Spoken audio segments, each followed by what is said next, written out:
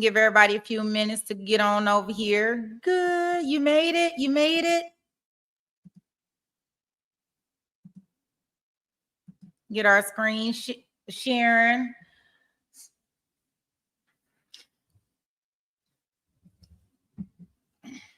You made it. No more STD chatter. Y'all gonna give me at least until the rest of the end of this trial. We're gonna be talking about these STDs. I mean, it can't be no different than the last trial with all the nicknames, right? The one trial that we tried to cover where we needed a diagram to figure out who was who and what was going on. We could deal with a little STDs. I mean, what?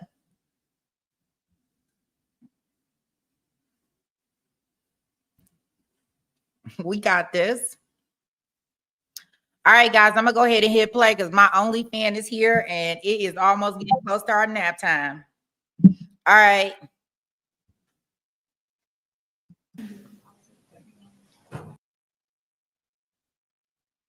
Full attention to the case. Okay. Has everybody continued to follow the rule and you have not discussed the case with anyone? Nah, we don't need to hear that. That's so unnecessary.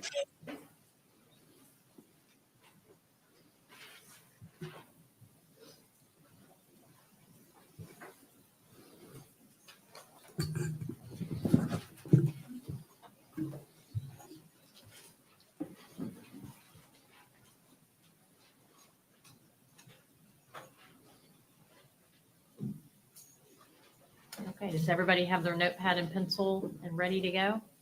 Okay, Investigator Martinez, I will ask that you state your name again for the record and spell your first and last name for our court reporter. Yes, ma'am. Lionel Martinez, LIONILMARTINEZ. You may inquire. Good morning, Mr. Martinez. Good morning, sir. Thanks for coming.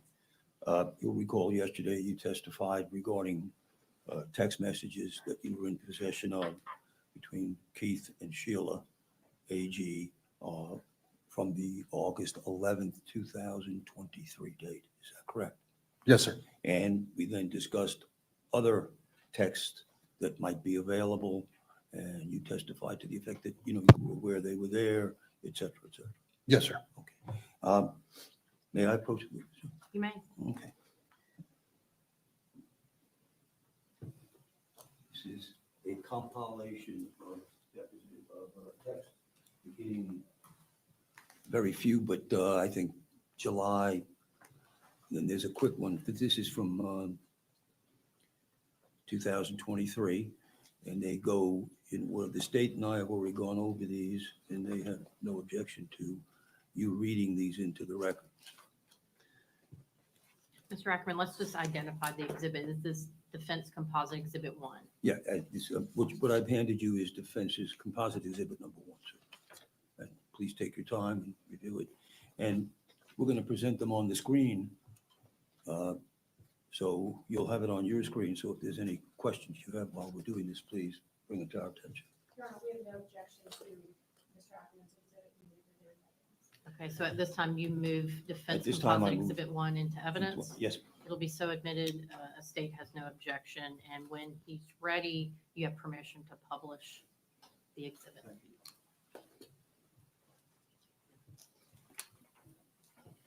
And we will. You may proceed.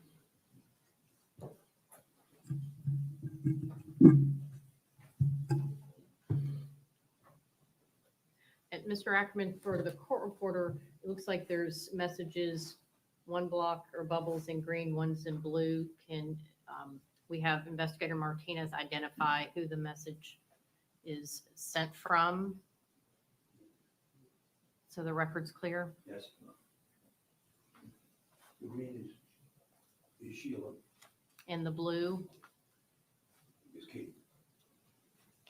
Yes, ma'am. Okay. Sorry. You may proceed, sir.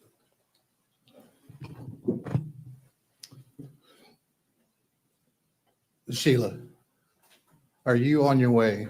If so, I'll keep her. If not, I'm about to take her home. Keith, I'm coming up 48 now. Keith, about to be in Movico in Amen. Sheila, okay, we go into Lori's right quick. I'll meet you at the house. Marco is there. I'm getting her some fries. Keith, okay. Sheila, are you keeping her tonight? Keith, yes. Sheila, she's shit. You can come get her now so I can clean up. Keith, yeah, I'm coming. I just got out the shower. Sheila, okay, come on. She won't let me do nothing. Yes, sir. Sir, we'll have to just get that information from the witness, okay? Jurors have not been permitted to ask questions, but I assume now that the attorneys know that's an issue that somebody will ask that question, okay, sir?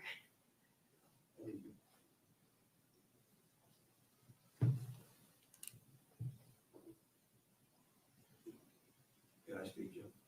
If you would like to ask Investigator Martinez a question, you may. On these text messages, they're on the bottom of each one of these, are they not? Yes, sir. Maybe it'd be better if you also read the date. Okay.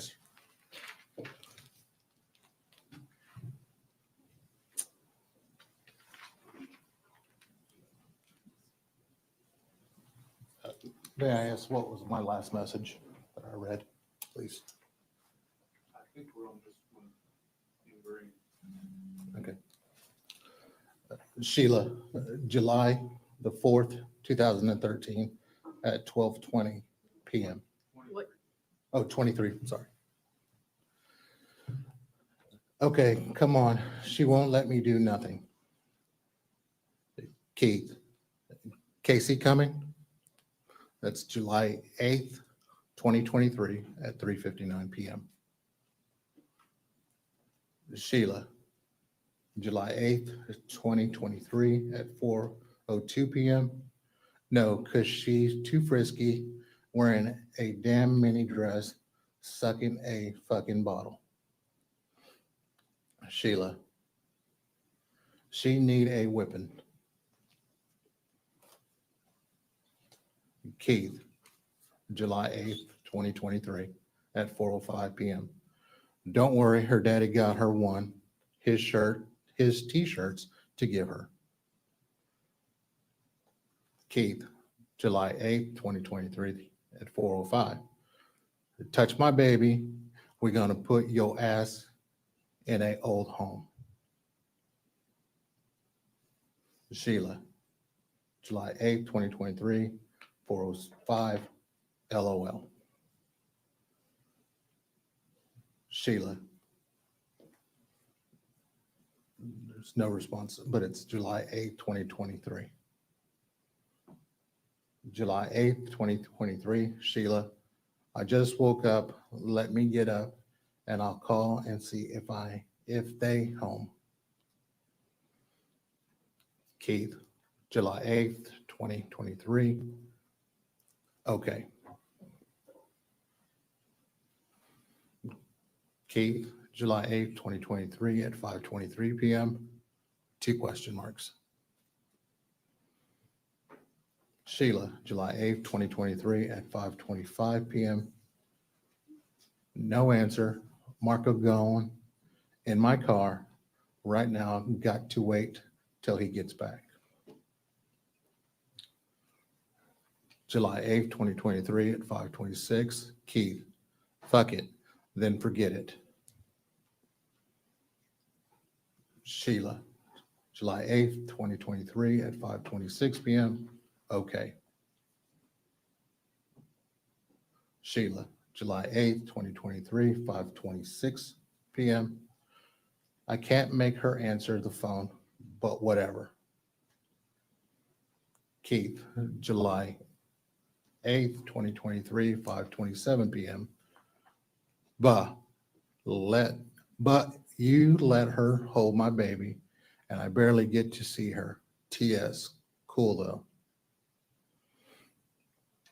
Keith, July 8th, 2023, 5:27. Make excuses and all for her. Sheila, July 8th, 2023 at 5:32 p.m. I let her hold your baby. How you figure I let her do anything? I'm not Brooklyn's mama, and I ain't made a excuse for her. Y'all are her parents. Y'all need to communicate with each other about your child. I'm not a hostage negotiator, and I can't, no, I'm not going to get her and take her home every time I have things I have to do. You can be mad or whatever, but y'all need to grow up. It's not about y'all, it's about Casey. I'm done. A lot for Casey before you decide to be daddy, and I'm done. It caused you were her daddy. You're my child, my baby, but you're her daddy. And don't know where all this disrespect from you is coming from, but regardless, if what kind of mother you think I was, I'm still your mama. And I had enough of it. Keith, July.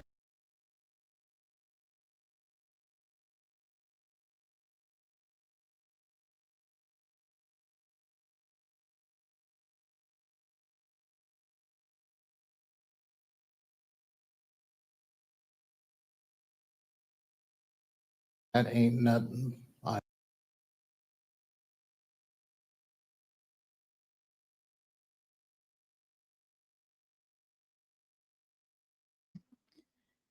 Okay. So let me help y'all out. I'm gonna help y'all out a little bit. Let's see if I can get this done for my homie.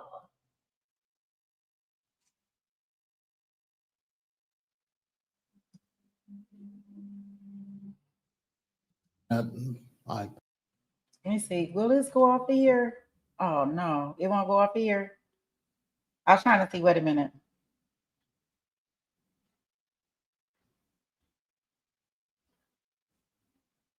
Will it go off? Wait a minute.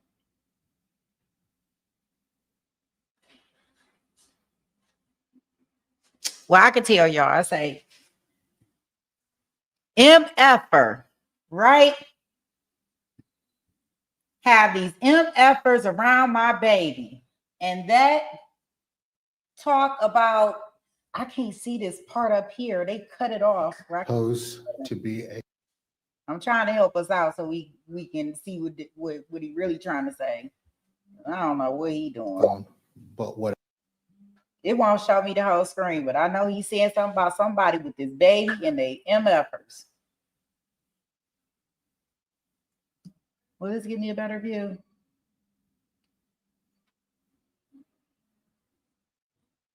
I can't pause it in the right place.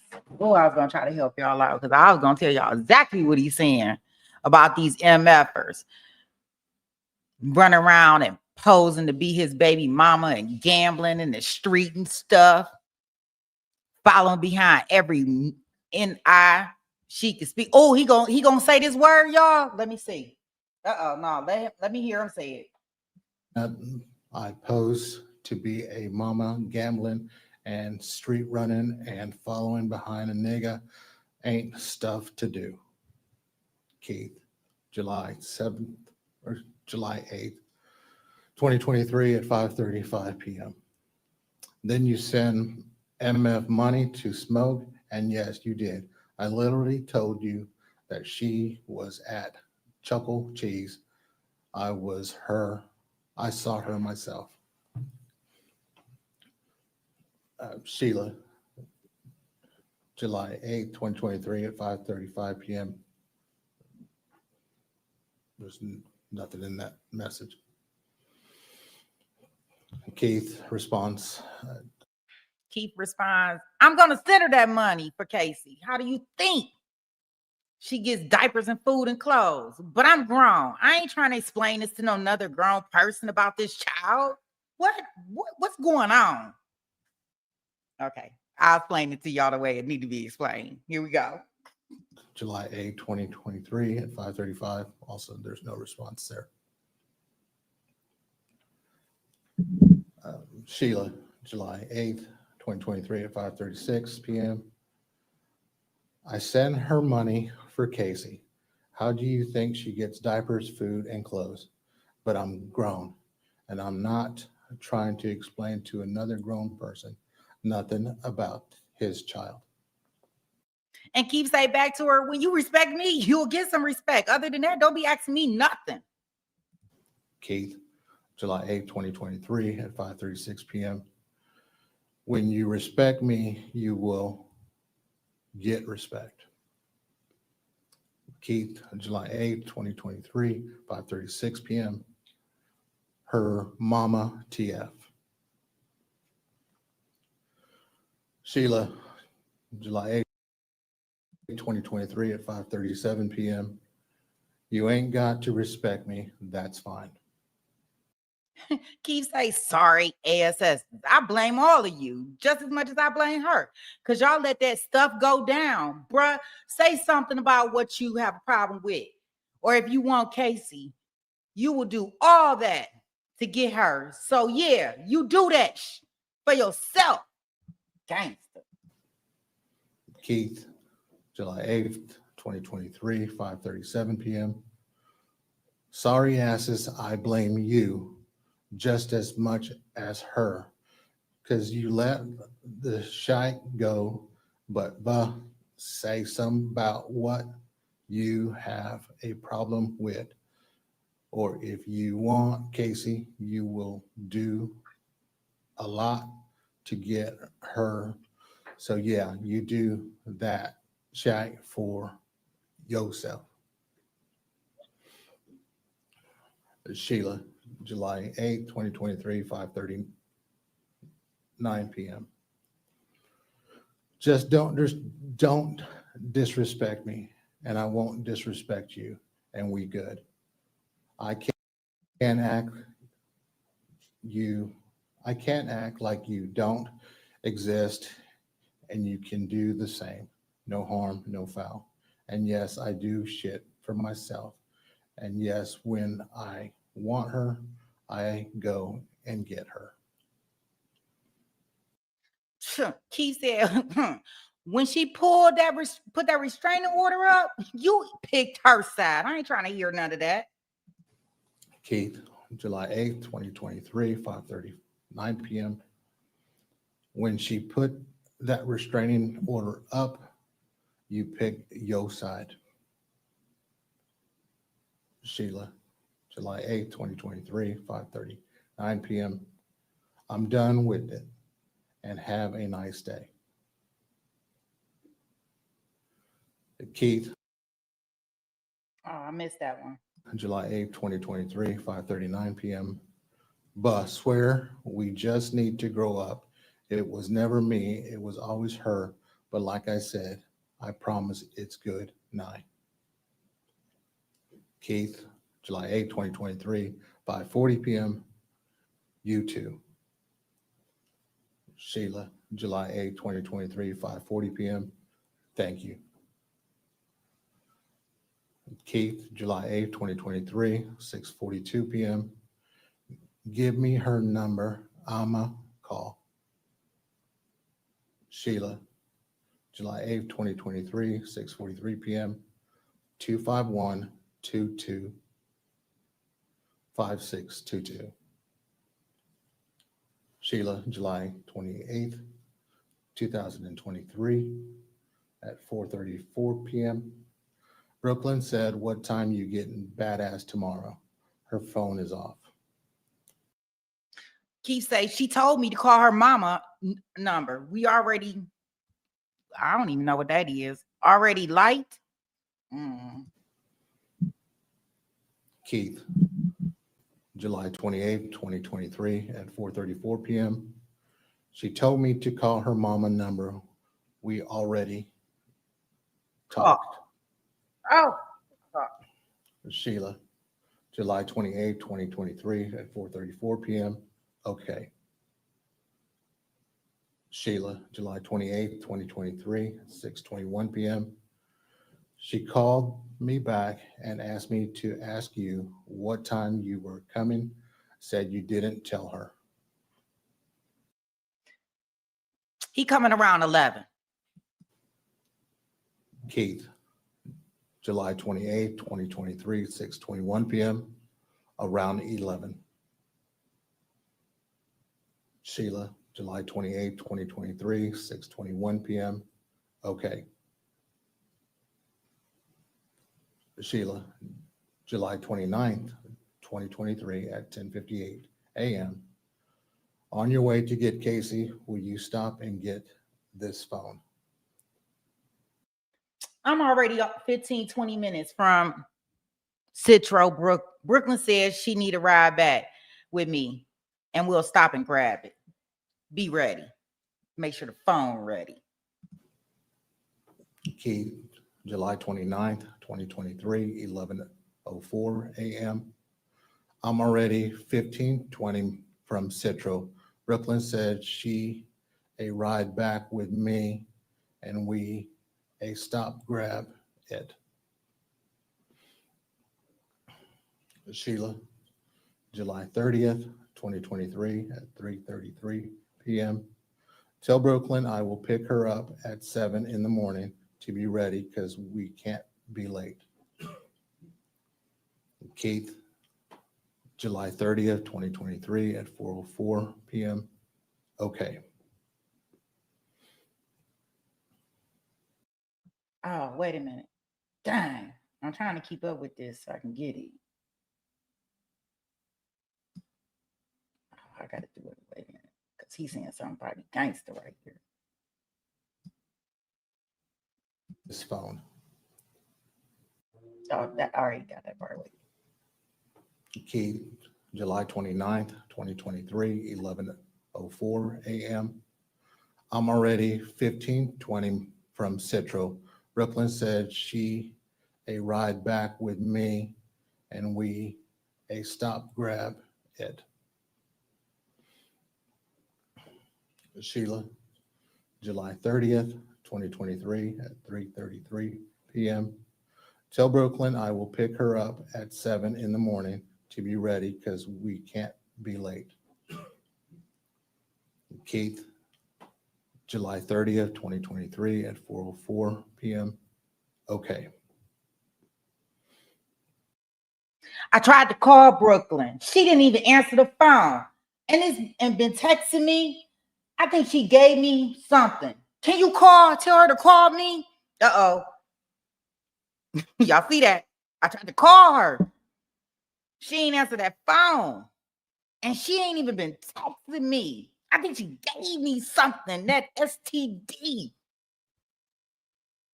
Can you tell her to call me?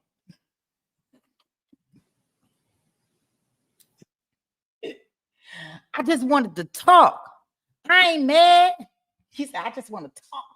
I ain't Keith, mad. August 3rd, 20. She just been dogging me since I dropped her off. And all I want to know is the reason why. Why, homie? Talking to the mama, telling the mama, tell the girl to answer the phone. She gave me something. 2023 at 2:08 PM. I tried to call Brooklyn. She ain't answered and she ain't been texting me. I think she gave me some. Can you tell her, call me? Keith, August 3rd, 2023, 2:09 PM. I just want to talk. I ain't mad. She just been dodging me since I dropped her off, and I want to know, is that the reason why? Sheila, August 3rd, 2023, 2:41 PM. Okay, baby. She's in the car, and I'm closing out the store.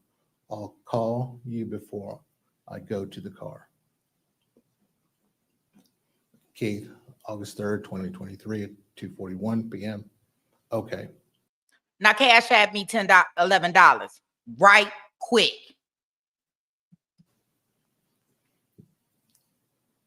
Keith, August 3rd, 2023 at 3:37 PM. Send me $11 on Cash App, RQ. Sheila, August 3rd, 2023 at 3:40 PM. Send me your Cash App. Keith, August 3rd, 2023, 3:40 PM. $FFG_CEO. Keith, August 3rd at 3:40 PM. NVM. Like he can't even understand that mean never mind. He gotta get his stuff together. I thought I was bad at this stuff. He said NVM. I'm done. I got it. Sheila, August 3rd, 2023 at 3:41 PM. Okay, I'm about to call you.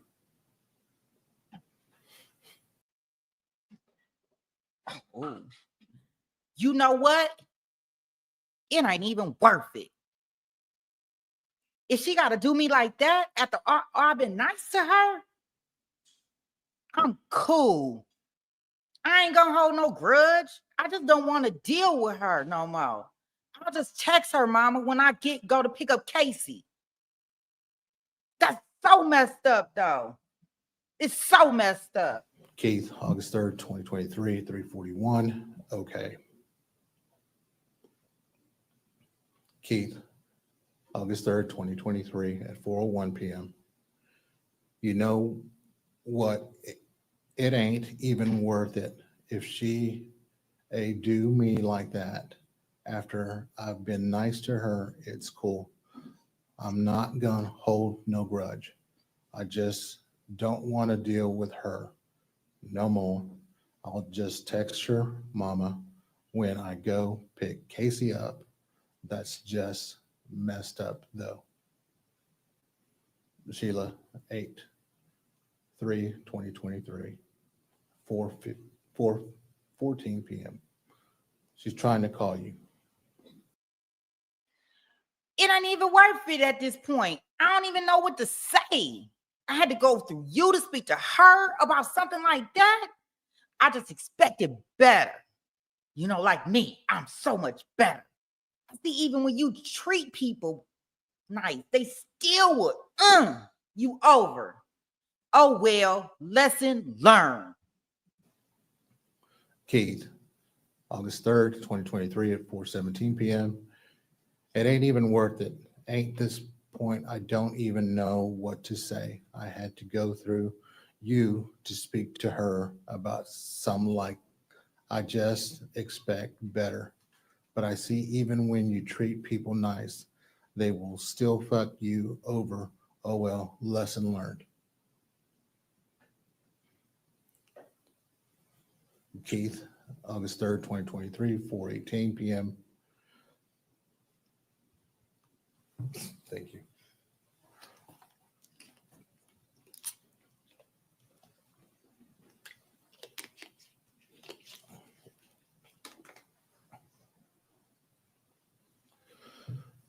At 4:18 PM, ain't even worth it.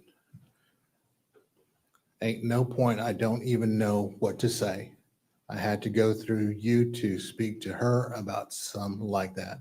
I just expected better. But I see even when you treat people nice, they will still fuck you over. Oh well, lesson learned. And like I said, I ain't even mad at this. Just hurt. But I'll get over it. I'll get over it. Keith, August 3rd, 2023, 4:18 PM. Like I said, I ain't mad. That shot just hurt me, but I'll get over it. Sheila, August 3rd, 2023 at 4:19 PM. She said she hasn't got any calls from you, and I didn't even tell her to call you. I swear, when I walked out, she said, call Keith for me. I said, he's been trying to call you. Keith, August 3rd, 2023 at 4:20 PM. And there's an image attached. She hung it up. I thought she was still at work. It was at 6:30. And is that, I don't know if that's what, 6:30 30 in the waving? Or maybe the evening.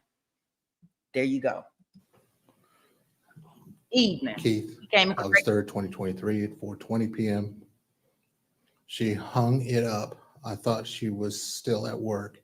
It was 6:30 in the waving. Keith, August 3rd, 2023, 4:21 p.m. evening. I was waiting on her to call. Wait a minute. That came in there. Wait a minute. I gotta get that out there. Can't see that. I was waiting on her to call me Monday. She said she would, and she never did. So I waited because I wanted to talk to her because I was burning a little. Ooh. Keith, August 3rd, 2023 at 4:22 p.m.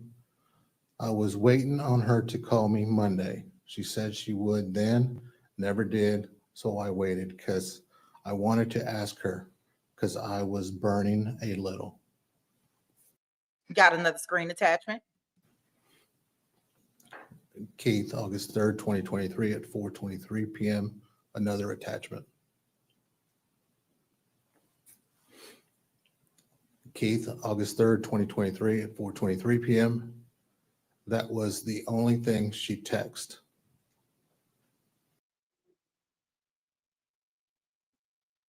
Let me see if I can get it from here. I thought it might have been a UTI, bruh. They said I got some symptoms like that G word. I know. The only person I've been dealing with is Brooklyn in the last month. And some days, and then it started happening. And next day after I drop her off, I ain't trying to accuse her. I'm willing to wait till my test results come back, but I just know she's the only one I've been messing with. That's all I've been dealing with. That's it. You know, thought it was a UTI, but they talk about I got the big G thing. I can't with this man. Keith, August 3rd, 2023 at 4:55 p.m.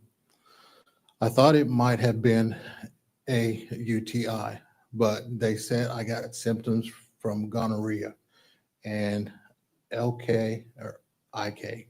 I only mess with Brooklyn in the last month and some days, and this started happening the next day after I dropped her off. I ain't trying to accuse her. I'm just waiting till my tests come back. I just know she the only one I've messed with. Keith, August 3rd, 2023, 4:55 p.m.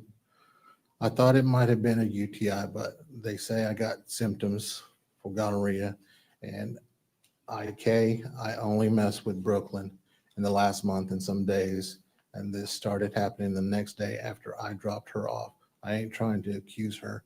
I'm just waiting till my tests come back. I just know she the only one I've messed with. Sheila, August 3rd, 2023 at 4:56 p.m. Okay. Sheila, August 3rd, 2023 at 4:56 p.m. When your test comes back, I ain't saying nothing. I'm going to let you tell her when you find out. I don't know if I can honestly even speak to that broad. I mean, if hers come back that I got something, I'm on a better path right now, trying to handle some situations better. But I wouldn't even know how to handle this one. Keith, August 3rd, 2023, 4:58 p.m. IDK. If I can honestly even speak to her, if it come back that I got some, I'm on a better path right now, trying to handle situations better, but I wouldn't even know how to handle that one. August 3rd, 2023, 5:37 p.m., Sheila. You on a good path with a good job and a good future, a beautiful daughter, and the best Mimi in the world. I forgot. I got some stuff to handle this weekend. I'll pick her up next Friday, or you can. Whoever do it, whatever. Keith, August 4th, 2023, 5:29 p.m. I forgot I got some stuff to handle this weekend. I'll pick her up next Friday, or you can. Sheila, August 4th, 2023, 5:29 p.m. Okay. Somebody owe me $150 for having to leave work. And I best believe I'm gonna get mine by any means. You can pass the word along or whatever. This don't make no sense. Gonna pay me my ducats. Okay. Keith, August 4th, 2023 at 6:46 p.m. Somebody owe me $150 for having to leave work, and best believe I'ma get me by any means. RN, you can pass the word along or whatever. TS, don't make no sense. Keith, August 4, 2023, 6:47 p.m. I done played nice with that bitch to still talk shag to me and then say she mad at me, even though I'm mad. I still kept my cool and I didn't go there with her, but she still wanted to keep up. So that's all I'm saying. Sheila, August 4, 2023, 6:48 p.m. Okay. Keith, Make sure you tell her, because I'm tired of you getting in my then treat her like she your child. Like she ain't your child. You my Mimi. Don't do nothing wrong. You can at least do that. That's all I'm asking you. Respect. August 4, 2023, 6:51 p.m. Make sure you tell her, because I'm tired of you getting on my AHS. Then treat her like she your child and don't do nothing wrong. You can at least do that. Keith, August 4, 2023, 6:55 p.m. Oh, I Do still get done wrong when it's poised to be okay, but when I do wrong, it's all hell. August 4, 2023, 6:55 p.m. Sheila. I'm going to tell her, but I get on your ass because you're muy calm and I love you and I don't want nothing to happen to you. I don't have to care about what she does. You will always be no baby, no matter what. Keith, August 4, 2023, 6:56 p.m. You don't treat me like it. Keith, August 4, 2023, 6:56 p.m. Hell, you cut me off cuss me out and say, fuck my feelings. I ain't about to take it with you. Keith, August 4, 2023, 6:56 p.m. You care about other people. If I care for SB and they get done wrong, best believe the person that done went wrong, getting fucked up or getting nothing from at all. Keith, August 4th, 2023, 6:58 p.m. I'm saying, Mama, it seemed like you put EVB before me at this point, and then you a play cool with me as long as I don't say nothing or do some, but SB, that do some to me, that shy ain't fair. August 4th, 2023, 7 p.m. Keith, you don't say nothing to her, then give her money, hell, and a ride to work. I really wish to switch roles if possible, because she reap all the benefits with no repercussions. Sheila, August 4th, 2023, 7:14 p.m. Yes, I do. But you want to try to buck me and me grown. You will never be grown to me as long as you live. You was really the only child I had that I kept with me no matter what I done. You was by my side. Keith, August 4th, 2023 at 7:17 p.m. Then why you ain't with me now? I stuck with you through it all. It was poised to be us against the world, and you changed that. Keith, August 4th, 2023, 7:19 p.m. You do more for Brooklyn or won your BFS than me. Sheila, August 4th, 2023, 7:19 p.m. Keith, I like Brooklyn, but I love you. I can think about something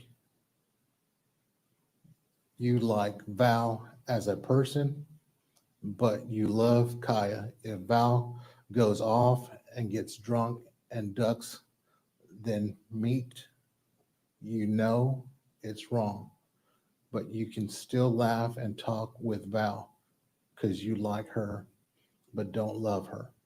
Let Kai do it and see what you do. Sheila, August 4th, 2023, 7:20 p.m. You a damn lie. I give you anything, MF thing you asked me for and always have. Sheila, August 4th, 2023, 7:21 p.m. That I could. Keith, August 4th, 2023, 7:22 p.m. How can you say you love me if YK she gave me some and can still talk and laugh with her?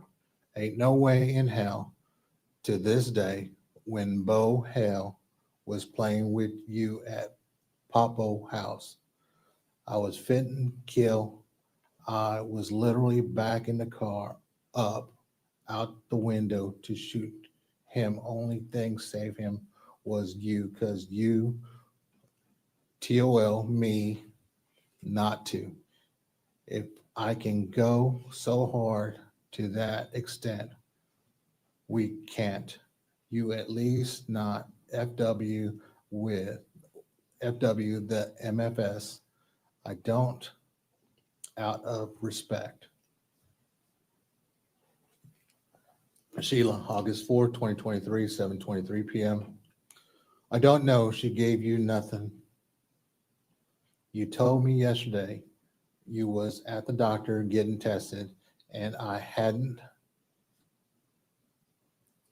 talked to you since then. Keith, August 4th, 2023, 7:24 p.m. Mama, I ain't never in my life on Casey, my soul, and the good Lord above had none. It scared TS out of me when I saw yellow stuff coming out me. Sheila, August 4th, 2023, 7:24 p.m. And as far as give her a ride, I have to. That's my job. She's not the only person I give a ride to. I pick up 5 people every week. Sheila, August 4th, 2023, 7:24 PM. What did DR say? Keith, August 4th, 2023, 7:24 PM. I had to literally call Emmanuel because I couldn't talk to NBLs that don't make no sense. Keith, August 4th, 2023 at 7:25 PM. They hoping it come back a UTI, but it's looking like gonorrhea. Keith, August 4th, 2023, 7:25 PM, 2 images. Keith,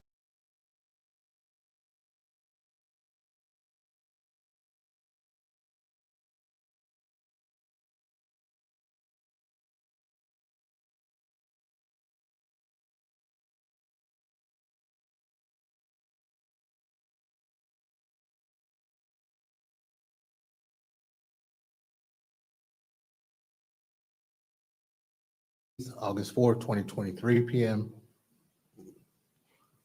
Keith, August 4th, 2023 at 7:26 PM. They prescribed me antibiotics and gave me a shot in the butt and said, if it is that, then it will handle it. And I tell you to come back if it's something else. Sheila, August 4th, 2023 at 7:28 PM. I'm not trying to take up for her baby, but symptoms of gonorrhea don't show up that fast, baby. It's got to be a UTI unless it's bullhead clap and your dick will swell up really big. Gosh, what is bullhead clap? I have never heard of such terms. Can anybody in the chat, please? Do I need to Google that? Because I ain't never heard of that. Oh my goodness. I had did the last message. It was so funny with the butt, but I was muted.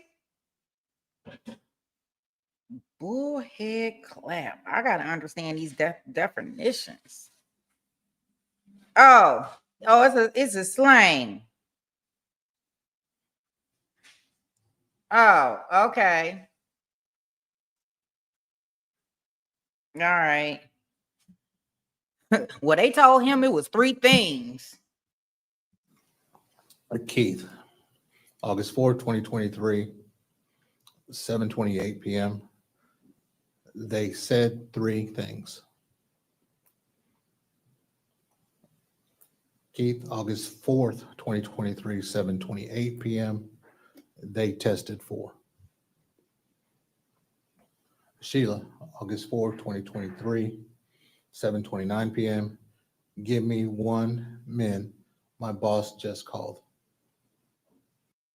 He said, I hope he come back with a UTI because I really do.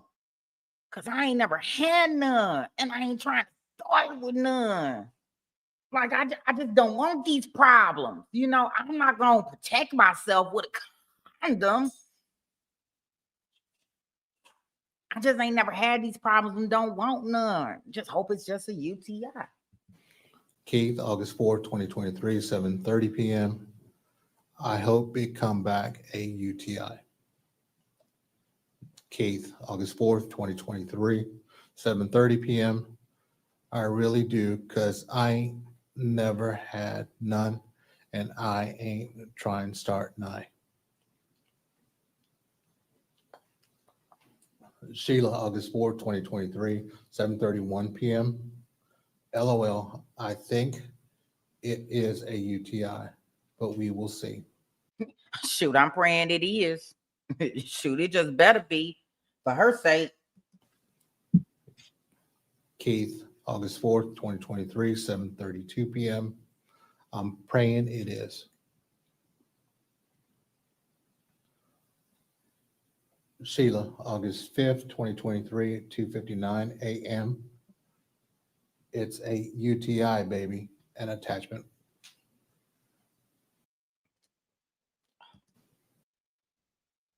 Okay. Wait a minute. Okay, I'm thinking because it's only been 2 days. Ain't none going on. You can tell Brooklyn, sorry, like I tried to tell you, and her. I didn't want to believe it was her.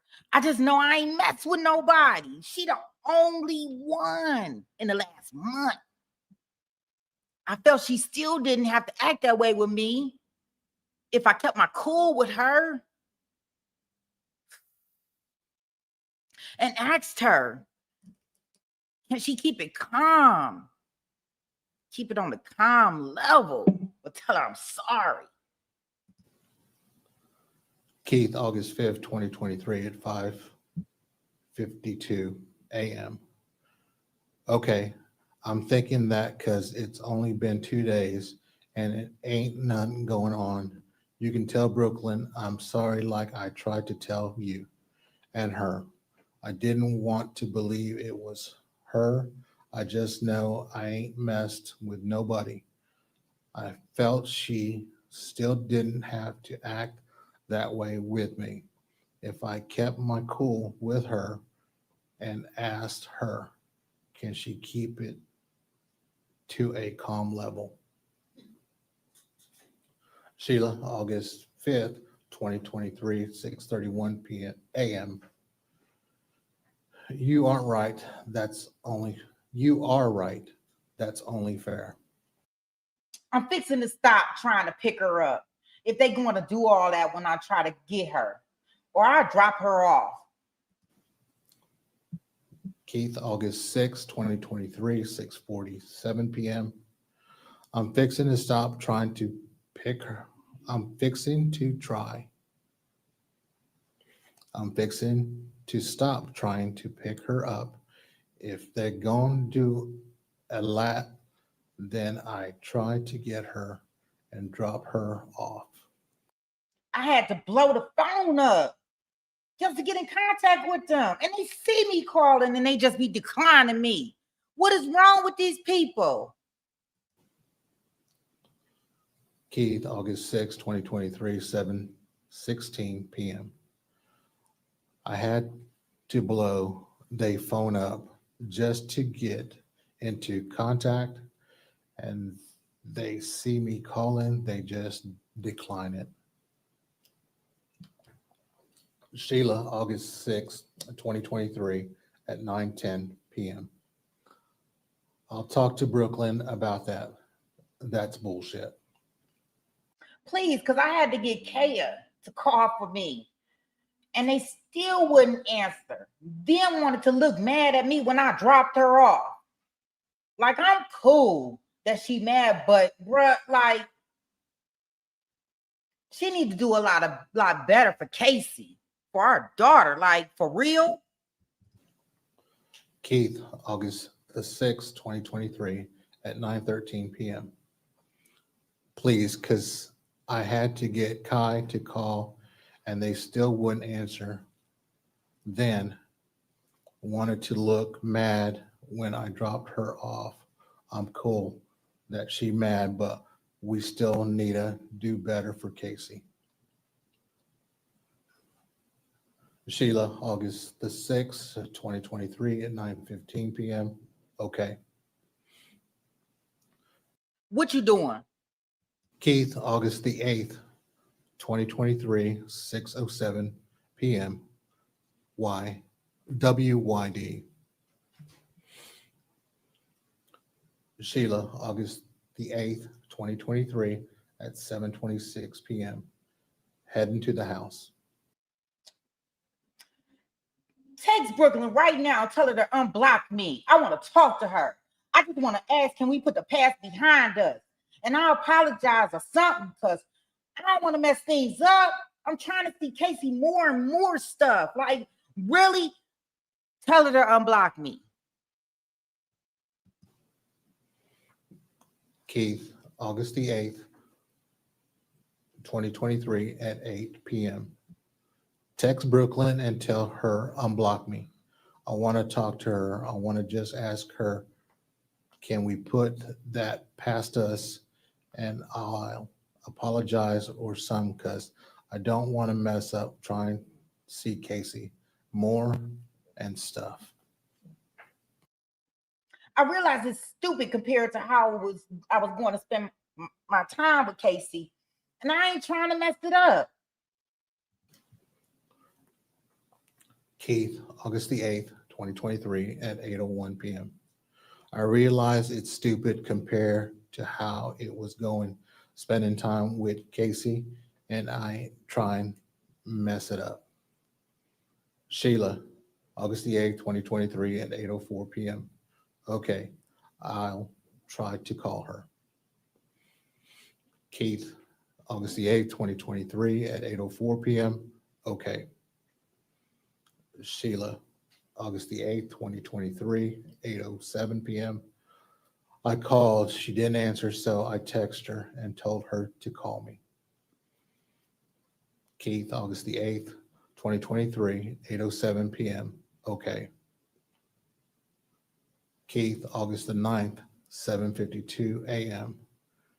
She ain't never text you back, question mark. Sheila, August the 9th, 2023 at 8:08 a.m.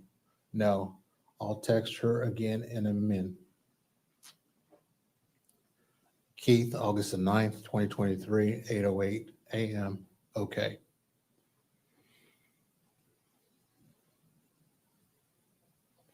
Keith, August the 11th, 2023, 10:36 a.m. It's an image. Look, dog, she gave me that big G. Keith, August the 11th, 2023, 10:37 a.m. She gave me gonorrhea. And you think I'm lying? I'll call them back and we can do a three-way call. I'm going to prove it to you, mama. I'm going to prove it.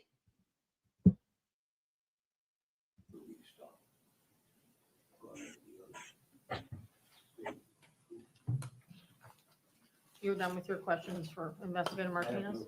Okay. Nothing. Okay. Is he free to go now?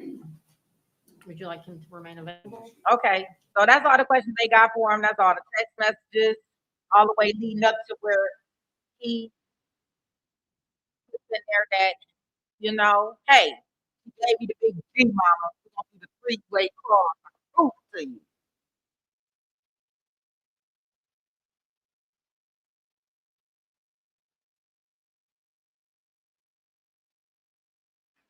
Okay. And they talking about exhibits, stuff that we don't need to hear about. But look at here, y'all. Look at here. Stop the press.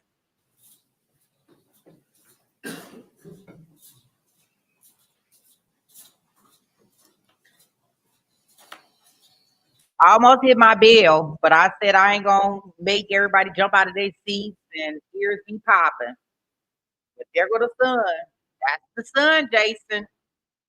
If you'll have a seat, Mr. Agee. And if you will, just make sure you speak into the microphone. If you'll state your full name and spell your last name for the court reporter. Keith Eric Agee, Agee. Main clerk. Good morning, sir. Good morning. You just stated your name. We know where you are. Yes, sir. You've been convicted of murder. Yes, sir. Do you know why you're here? Yes, sir. You came and talked to me, Mr. Myers, Ms. Jensen. All y'all came and talked to me. I'm here for my testimony. Okay. Because you've known your mother all your life, correct? Yes, sir. You've had a chance in your trial to view the context of the text between you and your mother on August the 11th. Yes, Is that sir. correct? Yes, sir. Okay. You've had a chance to think about things. Of course. Yes, sir. In the context of those texts, and any time in your life, has your mother ever said anything to you, motivated you, enticed you, wanted you, manipulated you to, or anything else to take Brooklyn Sims' life? No, sir. I fully believe with 100% that my mother loved Brooklyn and she would never want that. Sustained.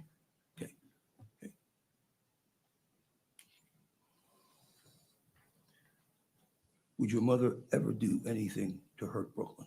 Objection, Your Honor. Sustained. Did you ever think for 1 minute that your mother wanted you to hurt Brooklyn? No, sir. Not in a million years.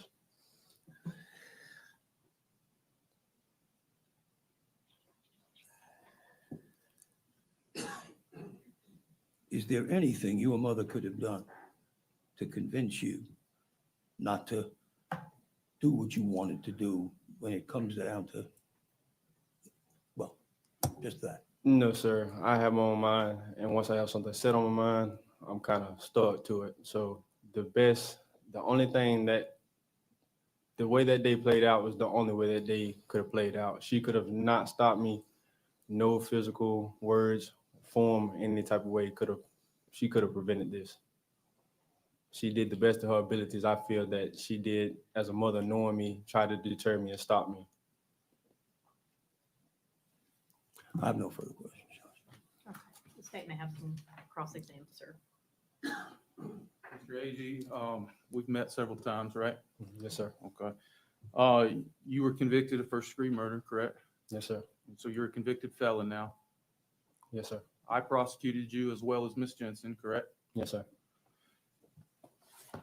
That day of the homicide, when you came to Pensacola,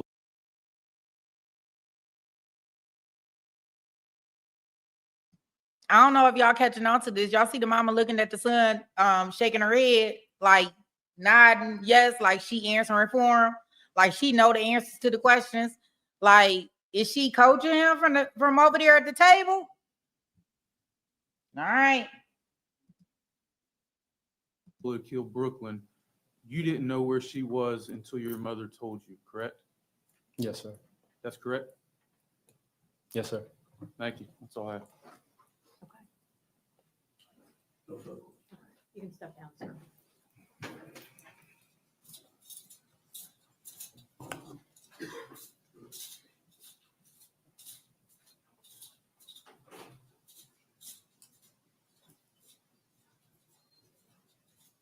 Mr. Ackerman, your next witness? Central Court, Thelma Rivers. Okay, Thelma Rivers.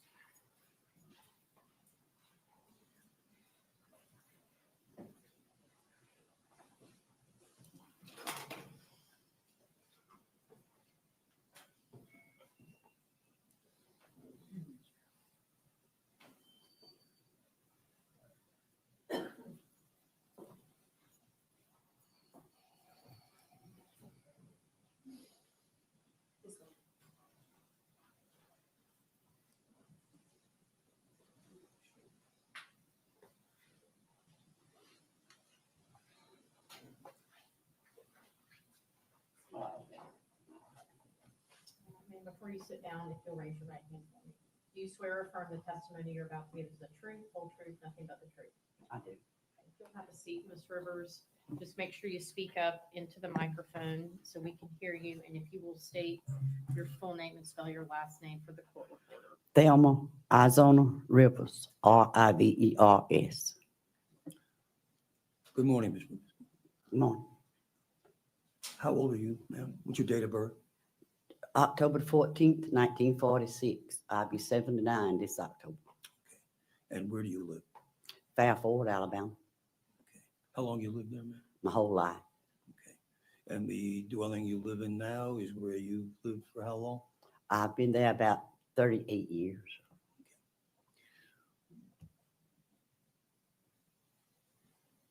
I guess generally, what is your relationship to Sheila's children? And let's start with first child. Wallace. Yeah. I'm his grandmother. Okay. See him every day, casually? Oh, just casually, Wallace. He lives in Mobile. Okay. And he's 35 years old? Be 35 in August. Okay. And then your next child? Jack Daniel, And relationship to him? he's my grandson. Okay. Where does he live? He lives behind me in a trailer, Okay. Same property? same property. Okay. And basically,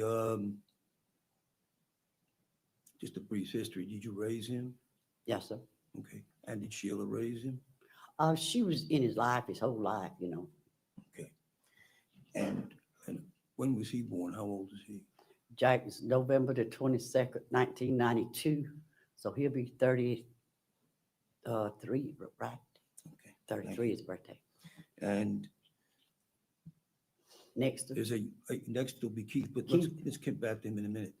We've got another child. Keith Eric Agee and Kaya Cheyenne Agee, a girl. Okay. And how old is she? She's 16. Okay. That's Sheila's youngest. That's her youngest. And she lived with you. She lived with me up until this happened, and her daddy come got her. He Okay. brought the law and come got her away from me. But she stayed with me 15 years. Relationship with her and her mother? It was good. Okay. Relationship Jack and his mother? Oh, great. Relationship Keith and his mother? Off and on. They loved each other, but they had their ups and downs now. Okay. And as far as Keith, living arrangement, did he live with you? Yes, sir, most of the time. Okay. And where else would he be, especially in his later years? In his earlier years, Well, especially his earlier years, he lived with you. yeah, until he got about 12, 14, he moved in with his dad and stayed there about 2 years. But Sheila and his dad were separated, and he stayed there about 2 years. And then when he come back to live with me, he was a little bit out of control. And I would have to call Jack. Jack was in the service. That's his other brother. I'd have to call him sometimes and let him chastise him, you know. Well, would you chastise him yourself? Oh, yeah, I would.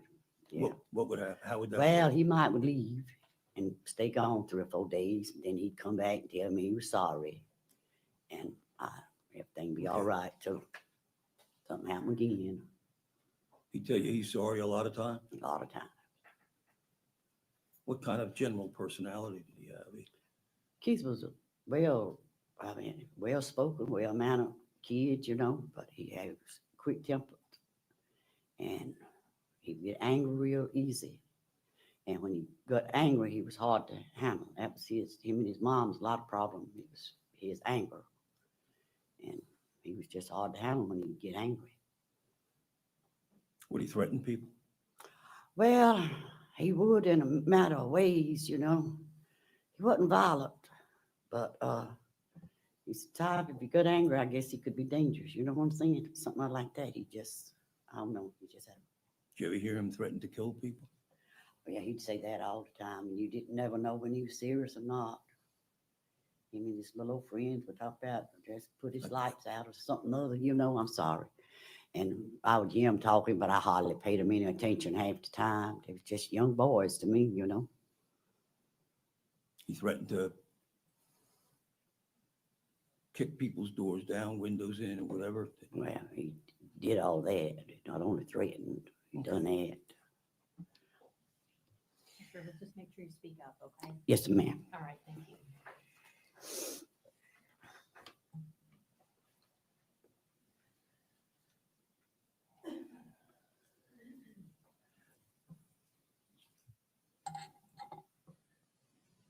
What was Sheila's relationship to Brooklyn? Oh, like mother and daughter. Sheila took care of Brooklyn after she got pregnant. And then Sheila took care of Brooklyn and the baby after the baby come home. Because little Keith never did live with Brooklyn now. It wasn't like he stayed with her. He didn't. I kept the baby every weekend. She would go get the baby and bring her to me. And I kept her every weekend until this happened. I had her the weekend before this happened that Friday. She had just went home that last Sunday. She ain't been back since. Mhm. Well, her mother come, Brooklyn's mother come a time or two after money, and after I gave her $1,200, and after I didn't give her no more money, she didn't come back. She promised to let me see the baby, but she didn't. Sustain.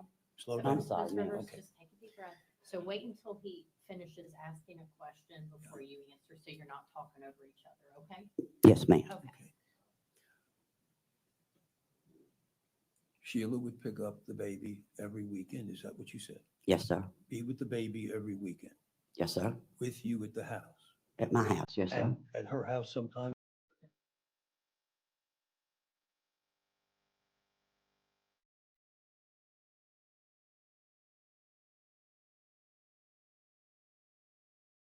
Sheila and you had Casey.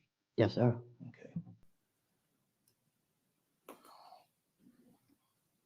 Sheila's relationship with everybody else in that family was what? I thought it was real good, That's- that's good. Yeah. good. Okay.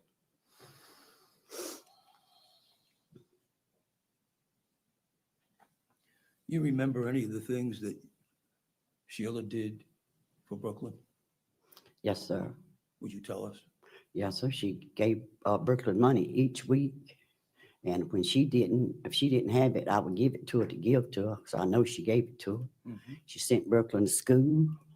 And when Brooklyn got 18, she gave Brooklyn a job. She went and picked Brooklyn up every week and carried her to work, brought her home every Let me weekend. stop you for a second. My understanding is that Brooklyn basically, her last job was working under Sheila. Yes, with this sir. company that does, okay. Before that, did Brooklyn have jobs? She had a little job out there in Citronelle because Sheila would pick her up at night and have to carry her sometimes and pick her up from a job. She didn't have no car. Okay. And that was your daughter Sheila who was doing all that. Yes, sir. Do you ever hear Sheila say one negative, nasty word about Brooklyn? No, sir. I'm not, Okay. Let me just have counsel approach her.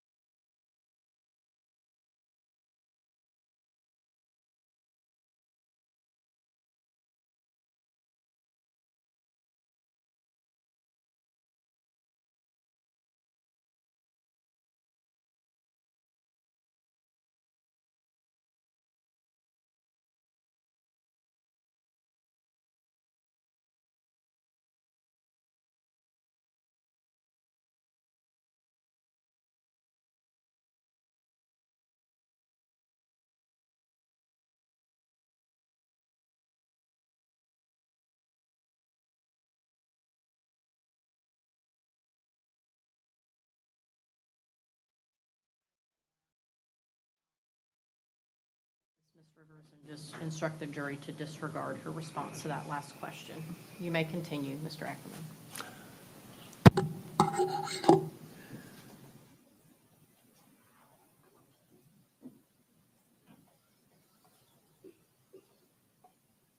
did you ever see while you were involved? How often, again, and I know the jury's heard this, how often were you and Sheila and Brooklyn together? I wasn't really never with them. Sheila and Brooklyn was together all the time, but I wasn't with them. Okay. So mostly it's you and Sheila and Casey. Right. On the weekend, Brooklyn didn't come up, just a baby. Okay.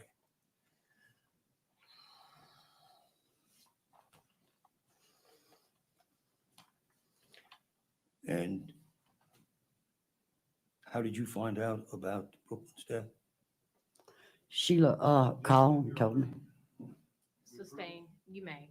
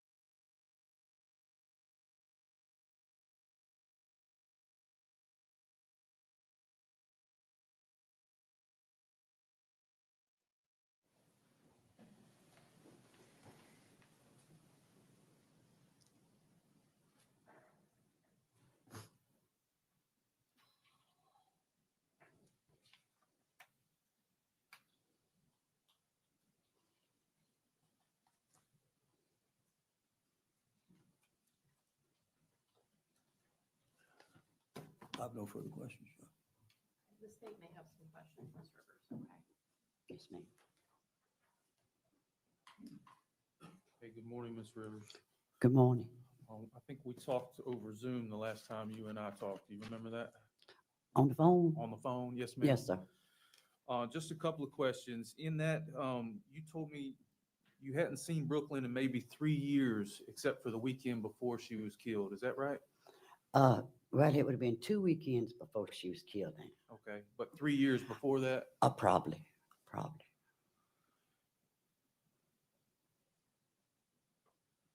And you knew Keith had a gun, did you not? Objection, Your Honor, it's beyond the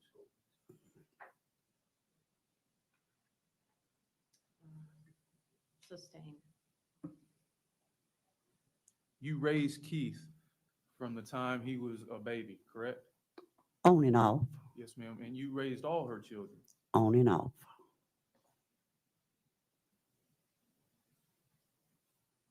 In fact, Jack still lives on your property, correct? Yeah, she do too, though. Just answer his question, ma'am. Let me ask you this. Have you been watching court TV yesterday? I don't know how to get that. You haven't been watching the trial?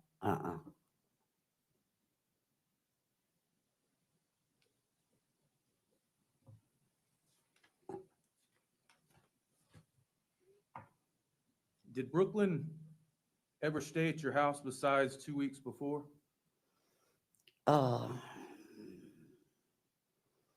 If she did, I don't remember. And you said Keith had a temper. Is that what you said? Quick temper? Quick temper, yeah. Yes, ma'am. And he would anger easy.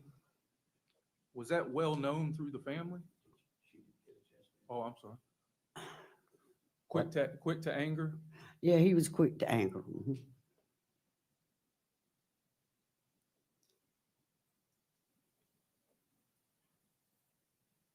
And you said he threatened people, but he wasn't violent.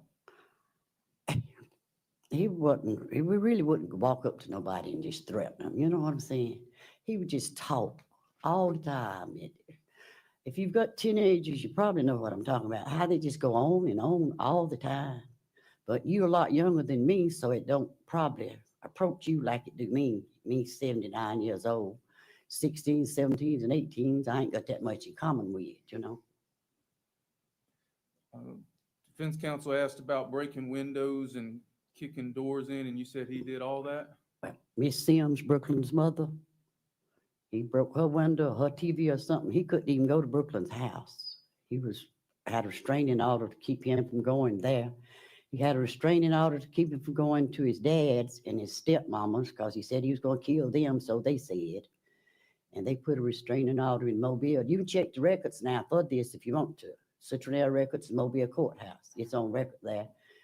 And he threatened them and his stepmama, which she put a restraining order on him.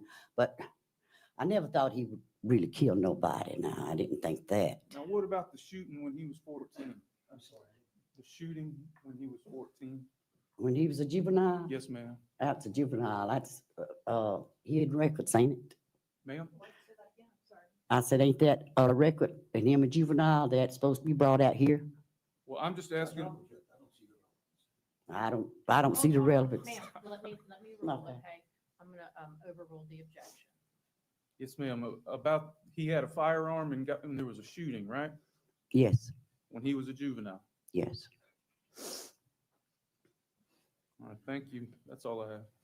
Any redirect, Mr. Ackerman? You started to say that he was threatening, he bellicose, whatever the words are, threatened people, but that he wouldn't follow through. Right. And that you never dreamed in a million years. No. I never thought he would hurt a fly in my mind. No.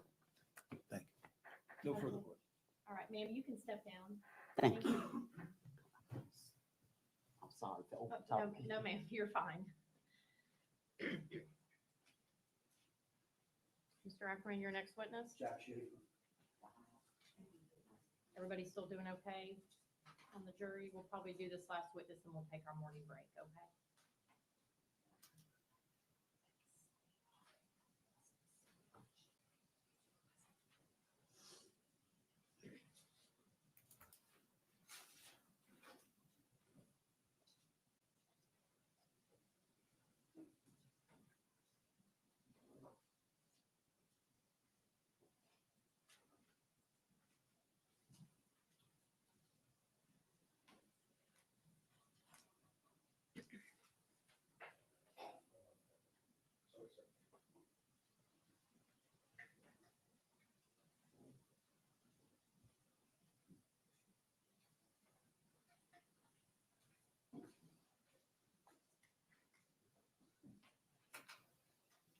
So please raise your right hand for me.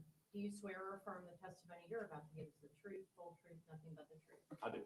Go ahead, have a seat, Mr. Schaefer. Keep that loud voice up, and if you would, state your first and last name and spell your last name for our court reporter. Jack Schaefer, Schaffer. You may inquire. Good morning, sir. Good morning. We have your name. What's your date of birth, Jack? November 22nd, 1992, How old? 32. And you married? Yes. How long? Coming up on 3 years now. Okay. Child? Yes, sir. How many? 1. Residence? 1012 Fairford Road. And where is that? That is right behind Thelma's house. Okay. Yeah. And is that on Thelma's property?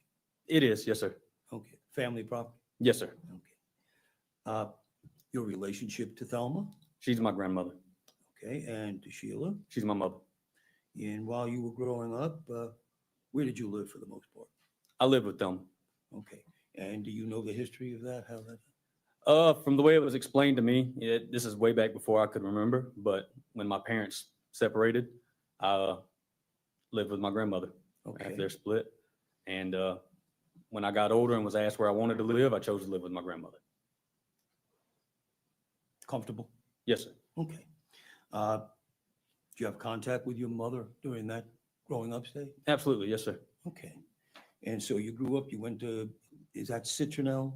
I went to Chatham, actually. I went to Chatham High School. Okay. Yes, but Is that in Citronelle where you grew? No, sir. Whatever area, it's close by? Right, it is, Okay. yes, sir. Went to high school? Yes, sir. Got out of high school and did what? I went to the Army. Okay. Yes, sir. And how long were you in the Army? I was, Sustained.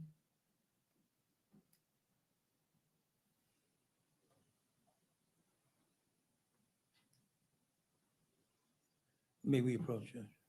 You may.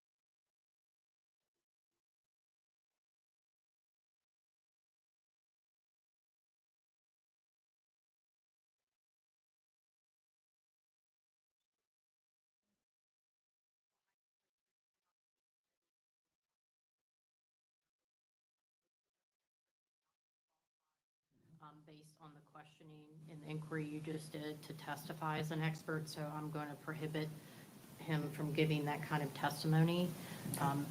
You know, I am going to ask him so we avoid to how he was treated as a child and how he was disciplined. Again, how is that relevant? The jury has to observe and make decisions based on their observations of the text that we've seen, her testimony, and the idea is this is not extraordinary. This is the way we were disciplined. I mean, I think that's perfectly admissible, Judge. Okay. I disagree, Mr. Ackerman, and that line of questioning is not going to be permitted. Well, then maybe we should go ahead and get that done right now too. That's fine.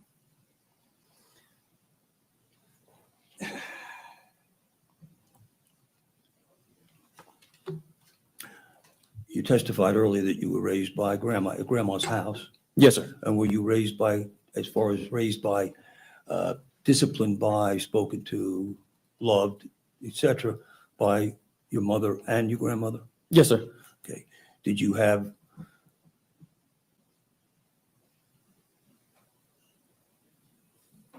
everyday contact with your mother to the extent that her dealing with you was on a regular basis? Yes, sir. I saw my mother pretty well every day, if not every other day. Yeah. Okay.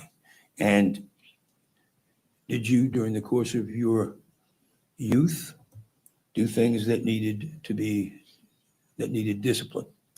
Yes, sir. Okay. And who would do the disciplining? It would depend. If my mom was there, she'd do it. If she wasn't, my grandma would do it. Okay. Did mother strike you physically? Nothing beyond a spanking. Okay. So how did mother discipline you? Typically, crime fits the punishment, I would say. So, or punishment fits the crime. So if it was something small, I may get a talking to. If it's something big, I might get a spanking. So. Okay. But now as far as her telling you, don't do this, whatever, how would she do that? What was the form she used? Well, for us, it was always less formal, I guess you'd say. An example I like to always bring up, and my mom would bring it up to me as well to tell in front of friends, was one time when I said I was going to run away from home. You know, she'd be like, "Okay, well, make sure you go out the door. Stop trying to climb out of my window." You know, things like that. You know, she was real smart with her attitude and had a certain way to speak to you to make you realize what you're doing is stupid. Okay. And did you see that in the videos that, in the text that you had a chance to observe? Yes, sir. That was the August 11th video. Yes, sir. Have you ever seen any of the other videos, texts of the videos? I saw what was put out by the media and whatever, and I seen what was read at the last court case in November. Okay. Yeah. All right. I have no further questions. State has no questions. Okay. His testimony, I don't believe, has any correlation to the text messages that have been admitted into evidence. I don't think his testimony is relevant. It's not analogous, in my opinion, at all to testimony that civilian witnesses may give in a DUI case where they're testifying about observations to bloodshot, watery eyes, slurred speech, somebody being unsteady on their feet. Those are physical observations that they testify to on occasion in DUI cases. And I don't think there's a similarity in this testimony as it is often in DUI prosecution. So again, do not find it's relevant and or admissible. So I'm not going to allow that line of questioning in front of the jury, but it's proffered for the record. And that includes his personal discipline. Yes, sir. I don't think that's relevant in any way. Now, those text messages don't address discipline at all. So All right. I guess we're ready for the break. I think it'd be a good time to go ahead and give court staff and counsel a break. And then when we come back, are you going to have any further questions at all for him? I have to look it over, Judge. Okay. Well, before we bring the jury back, I'll probably go ahead and do an inquiry of Ms. Agee, as you indicated earlier she intends to Yes. testify, so I'll Yeah. do that before we bring the jury back, okay? Yes, ma'am. Thank you. But let's go ahead and take a break for all court staff to about 10:45.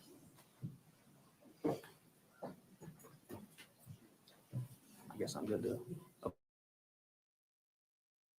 Bringing up all these people who don't have nothing.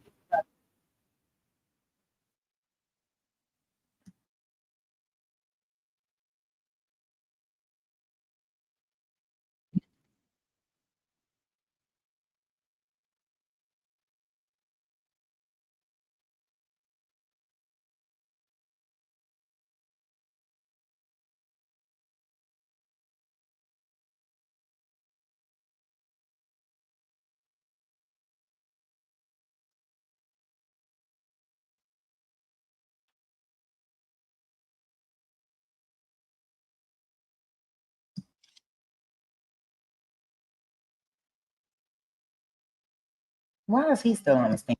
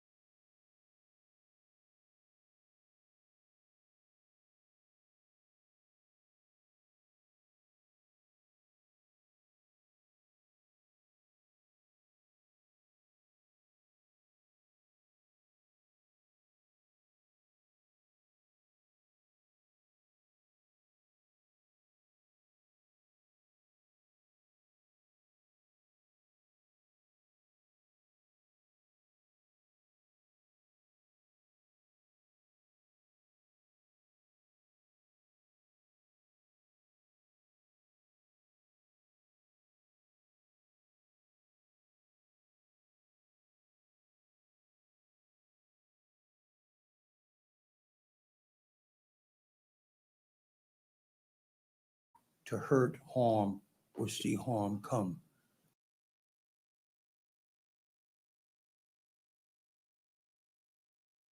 Sir. Yes, ma'am. Mr. Schaefer, Yes, sir. isn't it true you've never seen Brooklyn and your mom interact? I haven't seen them interact in person maybe once or twice. Thank you. Okay. You can step down, sir. Yes, ma'am.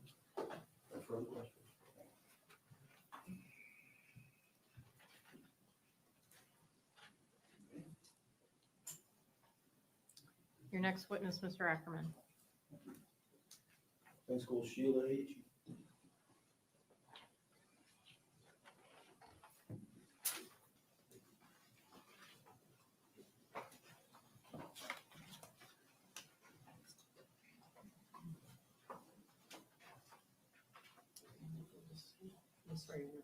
Do you swear or affirm the testimony you're about to give is the truth, whole truth, nothing but the truth? Yes, ma'am. Okay, go ahead, have a seat, Ms. Agee. If you would, do your best to speak loudly and clearly into the microphone and state your name, spell your last name for the court reporter. Sheila Agee, Agee. Sheila Agee, would you ever do anything to hurt, harm, or see harm come to Brooklyn Sims? No, sir. What was your relationship with Brooklyn Sims? Brooklyn was my baby. Okay. When did you first meet her? She was, I think she was 15 when I first met her. Son brought her home one day, something like that? Okay. Yeah. They started seeing each other. Yes, sir. Okay. Take it from there. For the first couple of times I met Brooke, I asked Keith about the third time I met her. I said, can she talk? Because she was real quiet. I remember when they come to the house and told me Brooke was pregnant, then Do you object to the narrative? Okay, I'm gonna sustain that, and you just need to ask her a question and give her an opportunity to respond. Okay. Okay. Okay. So you met Brooklyn. She was quiet. Did Keith bring her by the house again? Yes, he brought her by, and they and told me she was pregnant, and then they would come stay at the house on the weekends sometimes, and then they moved in with Brooklyn's mom. Okay, keep going with the history of their relationship. Okay, and then they had then when Casey was born, I think that maybe he stayed there a month or so later. Then they broke up. I don't exactly know why they broke up. But when they broke up, all of a sudden, she wasn't his. So, sorry to say he was being a deadbeat dad, but he claimed she wasn't his, but I knew she was. Okay. So, at that point, me and Keith stopped talking because he would deny Casey. And at that time, me and Brooklyn became closer. I would go to her mom's and TT's house. Go to her mom's house. I just said TT, Brooklyn's sister. Over 80% of women who tried Black Girl Vitamins said they saw positive health changes. Are you ready to feel better? Meet Black Girl Vitamins, the best vitamins and supplements created for Black women by Black women to provide effective and delicious science-backed solutions for our community that empower a wellness journey tailored to our. Okay. Take a breath. I became friends with the family, Take a breath. and we planned Casey's first birthday party together. Okay, let me stop you. Okay. Okay, let's back up. Okay. Okay, they started dating. Brooklyn became pregnant. Mhm. Okay. Did they remain together during the whole course of her pregnancy? During the course of her pregnancy, yes, but That, okay. Yeah. So then she's pregnant, then she has the child. yes, Are they still together? for a little period. And Okay. then I don't know why they broke up. Well, does there come a time when he thinks he's not the father? Yes, at that point in time, it's for, I would say, probably a year or a little over a year, that he would do stuff like, if I took Casey to my mom's for my mom to watch her for an hour or so, he would do something like take her diaper bag because he claimed he bought the diaper bag. And or take, I remember he took her it's a carrier cover. That goes over the baby carrier, that little cover seat. And it was so embarrassing that I had to go to Walmart and buy one before I took her back home. Okay. Would you and Keith have discussions during the course of this period of time regarding his maturity and accepting responsibility for his child? No, not really, because of the fact that he said I took Brooklyn's side and I was a piece of shit to him. And that as long as I would pick, excuse me, but as long as I would pick that fucking baby over him, that he didn't have anything for me. So Okay, let me stop you. Okay. So, and I know this. So the baby comes, he basically goes, he's not thinking the baby is his. Okay. So does eventually he sort of come around a little bit, and why? I don't know exactly why, but eventually he has a blood test, a DNA test, and it's determined. And I think, if I'm not mistaken, at that point in time, Casey was maybe 16 or 17 months old. Okay. So during that period of time, who substituted as the father from your side of the family? Oh, me, Okay. from my side of the family. Okay. And would you buy diapers? Would you buy things like that? Yes. Okay. We heard testimony earlier that you put her through school. What does that mean? I mean, to say I literally put Brooklyn through school, that's not accurate. Brooklyn decided to remain in school. Okay. You kept her in school when she wanted to drop out, is that? But no, we had a discussion and I told her that do not drop out of school between me, her mama, and TT, that we would find a way that, that she wouldn't have to, because she really didn't want to drop out of school. Did your relationship, did your feelings towards her grow as the days and months went by? Of course, my feelings towards her grew, my feelings towards her family grew. I mean, I was there every weekend. Okay. Her mom's a great person. Okay. So you and she became very close? Yes. Okay. We watched today, we watched the text from one from July 8th, one from a bunch from July 8th, July 28th, and then we went, okay. Did those texts accurately describe your relationship with Keith when taken as a whole? I mean, that typical? You had to catch Keith on a certain day. I'm sorry? You'd have to catch Keith on a certain day. His mood depended on the day. If he was in a bad mood that day, it was what it was. If he got a thought in his head that day, it was what it was. If he was in a loving mood that day, it was what it was. And you had to pick and choose to figure out what day that day was. How to react? Yeah. Okay. Well, let's back up a little bit. Where do you live? I live at 4370 Fairford Road, About a couple of miles, a few miles from my mom. Okay. How long you lived there? It's a property that my mom bought, and I moved there some years back, and we had to remodel, so I moved in with my mom. So altogether,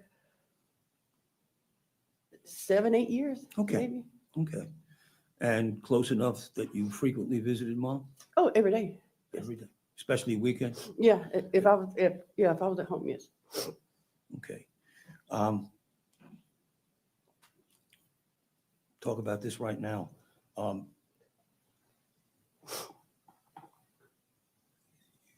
Your mom basically raised Keith. Yes. Were you an active participant in that? Yes, I was there. Okay. Probably not as much as I should have been, but yes, I was there. Okay. All the time. And let's go back to Jack. Jack's a Schaefer. Yes, he had a different father.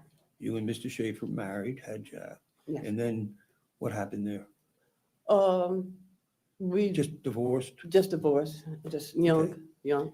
Okay. And where did Jack go? He's went to my mom's. He Okay. stayed with my mom. Okay. And then there came a time when you got all things squared away in life and you just, and were you close all that time? I mean, you're Yes. right there. Yes. Were you there to help raise Jack? Yes, I was going to, I got an apartment, and got Jack and Wallace, and I took him there. And the weekend was fine. And then Sunday, I remember it was Sunday, he looked at me, he said, "Mom," I said, "What?" He said, "I'm ready to go home."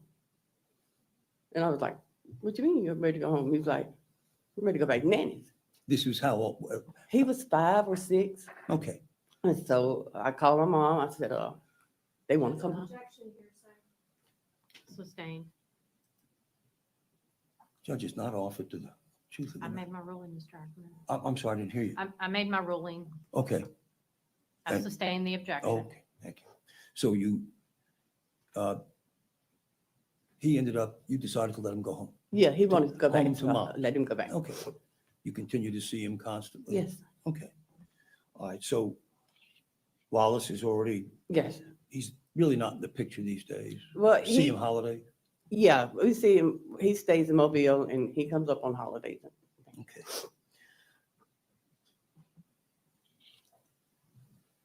The videos we watched, I keep saying videos, excuse me, texts we watched, basically, they're from from July to August, Yes, sir. a couple of, a month, 2 months.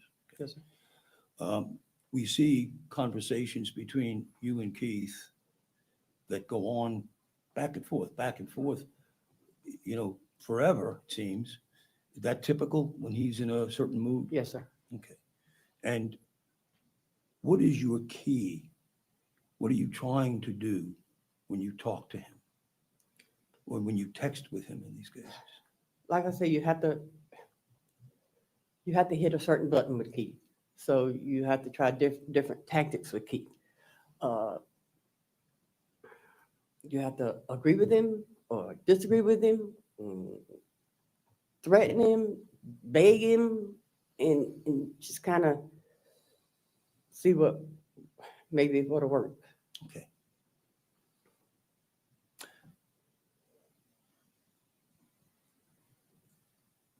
Keith said a lot of things, negative and positive, about Brooklyn in that second set of texts we saw. Is that correct? Yes. Did you ever know which way he was going to go? No, because it changed by the day. Okay. I mean, we heard him say, apologize for it to me. And this was after he came back positive. Yes. And then he's hating her and this, that, and the other, and saying all the things that everybody's heard, and they'll have a chance to go over that if they care to. Okay. This typical. Yes, sir. Okay.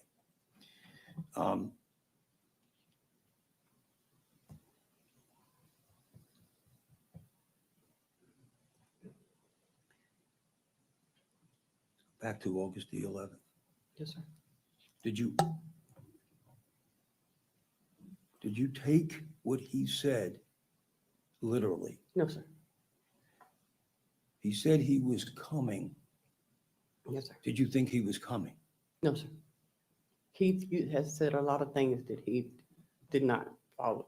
He was the type of person that if he told you he was gonna do it, typically he didn't do it. But if he would do something, he would sneak and do it. Do you understand what I'm saying? Yes, ma'am. Okay.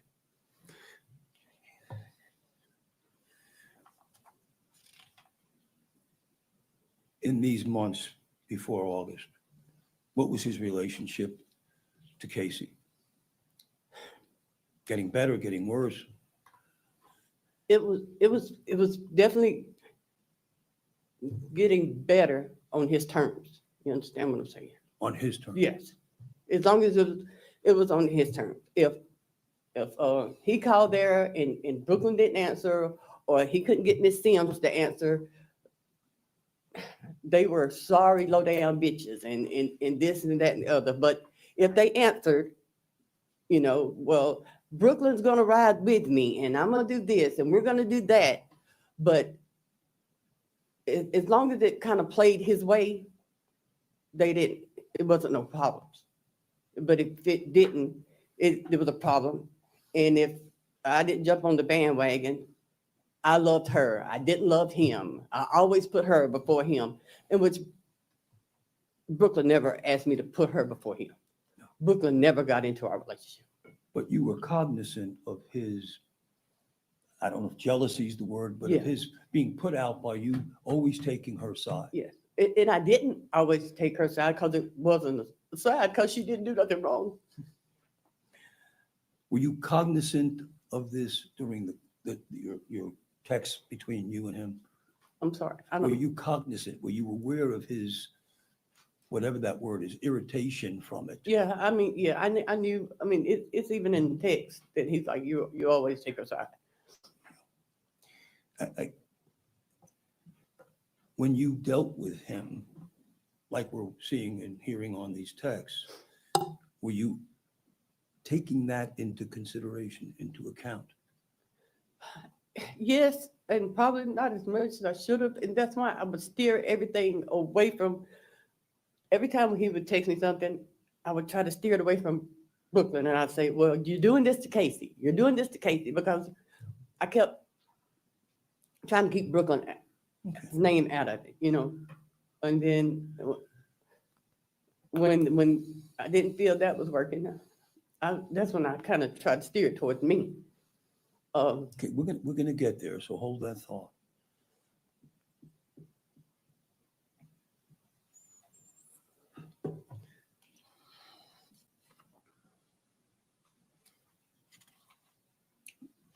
I have my notes here. Was Keith an easy child as a young kid?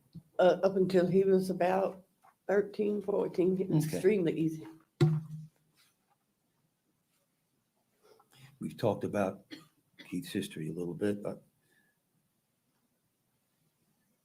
were you there all the time he was growing up, except not as maybe Thelma was, but almost?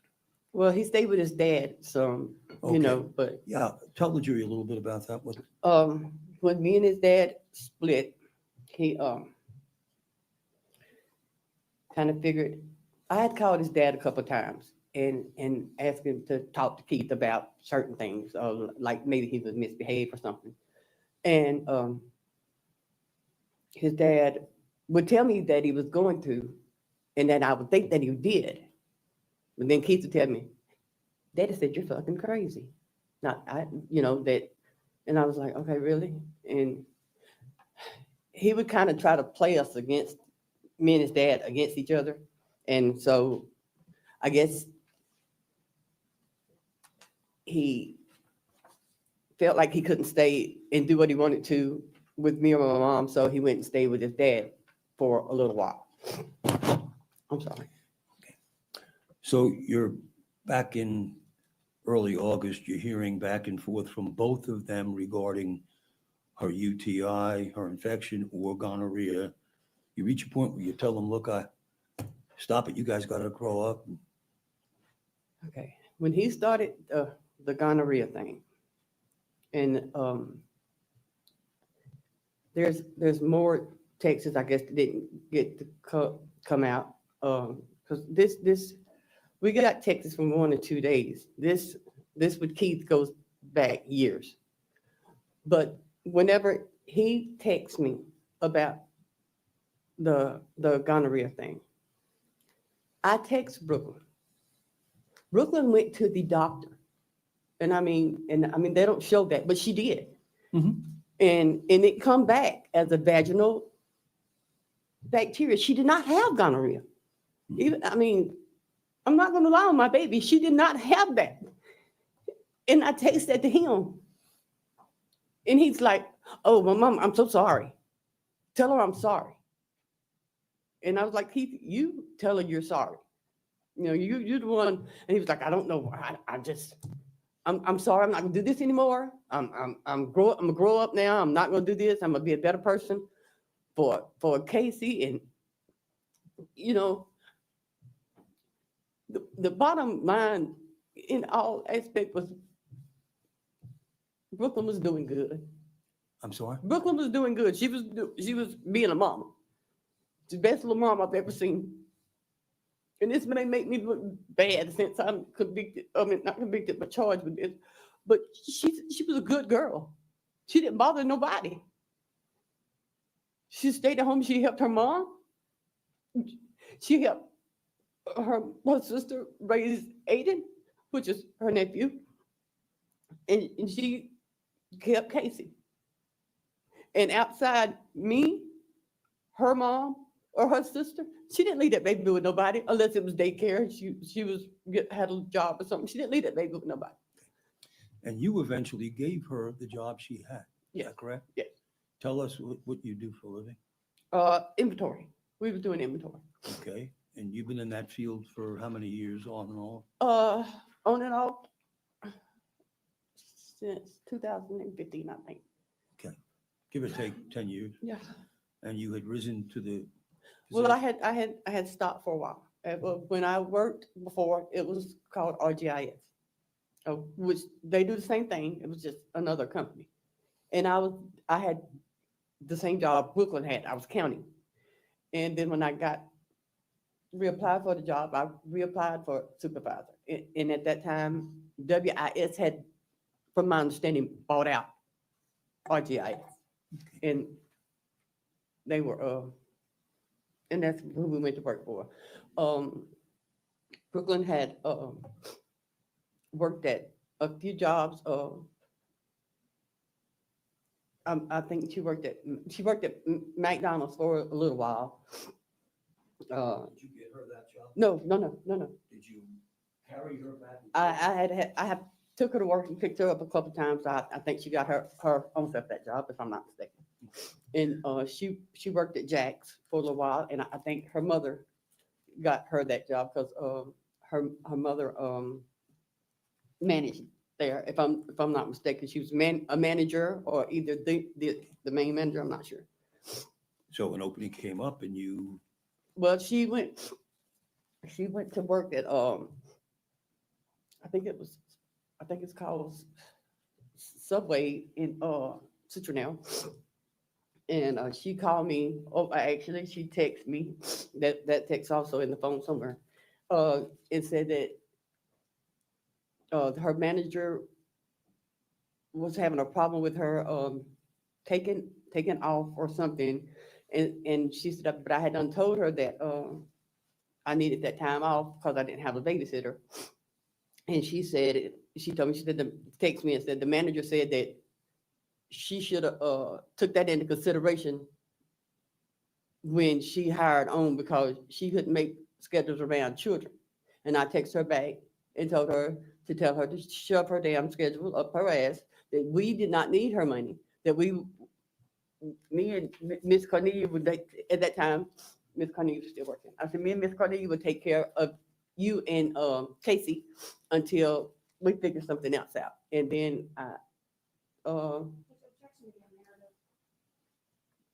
Sustain, again, just do your best to answer the question that he asked you. yes, ma'am, I'm sorry. Okay. Um, So the bottom line is she ended up going to work with Yes, you. and I told her to put in an application on online, because that's where we had to do it, and that's what she done. And you supervise how many people? 20 or 25. So on the day, well, we have the texts from when we started this morning till the 8th. And then there's nothing until the 11th, when we have the gonorrhea. Yeah. Okay. So was this in your mind? I mean, are you thinking about it? Or is it over? What's, Okay, at that point in time, after he's apologized, as stated in the text, yeah, he's apologized for it. So at that point in time, okay, well, at first he was started on it. Then he was like, after she sent me the picture and I sent it to him, it's like, it's not, it's a UTI, you know. Then he stopped on it. And then he was like, kind of hit on it a little bit again. And then I was like, Keith, here's the picture. It's not. And he was like, okay, I'm sorry. I'm not going to do this anymore. And then that day is when it. that was the end? Yes, sir. Did you put it out of your mind? Yes, until that day, yeah. Was it just another one of their? Just another one of his rants. Okay. So then, August 11th, 10:30, give or take, the text.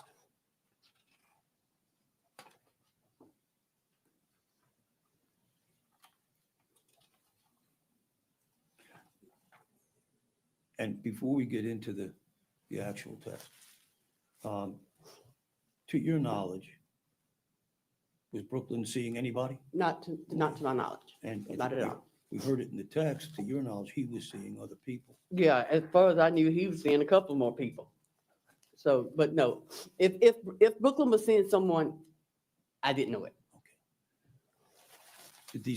Did his reactions and everything else seem kind of self-serving and absurd to you? Oh yeah, because he texted me one day and said, she's at Chuck E. Cheese with somebody else. And I'm like, who's at Chuck E. Cheese with somebody else? And he was like, Brooklyn, her mama's got Casey and she's at Chuck E. Cheese with somebody else. I was like, Keith, and I had just talked with Brooklyn. Brooklyn was getting her hair done somewhere. My question is, did it come to the point where you thought, God, this is absurd? This is All the time. Okay.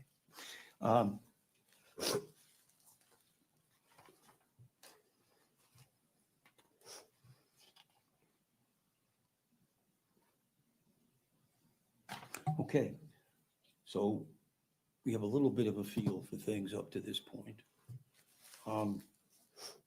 You're dealing with Keith every day, every other day, every week, and dealing with his stuff, correct? Now, you testified something that I want the jury to understand. There was a period of time where you and he didn't even speak. For months. For Okay. months. And that was during the period of time where he was denying. Casey, yeah. Okay. All right, can we start with you? Okay, now what I'm going to do, we're going to read each text as it comes up. Yes, sir. We may get somewhat repetitive, but I want the jury to understand from your perspective Yes, sir. what's happening here. Yes, sir. Okay. Now, remember, this is, I guess it's what, 10:30 in the morning? Yes, sir. What are you doing at 10:30 in the morning? Berkey. Okay. Supervising 20, 25 people? Yes. Busy? Yes, sir. All right, first text comes in. I don't see it. Okay. Next text. Okay. She gave me gonorrhea. You think I'll keep going to the, okay? And then you respond, no, I don't believe you're lying. Stop it. That's what you say. I don't have no reason to think you're lying. I'm brushing, okay, whatever. Yeah, okay. I know, I don't think you're lying. Okay. And yes, I'll get her tomorrow. Still, you're answering the second part of this question. I'll get her tomorrow.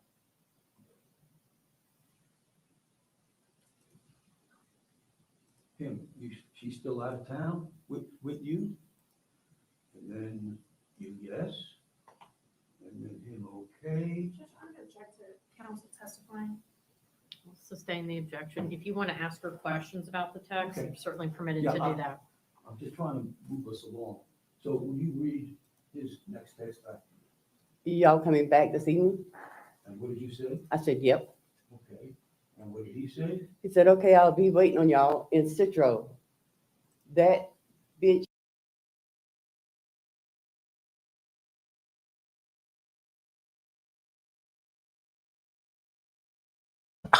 Wait a minute. It's my cue, right?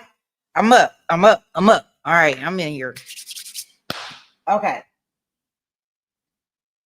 So I'm the blue because I'm always going to do Keith. I don't want to do her. She can do herself. Okay. So he say, okay, I'll be waiting on y'all in Citro, right? That B might as well call the law because ain't no way she gonna do me low down. Dang, gangster. Something, call the law because ain't no way she gonna do me low down. Stop right. Well,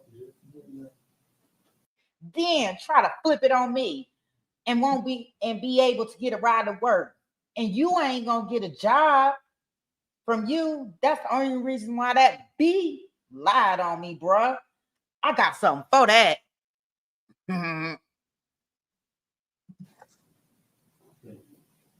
Yeah, you mean low down, keep going, I'm sorry. Then try to flip on me and be able to ride to work with you and get a job from you. That's the only reason the bitch lied to me, but I got something for that. Stop right there. What are you thinking at this point? Here we go again. When the,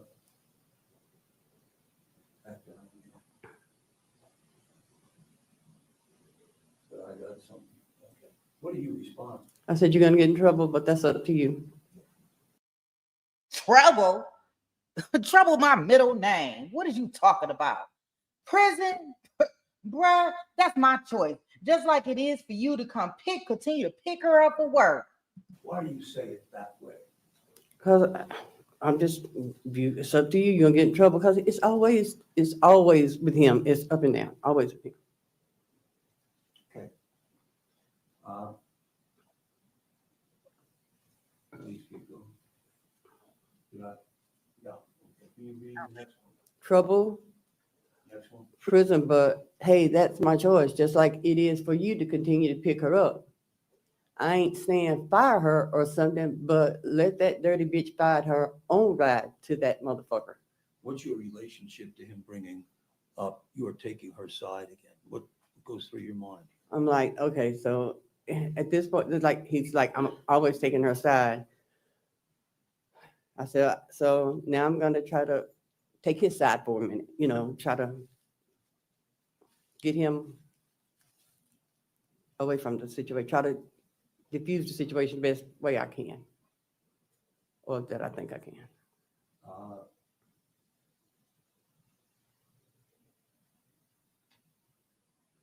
Keep going.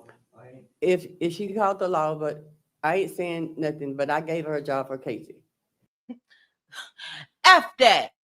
I got Casey. That she don't need from us. And Now, it seems that somebody doesn't know you, that you're saying Casey's important. That's all that's important. no, that's what I'm trying to get to him. Casey's important. I don't want, because I know Brooklyn is not meaning anything to him, so I'm trying to get Casey out there. Are you trying to get to him? Yeah, through See Casey. the light Yes, through through Casey. One at a time. They can't, I'm you can't sorry. talk over each other because she's got to take everything down, okay? Thank you, Joe.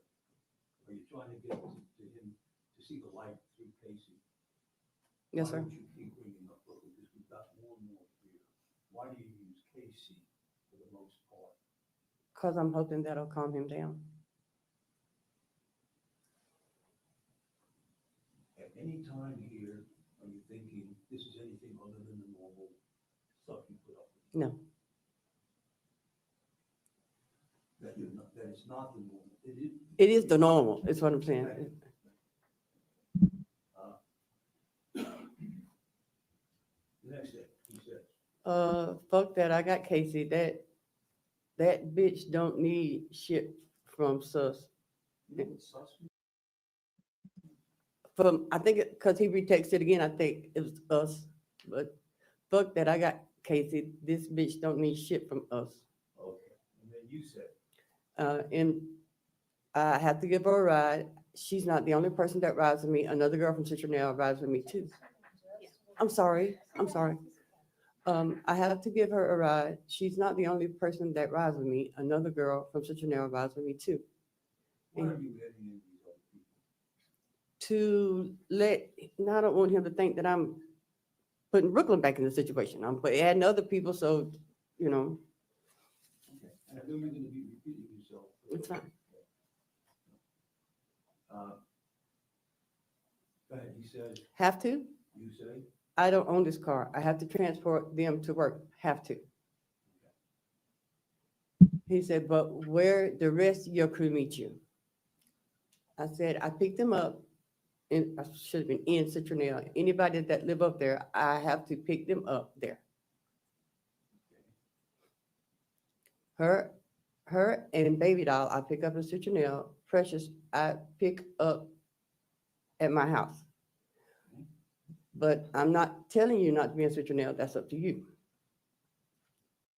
I'm tired of being treated like a woo. I can't even see this. Wait a minute. I gotta go back a little bit. I ain't paused it in enough time. Dang it.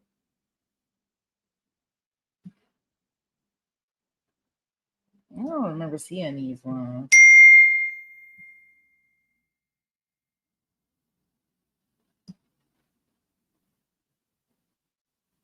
I wish I knew how to. I don't know how to do it like 10 seconds, 5 seconds.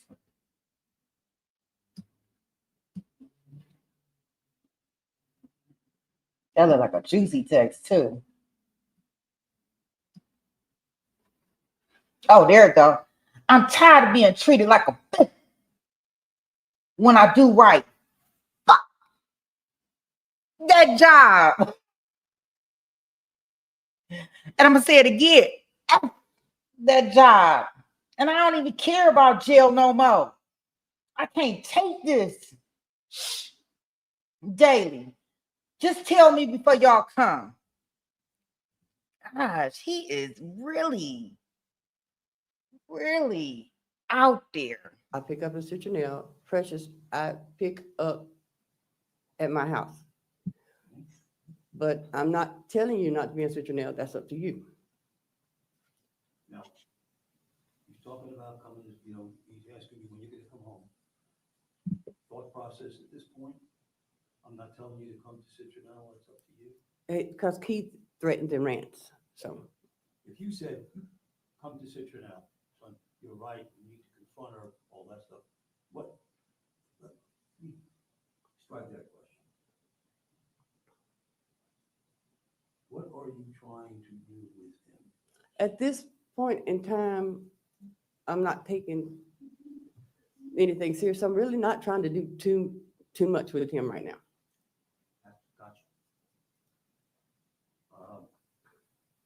Go ahead, I'm tired. Oh, wait a minute. Shit ain't. Marie. Ain't do nothing but cost me money all the time. And gave me a disease. I'm finna just shoot her. I know, I hate that for Casey, but like I said, I don't give a flying no more. Do not. She. I'm tired of the top. Oh, I'm sorry. I'm tired of being treated like a bitch when I do right. Fuck that job. Fuck my job, and I don't even care about jail no more. I can't take this shit daily. Just tell me before y'all come. What do you say? No, I'm not going to help you get in trouble. What do you mean? I'm just, Just what you said? yeah. Okay. But then you said, oh, Then he says, Shit ain't do nothing but cost me money. It gave me a disease. I'm finna just shoot her. I know I hate that for Casey, bro. But like I said, I can't take it. I don't give a fuck no more. Oh, okay, I'm sorry. And then you say, Okay, So protect her. Cool. and then he says, so protect her. meaning, Me taking Brooklyn side again. and then you say, I said, I'll call you and tell you, motherfucker, if you want to go to jail. I'll tell you when we get close, but if you don't come, killer, you're a motherfucking bitch. Whoa. He had Y'all hear that? That's what she told him.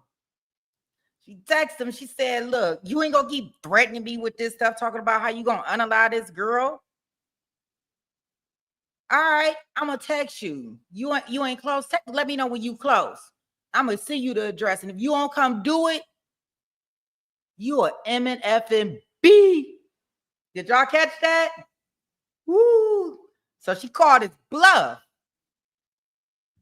She said, I'm calling your bluff out here in these streets. He said, shoot, she gave me a MNF disease. I done lost all my money and my freedom multiple times due to this lying hoe. Bruh, still, in every situation, you make sure it turn out better for her. Like, it's none of you can do for me. Nothing. It ain't nothing out here.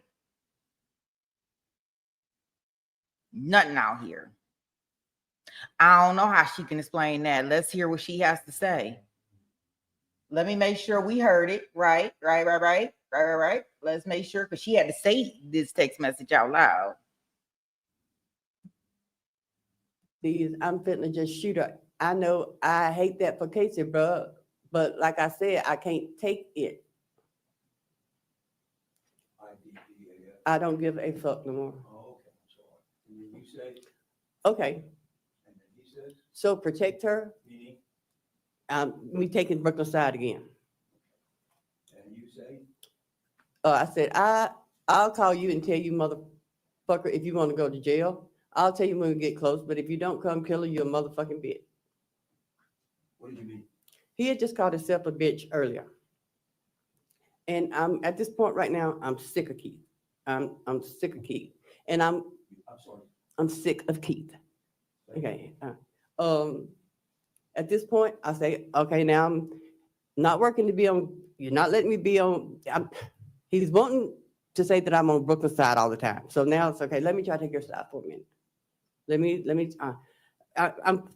I'm doing this. I'm trying to see what is going to stop him, you know, because there's no certain combination with Keith. For 1 second, did you mean literally go kill her? No, I wasn't even gonna call him when I got to Chanel. Yes. I wasn't even going to call him when I got to Chanel.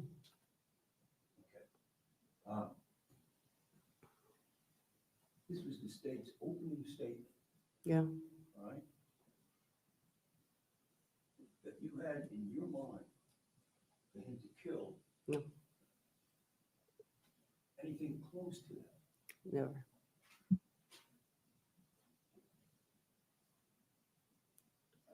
I think is that the next? She gave me a motherfucking disease. I lost money and my freedom multiple times due to this lying hoe, but still in every situation, you make sure it turned out better. Slow down. I'm sorry. That's okay.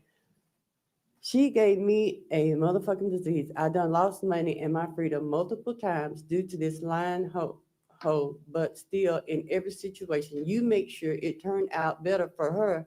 Like it's nothing you can do for me. Then he said, Yes, thank you. That's all I ask of you at this point in time, because I already told you can't do nothing for me. You right. I am. I'm a whole ass. And I'll never speak on any type of this like this again. I promise. So he even admitted that he a whole ass. What? He admitted it. Okay, there we go. You right. I am a whole, and I'll never speak on any type of this like this again. I promise. Keep gangsta out here. yes, that's all I ask. Yeah, and you're right. I'm a whole ass bitch. I'll never speak on this type of shit again. I promise. That's all. Yeah, at this point, I'm thinking he's de-escalating. Go back a little bit. This whole thing here, she gave me, lost my freedom, all that stuff. It's kind of escalating. And then then 3 texts to let down, it's de-escalated. He's like, I'm not gonna speak on it no more. Let's see. You're right. I'm a whole ass bitch and I'll never speak on any type of shit like this again. What is that? When he says that, what do you think? I'm thinking, okay, so he's gonna drop it. He's done with it. Yeah, I'm thinking, okay, so he's not gonna speak on it again. You're right. Okay, he's saying it again. Okay. There's no response from you. And right, and he was like, on Casey's lie, you know what I'm saying? I'm not gonna speak on it again on Casey's lie. And I was like, One at a time. Did you read that on Casey's line? yes, Oh, okay, you're going a little fast. sorry, I'm sorry. Okay, then there's an I Mhm. from him, and then you. I said, okay, that's fine. You the one to have to leave your baby and go to prison and have her hate you. You ain't hurting Brooklyn. She would be dead, so no problems for her. Or, Miss Agee, just slow down, okay? Only person you're hurting is you and Casey. She will be lost her mama and her daddy, and you won't ever get to touch your daughter again. But I swear, I don't care because I'm not going to jail. So you just told him in the other thing, if you don't kill her, this, that, and the other. But what if you're telling him here? What's the message you're trying to get across? That you're going to hurt Casey. You're going to jail. Her mom, she's not going to have her mama or her daddy. Are you crazy? Something like that? What are you trying to say? That's Why what. don't you say it later? Okay. Now, he says, I'm okay with that. And he said, I can't take no more. Don't nobody help me. I'm tired. I ain't got shit to live for. No way I'm going to jail. you know, it's funny, he says that. Do you recall the text this morning where you tell him you got a good life, you got a good child, you got a good job, you got everything going for you, and you got a great meeting? What was that? I was, he had just telling him he's got all these things going for him. Right, You based know, on his good at yeah. that time. And here you are trying to tell it to him again, and this is a couple of days later, correct? Yes, And he's back, my life stinks, I have nothing to live for. right. Is this what you deal with constantly from him? Yes. And then he said, Citro gonna shoot me because I'm sure gonna blow it down. This been a long time coming. What does that sound like to you? That he's gonna shoot at the police.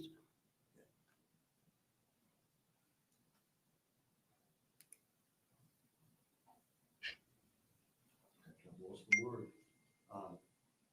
Does it sound like he wants to take his own life? Yeah, he said he didn't have nothing to live for anymore. Where does that come from? Do you know? No, sir, it's just he. Please keep going. I said, okay, well, you ain't hurting nobody but Casey, but I'm sure you're okay with that. I said, but I'm good with it. He said, okay. I said, somebody will take care of Casey. And he said, I'm just about to leave work, so I'll be off. And I said, that's up to you. Again, tell the jury what's going on. At this point, I'm thinking, okay, so I don't know if he's gonna go shoot at the police or what he's gonna do. And so I was like, okay, so now I need to try to jump on his side again because I'm back over, try to push another button to see what I connect with him. Go ahead. I said, Wait a minute, y'all. I'm pausing this right here. Do y'all see this next text message coming out? Remember, he in the blue. The mama is in the white. I don't know how she doing this. Don't call Nanny and tell her she will try and talk you out of it. No way. No way. No way, no how. I don't know. There's nothing that can flow off of this lady's mouth.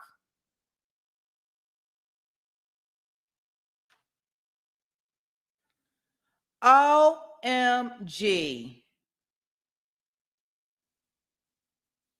She let them know, don't call nobody else because they're going to try to talk you out of it.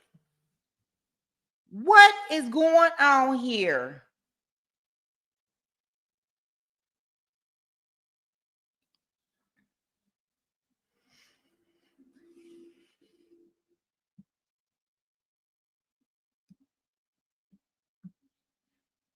Mm, mm, mm, mm.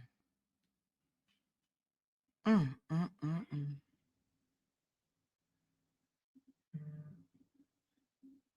Don't call the nanny. Don't call nanny. And I'm assuming this is the grandma. And tell her, because she's going to try to talk you out of it. You know she done already called him. If he don't get there and he don't do it, she already told him he going to be a B. Oh, my. Let's see how she going to explain this. Let's just see. No, he said, yeah, I know, she's good. I said, don't call nanny and tell her she would try to talk you out of it. What was that statement? I didn't want him calling my mama first, aggravating her. My mom is older, at that time, 77 years old. And also I was gonna call my mama myself. I checked the call logs. I called her myself. But at that time, I'm letting him think I'm on his side. By the way, did you call your mother during all this? Yes. Was that a serious statement about calling her? No, I called her. Were you afraid that your mother would talk him out of it? No, I knew he wasn't even gonna call her. I'm just playing on his side right now. All right, please keep going. I ain't even gonna tell her why I left. I'm just say I gotta go to the dentist. And see, and at this time, I think he's lying again, because I know he didn't tell mama he's going to no dentist. Because when I talked to mama, she didn't say anything about going to the dentist. I said, well, don't even go there. She won't know you left. I said, and don't shoot my car. Don't shoot my motherfucking car. I don't want to die. What is that? Being sarcastic.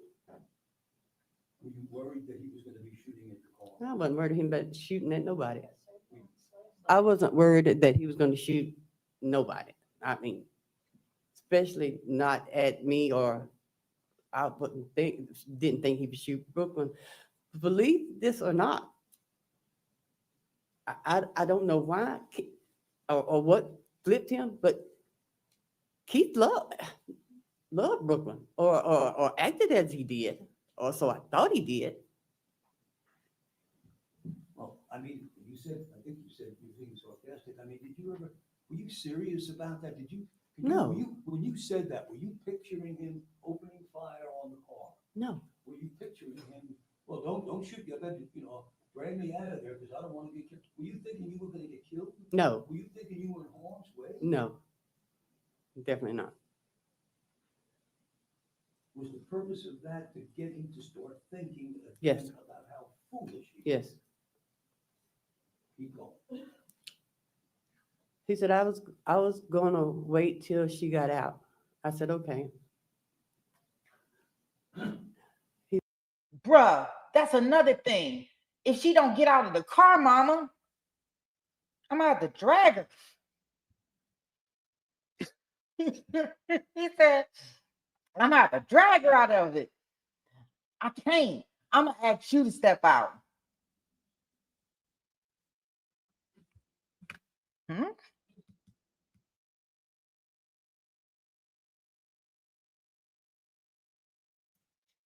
Because I'm going to just open the door and just shoot her.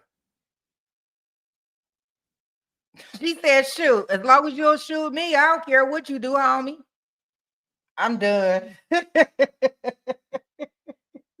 He said, but that's another thing. If she don't get out, mama, I'm going to drag her out. Or Kate, I'm going to ask you to step out, because I'm gonna open the door and just shoot her. Did you think this was serious stuff? No, why, no.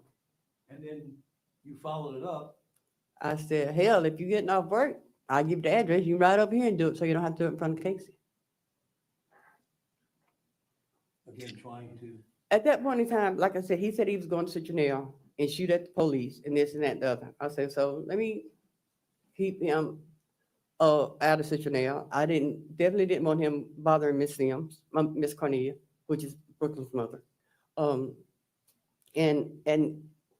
yet I'm just, did you take him serious? no, I never thought Keith would do nothing like that.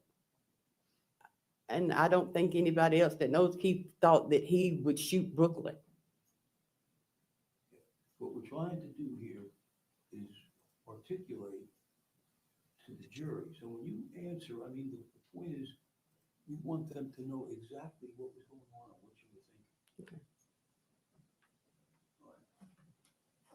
And he said, send it to me, talking about the address. I'm sorry, how do you can lie over it? I didn't hear you. Yeah, I read that one. Okay, next one. I said, we just in Pensacola. And he's like, I'm on the way, send it. And I was like, hold up, let me get it, erase the text, because I don't want nobody to know I was texting your stupid ass. Meaning, I already deleted mine. Trust me, I ain't gonna say shh about us even talking. Meaning this looks stupid. Me and you both look stupid right now.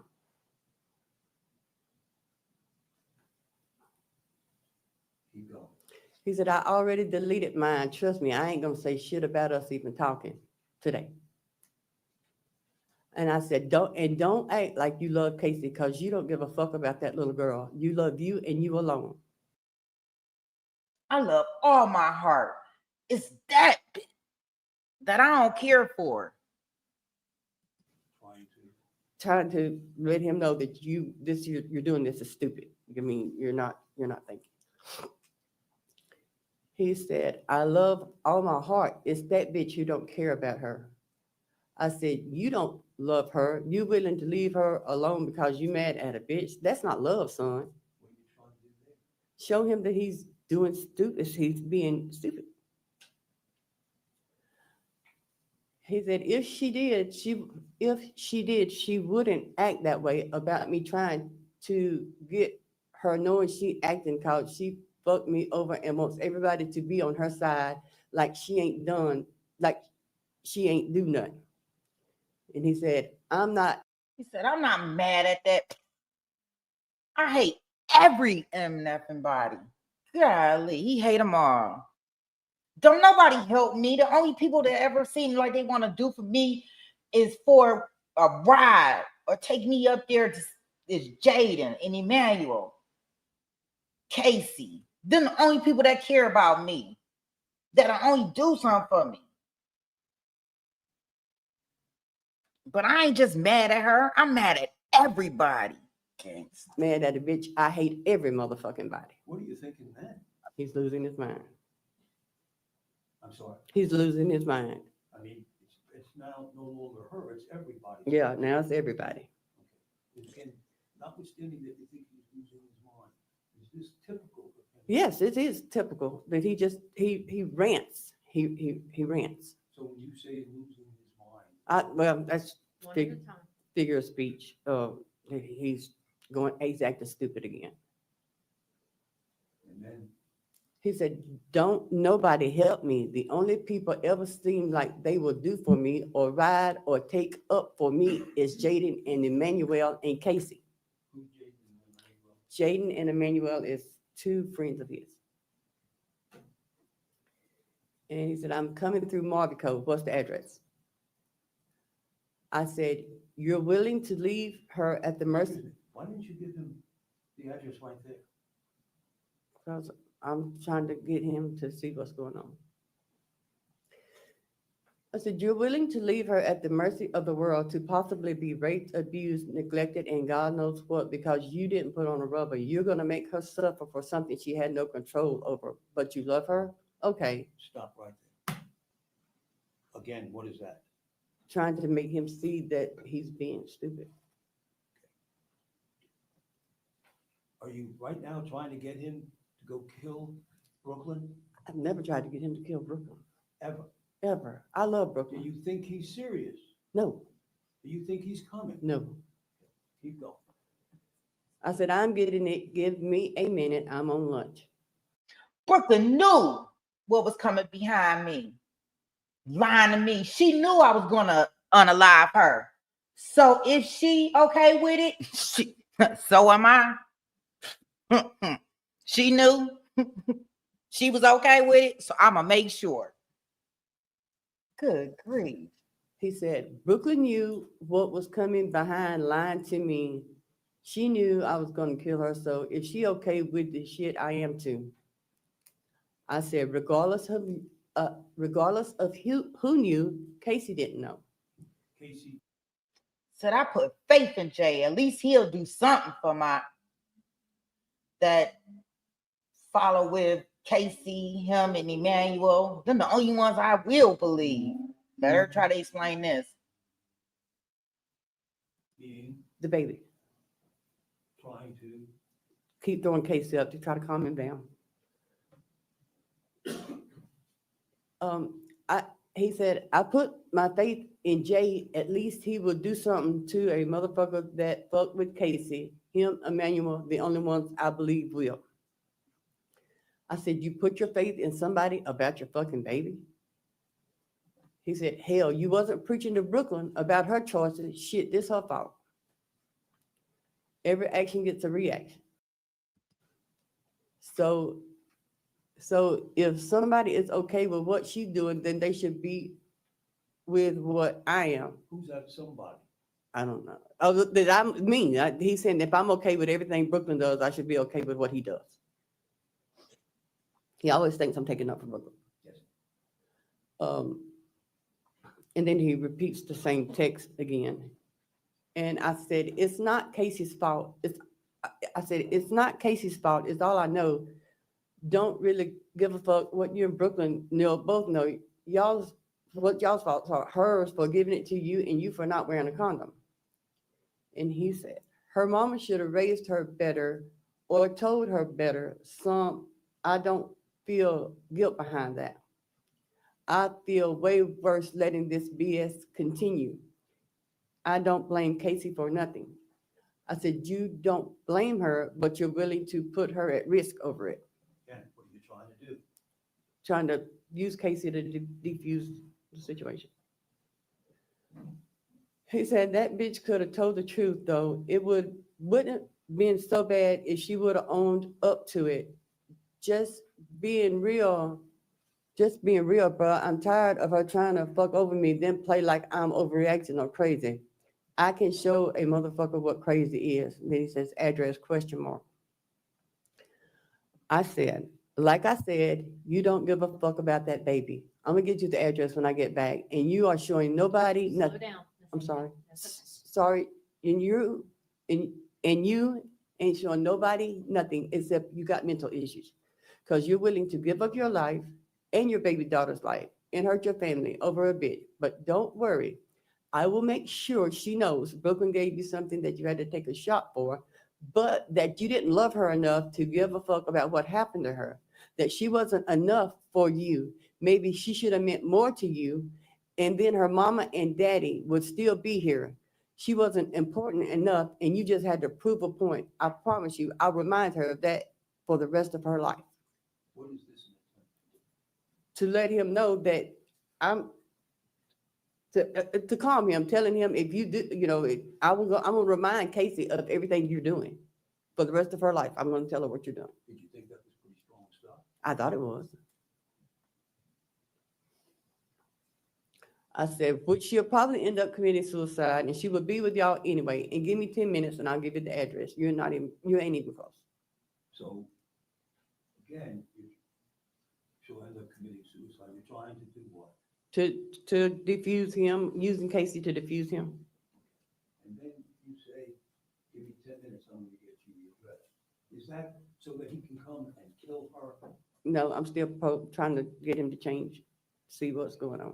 Now, again, Do you think he's gonna come? No, never in a million years.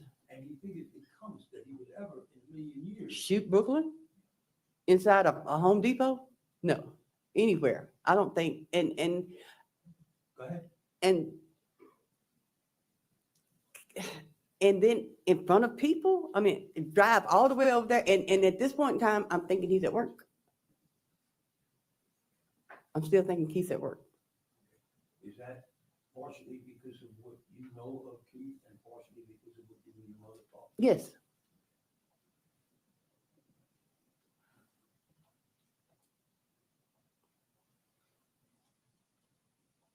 I think someone, well, we'll get back. So please keep going. I ain't talking about her mama. I'm talking about her daddy. And you just confirmed that you don't care about her. Again, more of the same? Yes. Excuse me. If she meant more of her mama, maybe this wouldn't happen, is what he said. Yes. And then you come back, I'm not talking about her mama. I was talking about her daddy. leave Brooklyn out of this. Yeah. It's you.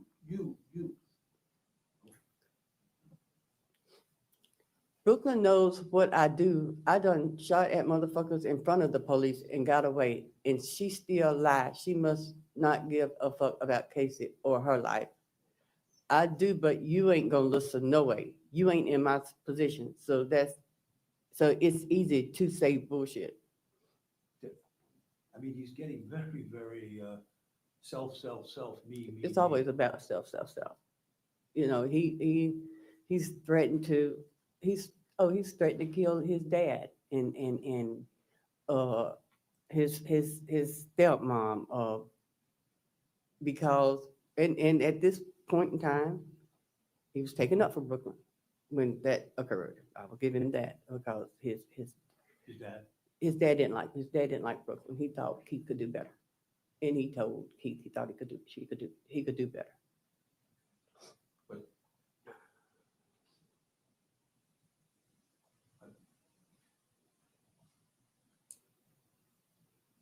Keep going. He said, I'm pretty sure, wait a minute, I know I ain't gonna do nothing to take Casey from me because I love her, I know that. And he said, I'm pretty sure you ain't, cause you ain't gotta do nothing right now. So again, like I said, easy to say when you don't do shit. I said, who don't do shit? Who the fuck helps take care of the baby? And he said, I'm getting on the interstate now. I said, okay. He said, take care, motherfucker, you take care of Brooklyn. And I said, did you just call me a motherfucker? He said,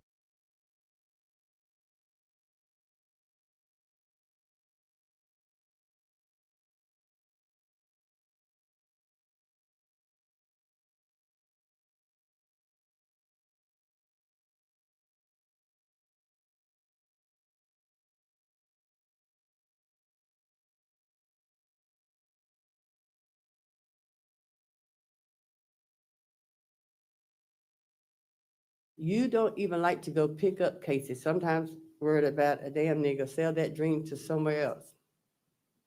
I said, I can't wait to get back to that store so I can give you the address because you're going to have to shoot me today. I done told you about cussing me. What's going on here? I see now that nothing I really say about Casey is even helping. So now I'm going to turn everything. Now it's me and you. It's not about Brooklyn anymore. It's not about Casey anymore. Now it's about me and you. So. Were you angry at him for saying? Yes. I mean, it's not nothing he hadn't said before, but it was disrespectful. So you've heard that before. Yes. It makes you angry. You just spend all Yeah. this time. Doing everything I could do. One at a time for the court reporter, please. Sorry. So this is the response, Mhm. right?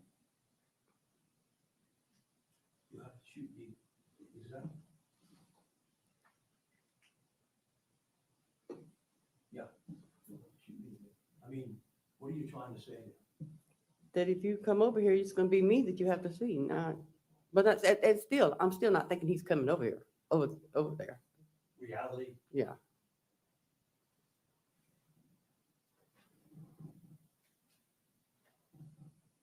go ahead. All I want is the address, Mama. I'm done talking. All I want is.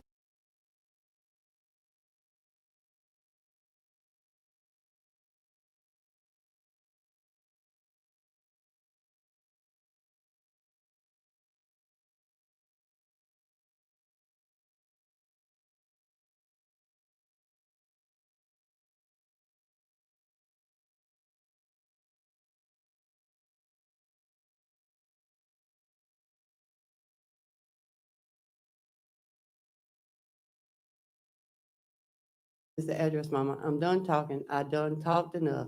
It's what's gonna happen, and I'm okay with that. I done already been thinking it through, and this the only way for me. I don't know why you so quick to start shit with me, bruh. Again, must be scared of Brooklyn or something. I don't know.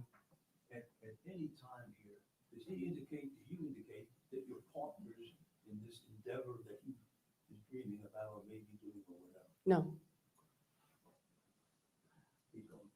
I promise I'm headed back to get it to you and give it to you because I done told you about cussing me. I'm tired. I know I told you you don't have to respect me, but you're not gonna disrespect me.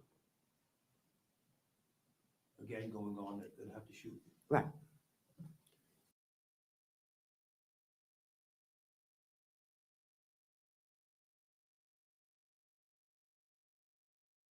He said, you disrespecting me, trying to tell me if I love my child or not. That's your problem. You don't see the shit, bruh. But again, I think it's a woman thing. She gonna be on the floor, right? And I sent him the address where I was at.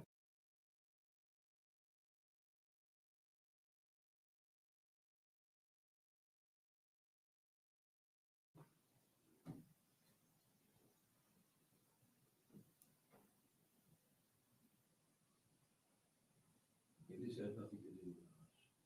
Here we go. He said,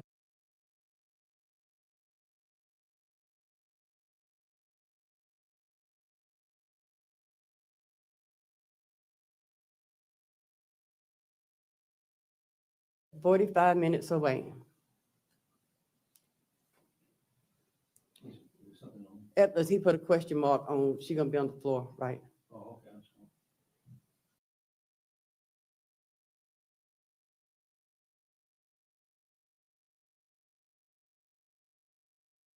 And I told him, I'm waiting on you.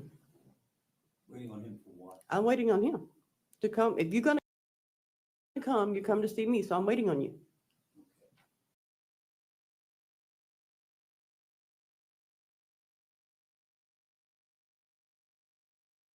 Waiting on him to come see Brooklyn and kill Brooklyn. No, I told him, you're gonna have to shoot me.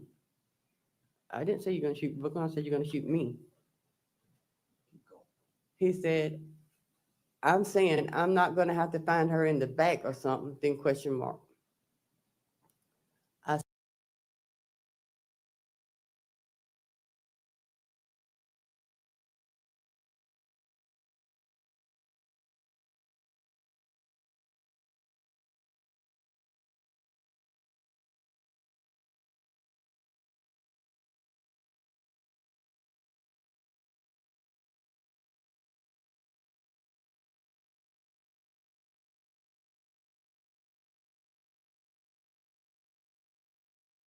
said, nope. Okay, excuse me, let's go back on that again. I think you read it all. I'm saying, I'm saying, I'm gonna have to find her in the back or something. I said, nope. He said, okay. I said, but just know, I'm the first motherfucker you'll see. But I haven't even told you was coming, so you good. But you're gonna see me for cussing me. So is this about cussing you, or is this about him being dissuaded from hurting Brooklyn? See? I'm letting him know he's gonna see. Dang, y'all missed all that goodness that I gave. That's the one thing about muting and muting. Muting and unmuting. Ah, y'all missed all that good stuff. me, not Brooklyn. I got to keep Brooklyn. I'm trying to keep Brooklyn out of this mindset. You think he's coming? No.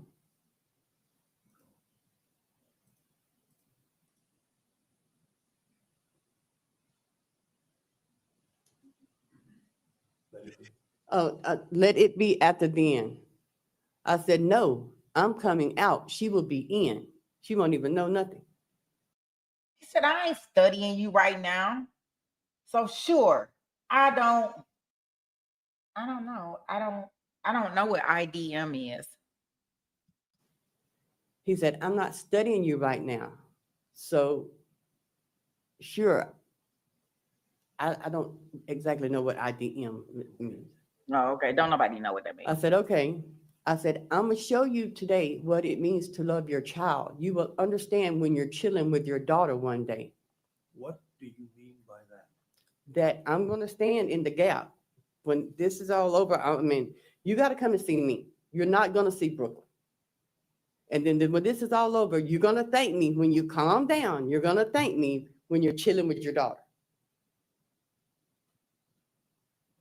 He told her, stay out my way. Next. He said, stay out of my way. I said, I am.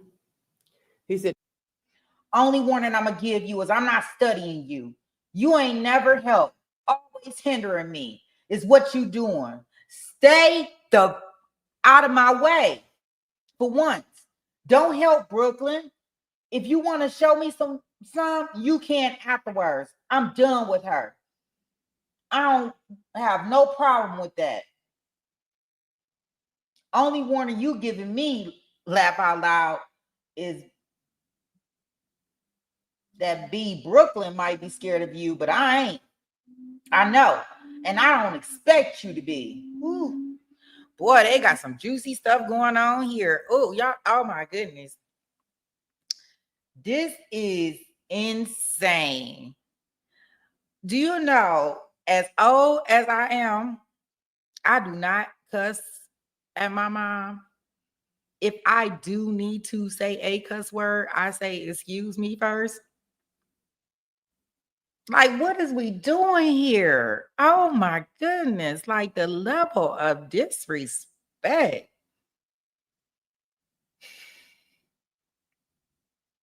This is okay. Only warning I'm give you, I'm not studying you. You never help me. Always hindering me is what you doing. Stay out of my way for once. Don't help Brooklyn. If you want to show me something, you can do that after I'm done with her. I don't have no problem with that. I said, only warning you giving me, LOL, bitch, Brooklyn might be scared of you, but I'm not. I ain't. Only warning I give you, I'm not studying you. You never help, always hindering me is what you don't say. Stay out of my way for once. Don't help Brooklyn. Does that sound like you and he are partnership? No, Does it sound like he thinks you want to help him hurt Brooklyn? No, he's telling me at that point in time, with Keith's mindset, that's the only warning he's gonna give me. That he wished now he's gonna shoot me if I don't get out of his way. Not to help Brooklyn. He says the only warning I'm giving you. And then you said, I said, only warning you're giving me, Brooklyn might be scared of you, but I ain't. And he said, I don't expect you to be. And I said, come on. He said, you probably done called the police for that girl. I said, I swear to God, I ain't told her nothing about you. I said, why would you say that? because I don't want him to think I'm taking Brooklyn's side, because he keeps saying, I'm always take her side. I'm trying to keep Brooklyn out of this. This is about me and you now. Now you're threatening me. You're saying the only warning you're going to give me, now you're going to shoot me. So this is just me and you now.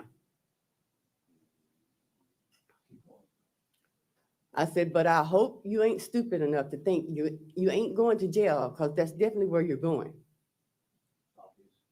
He said, oh, no, jail or dead, one of the two.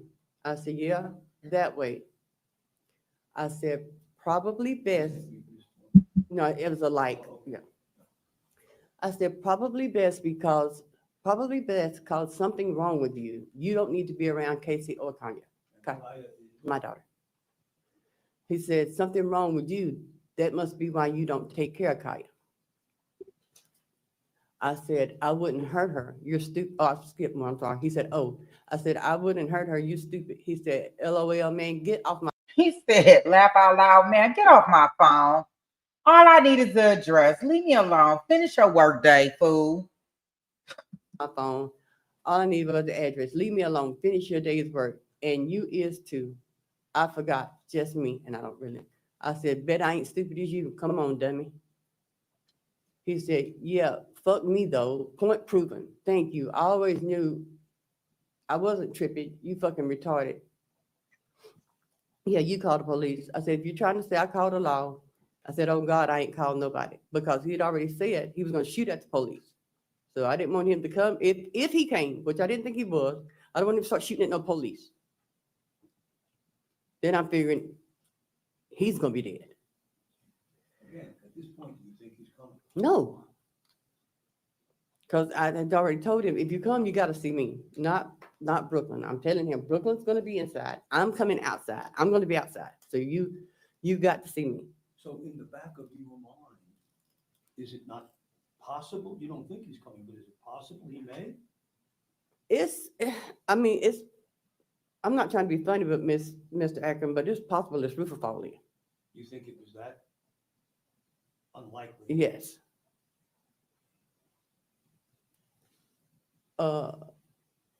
He said, you wouldn't be testing me still if you didn't laugh at my ass off any other time you leave me the fuck alone. I said, if I called the law or told her anything, I hope Kaya never take another breath. Why did you be so? Okay. This is going to sound strange to probably everybody that's not from where I'm from.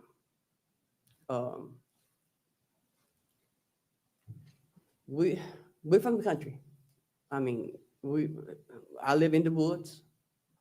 We don't have no red lights. We don't have stop signs. We got one convenience store, and it's also a restaurant. I mean, we live, and we say stuff like, swear to God, I hope God to kill me. I swear on my baby's life. I swear on my mama's life. It's a slang for us, to like maybe get a point across. Not saying that, like our biggest high school, because I've heard some girls here say their school was like a 8A school or 9A school.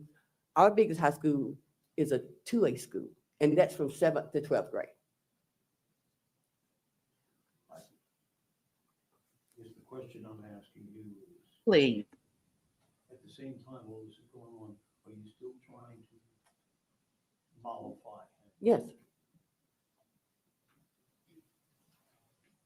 And I said, I'm laughing at you because you stupid enough to give up your whole life for a bitch that don't even want you. I ain't never in my life then saw a mama that don't douche for their son, bruh. Love to want to start with them. Like, you so crazy, it's funny. Like, he even knew she was crazy. He called her crazy. Shoot, you so crazy. Yes. He said, I ain't never in my life saw a mama that don't do shit for their son, but love to want to start with them. Like, you so crazy, it's funny. I said, okay, whatever. Bye. He said, I don't want her either. The fuck? I said, yeah, right. Bye. What are you trying to do with this? I'm trying to get out. I'm trying to get over it now. Now I'm done with you. If you're coming, you're gonna see me. I'm not gonna do this anymore with you. I told, if you're coming, you come to see me. I'm not gonna keep doing this with you. You think it's any point to go any further? No. Try to dissuade him? No, At this point, do you think he's coming? no. Keep going.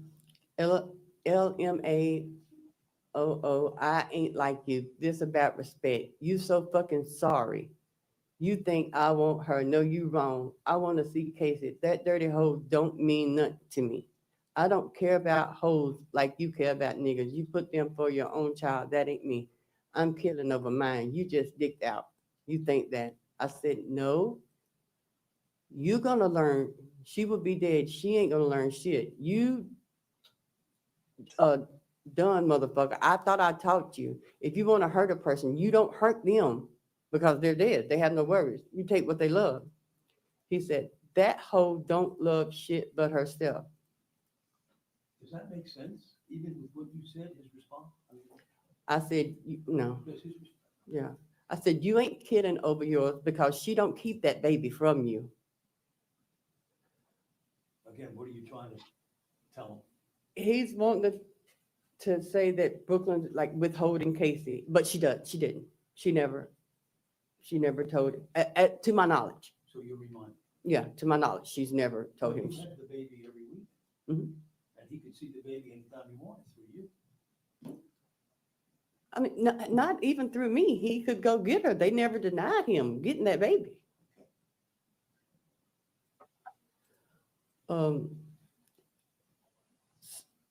So that last thought of her knowing she fucked and the regret in her face would be enough to satisfy me. I don't give a fuck what she sees when she dead. Yes, the fuck she do.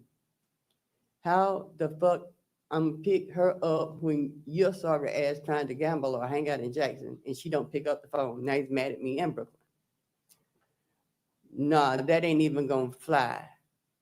She just died before I let that continue. I said, okay, whatever.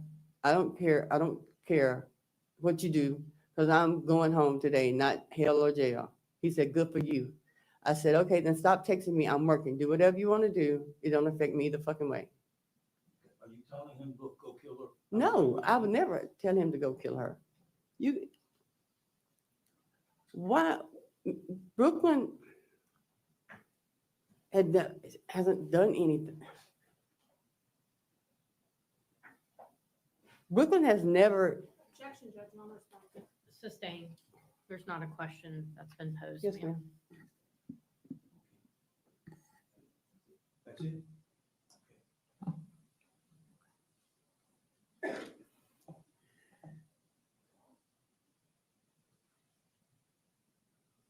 don't want to beat a dead horse.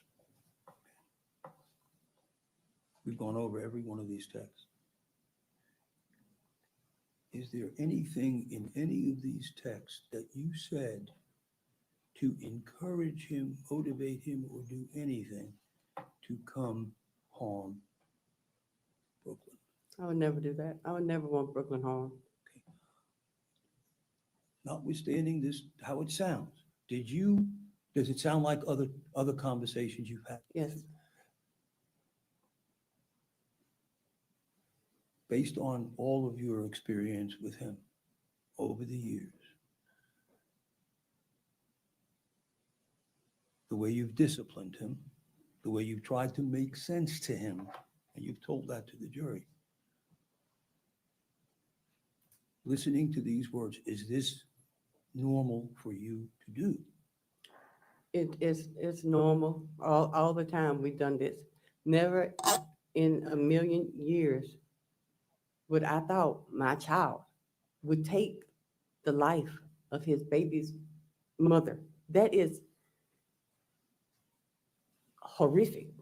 That is, yeah. And I know these, if the texts are not, if the texts were admitted from 6 months ago, a year ago, between me, him, Brooklyn, a year ago, you could see that Keith has always done this type of stuff, but never in a million years do you. Keith done what Keith done, and I hate that.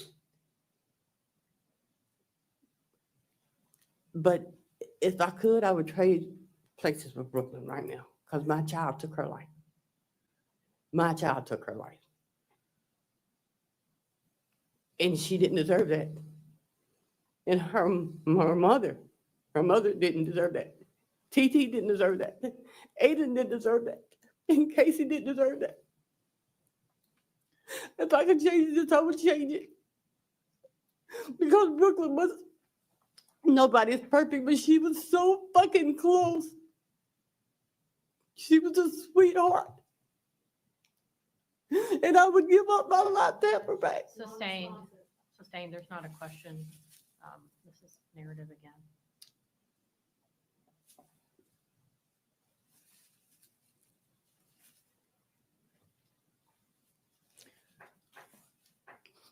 Get your composure.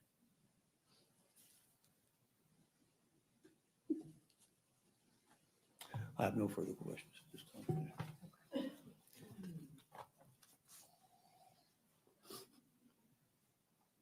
You ready to proceed, or would you like to go ahead and take a break? Yeah, Ms. that was Jensen? very lengthy. Okay. Exam, so I don't know what the court's lunch plan is, but I was gonna see if we have lunches here. We don't yet?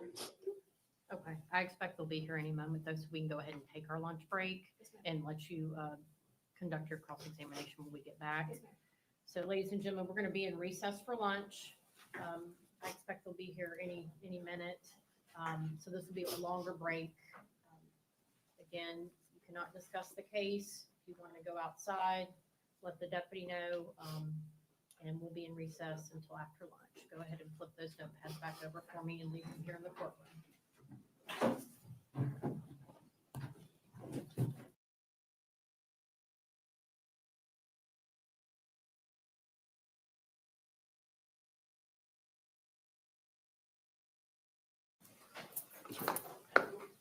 Bring the jury, yeah.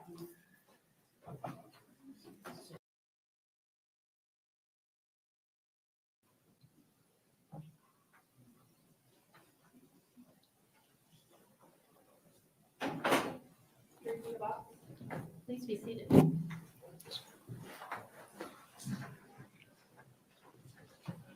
Did y'all have a nice lunch today? Yes, it looks like the rain's back, so I'm not sure if y'all stepped outside. It looked like it was coming down pretty good. And again, everybody's continued to abide by the rule, correct? You haven't yet discussed the case. Everybody ready to proceed? Okay. I think Mr. Ackerman has a few more questions for Ms. Agee. Thank you, Your Honor. You may inquire. Ms. Agee, Yes, sir. you've watched the testimony here today and everything else. There was a video they showed. It was about a 30, whatever it was, minute long video of you at the store walking back and forth, and then in particular up front, back and forth. You Yes, remember sir. that? Yes, sir. Okay. Why were you walking back and forth up front? I didn't think Keith was coming, but to be on the safe side, I had told him to come and see me. So just in case he did come, I wanted to be the first person. When I told him I would be the first person he'd seen, I was going to be the person he contacted. Okay. That's why I was in front of the store. And were you there for the time you thought he'd be arriving? Yes, sir. Okay. And so you walking back and forth waiting for him? Yes, sir. Okay.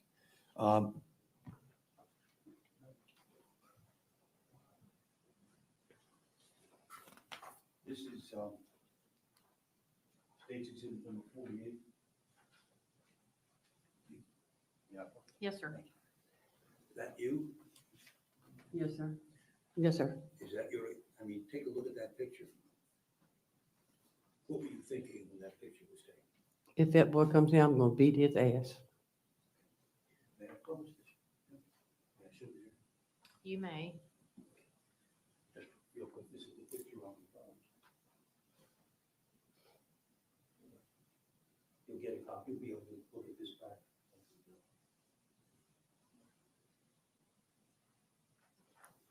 That's the expression you have. Yeah, I was upset. I was mad.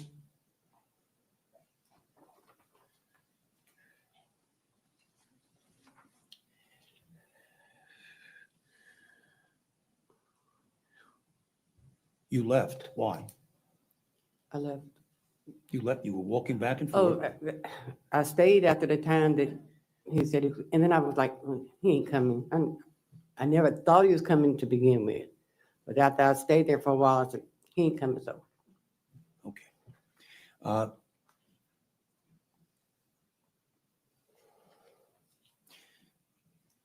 During the course of this 2 hours on the 11th, the texting back and forth, you told him that, oh no, she doesn't know you're coming. Again, we know why. Hope we know why. Did you ever tell her that did she know that he was texting you and what he was saying? Yes, she knew that he was texting me. 'Cause How? I told her, I said, craziest text, and she knew who I was talking about. And whenever we got in the car, I just passed her the phone. She read the text, handed it back to me and said, your child's got issues. I said, you telling me? Okay. Did she act like she was afraid or scared or concerned? No, I don't, Brooklyn didn't think he was, she knows how Keith was, Okay. how he blustered and done that. He's done that to her before. Okay. State's opening. Right, we went through all this, and then at 1:59 p.m., the detectives discovered, well, in other words, did you erase your phone? The text. Yes, I did. Whenever this incident happened, and Keith ran out of the store, and I got outside, you can check my call log. I tried to call Keith 3 times to tell him to stop and turn his stuff in, but there was no answer. It actually went to voicemail all 3 times. And then a few minutes later, I was gonna text Keith to stop and turn his stuff in. And I was so mad because I had Keith saved in my phone as my baby. And when I looked down at that text and seen my baby, I said, no, you killed my baby. And on an iPhone, I don't know about now, but used to on an iPhone, you just you could swipe your text away. And when I said, no, you killed my baby, and I just got mad and just swiped it. I mean, it wasn't like I erased those message of text. It's like I erased every text me and him has ever texted in our whole life. I at that time, I wasn't thinking that I'd done anything wrong. I was just mad because of the situation that happened. You just said it without me asking, but did you erase it because you thought you had done something wrong? No, sir. I have no further questions. Ms. Jensen's going to have some questions for you. Yes, ma'am. Ms. Agee, you just said that you didn't think he would show, but No. if he did, you were there to beat his ass. Yes, ma'am. Well, that boy did show up and you didn't beat his ass, did you? No, ma'am, I didn't see him. Tell this jury when you warned Brooklyn that she might be in harm's way. When we were going to lunch, I passed her the phone and I let her read the text. What text? The text that me and Keith had sent back and forth. You and Keith have matching tattoos, don't you? Yes, ma'am, we do. And Keith in your phone is listed as my baby. Yeah, I just said that, yes. Right. And you said in the text messages that the jurors heard this morning that Keith will always be your baby, correct? Yes, he's my child, yes. And you also said in those text messages that you like Brooklyn, but you love Keith. I'm sorry, I didn't hear the question. She said she likes Brooklyn, Mhm. but she loves Keith. Yes, I told Keith that he's mad. My question Just was, yes or no, Yes, ma'am. yes, ma'am, I'm sorry, yes, Is it yes or no Yes, question? yes, yes. Mr. Ackerman, please do not interrupt. yes,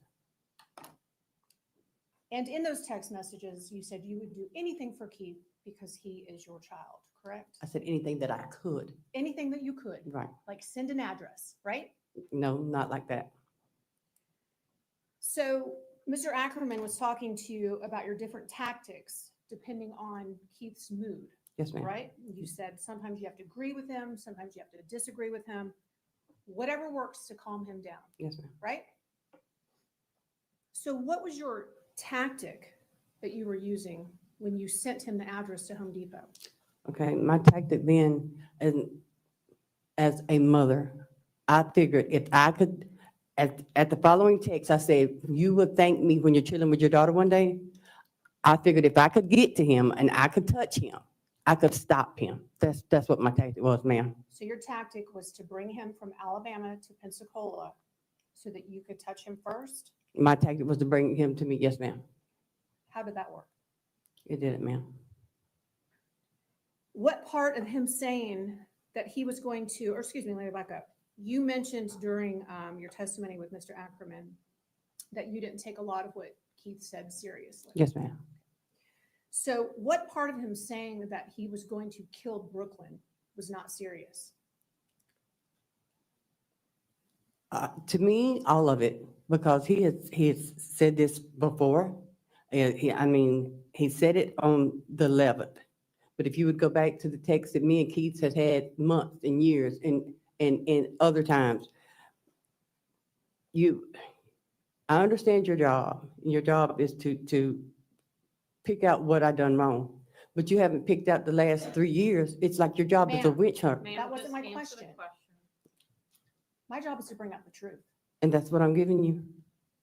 So what part of him saying that he was going to shoot Brooklyn? I didn't did believe you any not- of it. Ma'am, I'm not let- done. Oh, sorry. let her- What part of that did you not think was serious? I didn't believe any of it.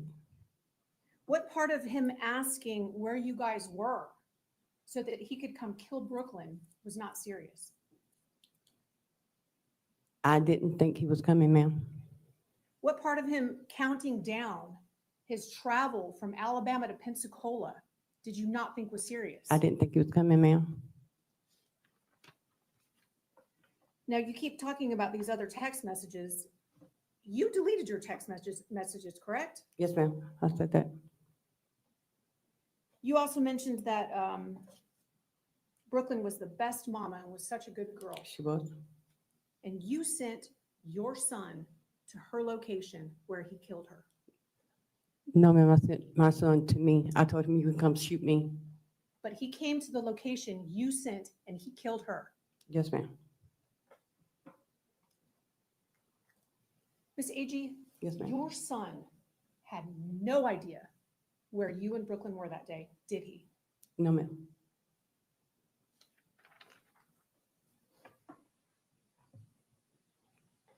Your family testified how you and Brooklyn were so close, you were like mother and daughter, correct? Yes, ma'am.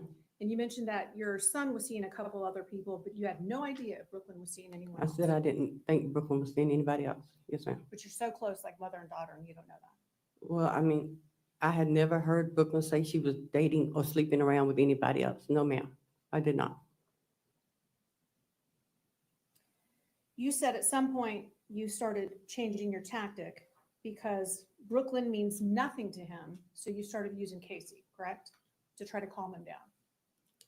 No, I didn't say Brooklyn means nothing to him. I said I was using Casey because he was mad at Brooklyn. I was using Casey to try to calm him down. Okay, so you're trying to calm him down. Yes, ma'am. So then you tell him he's stupid, right?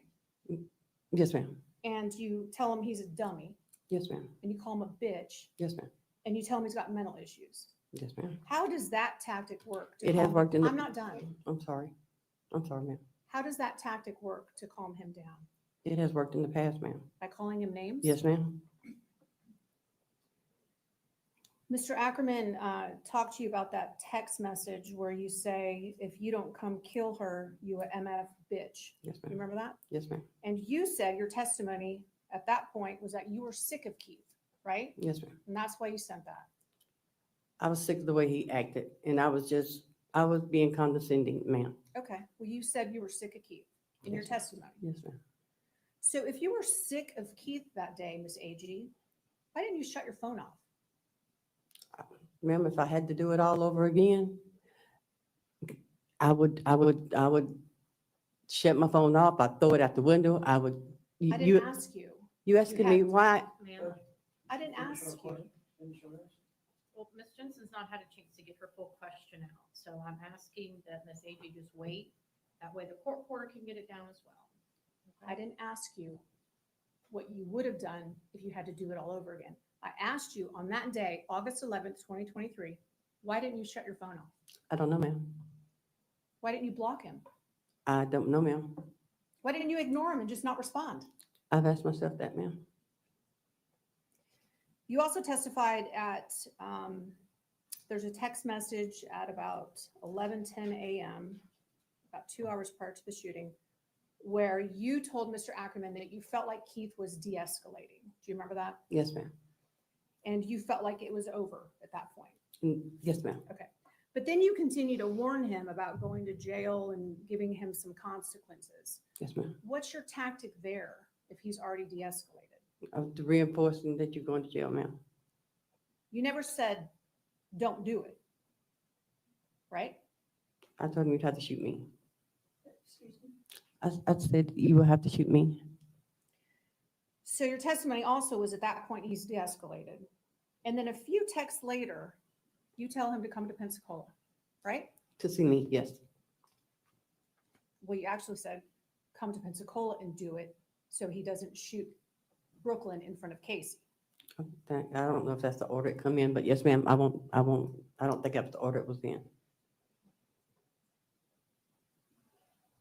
Now, you made mention about you didn't know if he was going to shoot at the police.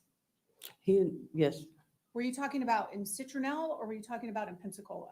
I'm talking about anywhere because he made the statement that he would shoot at the police. Okay, so did you think that was a possibility? So as I told Mr. Ackerman, it's a possibility if roof to fall in. I didn't think he would come in. Well, you knew that Keith has shot at people before when he was a juvenile. Yeah, but I didn't think, Keith never shot at the police, as far as I know. But he made that statement in a text, and I didn't. Ms. Agee, you said that Keith loved Brooklyn, didn't you? Yeah, I did. He put 20 plus holes in her body. And it's your testimony to this jury that he loved Brooklyn? Yes, ma'am. I said I think Keith loved Not Brooklyn. yes, it's yes or no. Okay, yes, ma'am. Now, you also mentioned how you suggested that he come to Pensacola to get out of Citronelle. You said you were trying to get him out of Citronelle. Yes, ma'am. I'm asking when those. I'm answering you. Okay.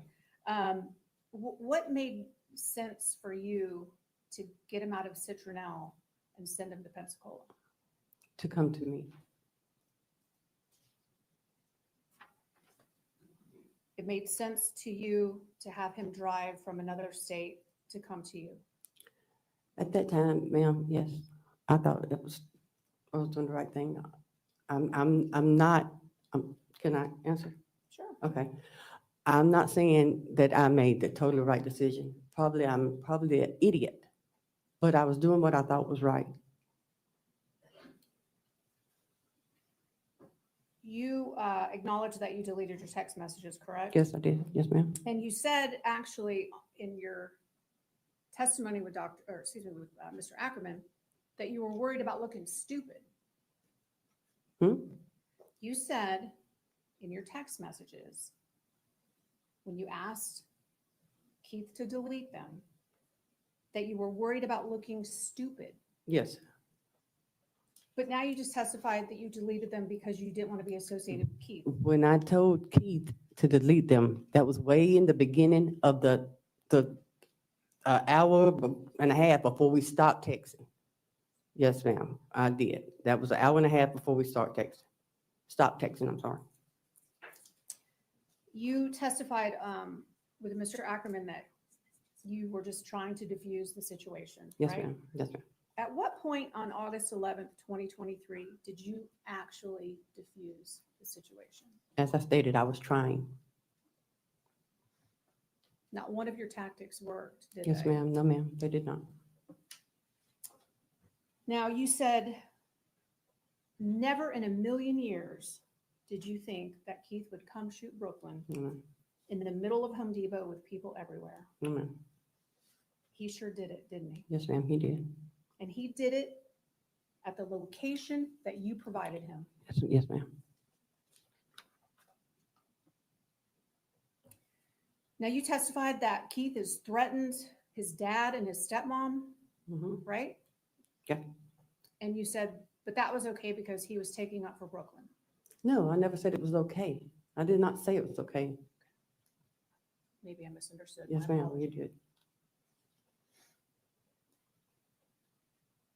And you said in your testimony that once he cussed you, it was now between you and him and no longer between him and Brooklyn, correct? Yes, ma'am.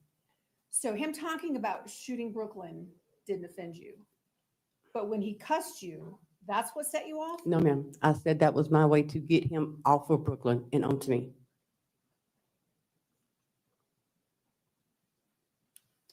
Now, when you and your attorney were going back through these text messages, it was quickly glossed over the part where you actually sent the address to Keith. No, ma'am. I said I sent the address. Right. And you said you sent the address where I was, meaning you. You said I sent the address where I was. Yeah, if you say so, yes, ma'am. I just thought I said I sent the address, but But that's also where Brooklyn was, correct? yes, ma'am. And he'd been threatening to kill her, right? Yes, ma'am. He never threatened to kill you. Yeah, he told me, yeah, she did. Well, he told me I'm only giving you one warning. Yes, he did. In the text message? Yes, ma'am, in the text message. He said, I'm only warning you one time, mama. To Yes. stay out of his way. Yeah, and I told him I was in his way. I was gonna be in his way.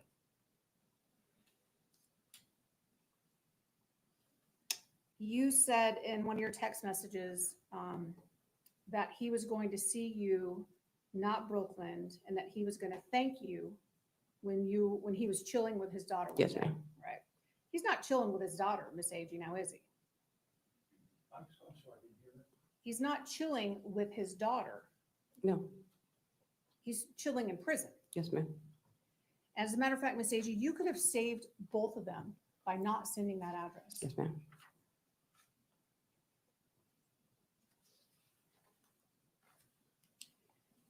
So on one hand, you say that you didn't believe he was coming to the store. Yes, ma'am. He told you he was coming. Yes, ma'am. He gave you a countdown of his locations, correct? Correct? Oh, he told me one time he was 45 minutes away. Yes, ma'am.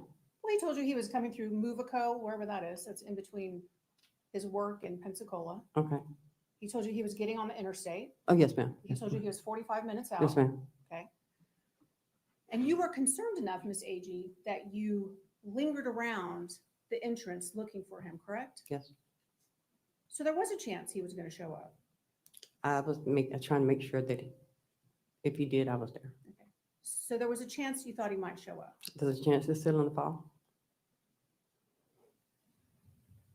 And you were pacing around and you were looking out the door, correct? Yes, ma'am.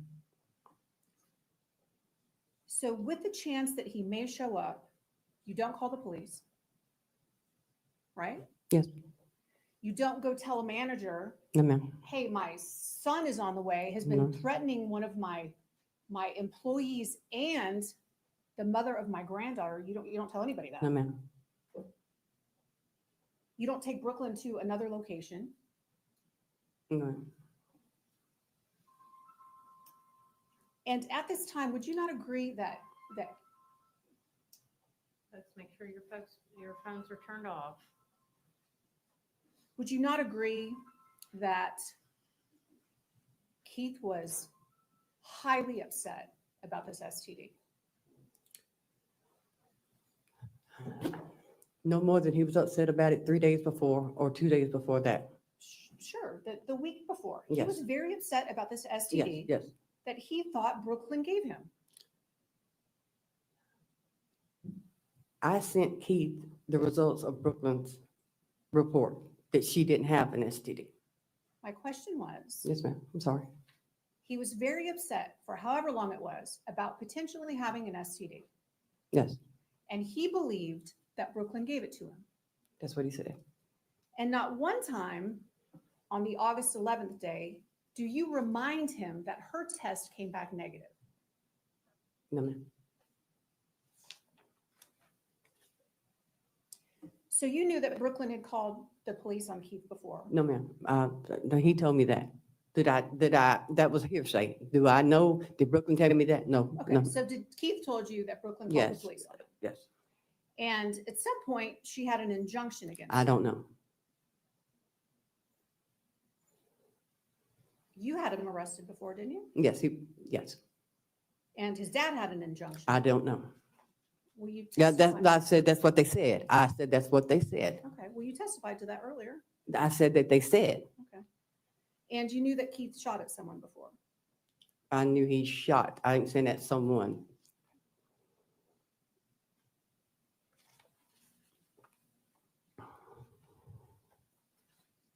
Ms. Agee, Yes, Mr. ma'am. Ackerman's first question to you during your testimony was if you would ever do anything to hurt Brooklyn, right? Yes, ma'am. And you said no. But you sent that address where she was located. Not to hurt Brooklyn. Not to hurt Brooklyn You know Keith is a hothead, correct? at times. And you threw gasoline on his temper with those text messages. Did you not? I did what had worked before. If you say I threw gasoline that time, I would agree with you. Yes, ma'am.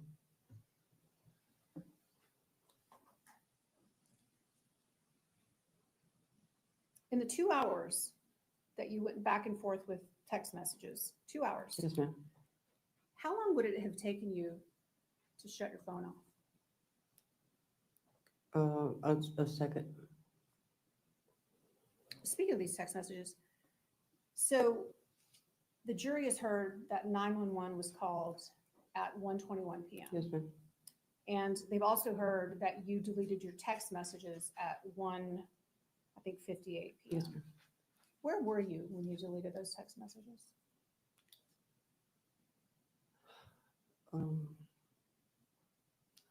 It's just, I don't want to lie to you. I think I was in the parking lot, I think.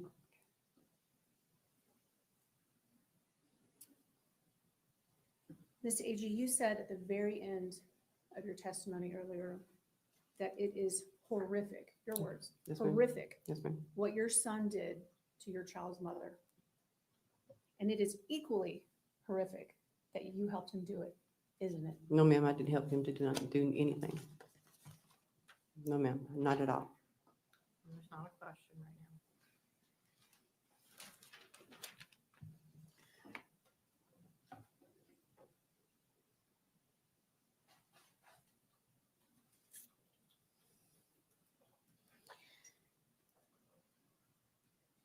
Was it horrific that Keith took a life? Yes, sir. Despicable, Yes, sir. horrific? Yes, sir. Did you think when this happened that you were pouring gasoline on it? No, sir. Did you have any inkling that you were encouraging him? Did you think that that's what you were doing? No, sir. The state's asking you, if you pour gasoline on a fire, we all know what's going to happen, Yes. correct? It's going to increase.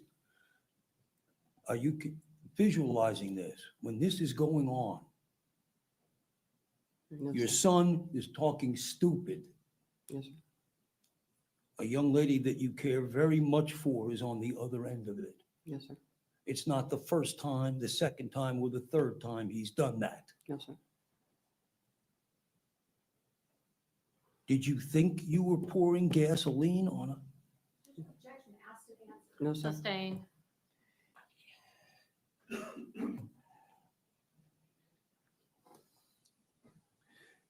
First question that the state asked you was, you said you liked Brooklyn, but you loved him. Yes, sir. What did you mean by that? Why did you say that? Because he was saying I was totally taken up for Brooklyn all the time. So what was I supposed to say? Yeah, I love Brooklyn. I mean, I love Brooklyn. I love Brooklyn now. I will love Brooklyn till I die. Am I an idiot? Sustained.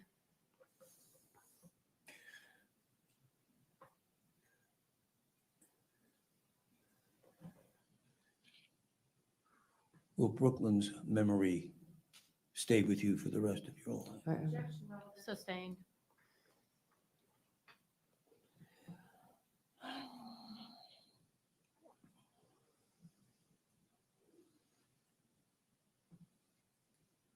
Throughout every one of these texts, what was your goal? To not let anything, to stop Keith. That was my goal, just to stop Keith. Did you think in reality that he was coming? No, I did not. When I called my mother, I'm sorry. Sustained. Just, Ms. Agee, I'm just wait for sorry. Mr. Ackerman to ask you a question, okay? yes, ma'am, sorry. When you called your mother, you what? Did you say? When I called my mother and I told her, Sustained.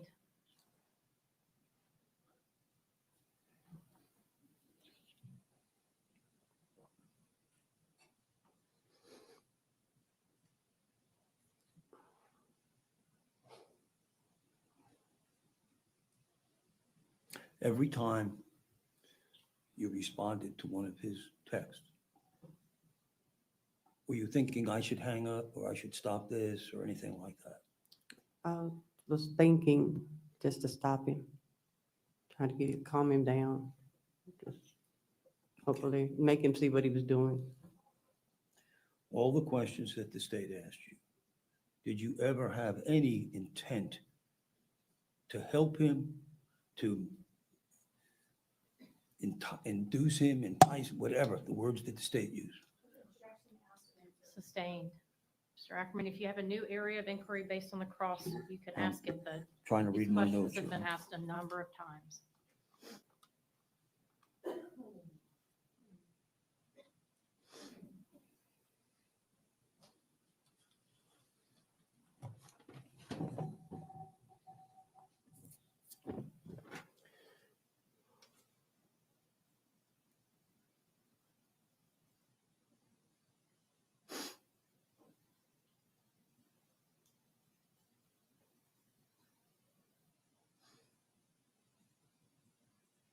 I have no further questions, Judge. Okay.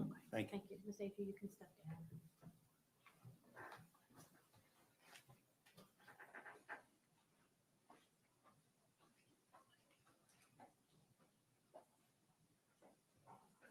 Wow. And any additional evidence from the defense? Okay. State intend to call any rebuttal witnesses? Oh, okay. So the defense, that's their last witness.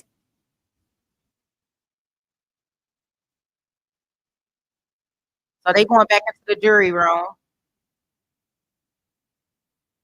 They said it's gonna be brief, but I'm a Evo us through this.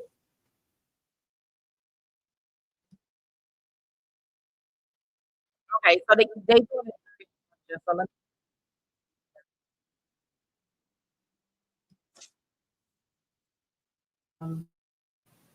so we can hear Is the there charge. anything that you wanted your attorney to do that he didn't do? Is there anything that he did that you didn't want him to do? Are you satisfied with his representation in the trial? Okay. We're going to review again the jury instructions, and I'm just going to confirm that you're satisfied with the instructions here in a few minutes, okay, once we finalize them. Okay. Any other matters before we review the instructions? Nothing to that. Okay. And any witnesses that are still here can be released. I'm sorry. I didn't hear. If any witnesses can be released, that may still be here. Okay, I went through them over our lunch break based on what we discussed last night, and earlier this morning, I think there was some additional language under 7.2, number 2, adding or her accomplice, as well as under 7.4, the second degree murder instruction under number 2, or her accomplice. And then in 7.7, the manslaughter instruction in number 2, and then the paragraph or sentence directly below that. You agree to that, Mr. Ackerman? Yes, I do. Okay. And I see that the culpable negligence language is in there that was discussed last night. Are you satisfied with that, Mr. Ackerman? I'm sorry, what page are you on? Page 4, about the middle of the page. I think you had Yeah. asked for that last night. Yes. Okay.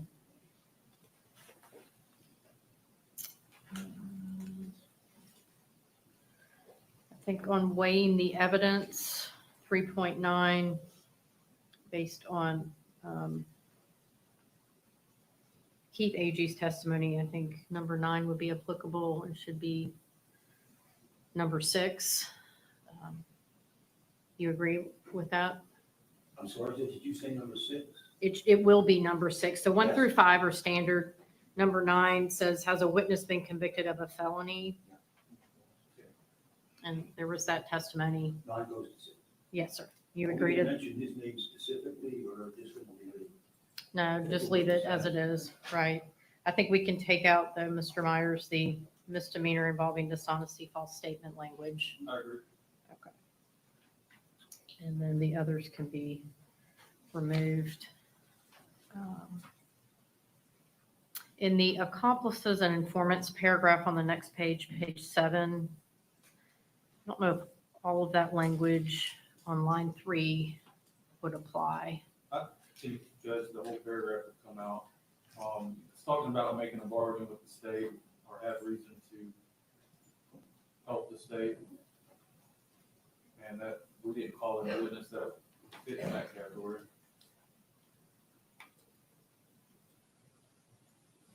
Mr. Ackerman, do you agree that that particular paragraph doesn't apply now that we've heard all the evidence? I'm trying to think, Judge. to give you more about Sure.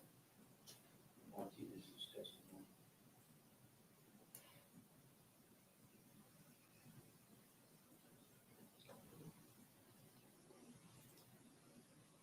No objection. To removing that? Yeah. we're gonna- Okay, we'll remove that entire paragraph, and then just below that, since Ms. Agee did testify, that should remain. And then I think 3.9A can be removed. Do you agree, Mr. Ackerman? Since Ms. Agee did testify? Yes. Okay. Those are the things that I saw. The other question I had, Mr. Myers, earlier, I thought that there was, I know there was a picture of it, and one of the witnesses testified that there was one round left in the magazine, and I just wanted to make sure that was a live round. It is not in the evidence. Yes, ma'am. I mean, we can double check before we go back, but it went back in the last trial. Okay. I think we took the testifier and Because I know that's generally a concern for our court deputies, and it's empty. just Okay. As long as there's not any other live ammunition, then court deputies don't have any concerns with the gun lock with all the evidence going back? Okay. Just wanted to make sure. So I think that paragraph can remain. Those were the only things that I noticed over lunch. Anything else from the state that needs to be added? How many copies do you require? So we'll have 14, one for the court reporter, 15. I can provide mine to the clerk, so that's 16.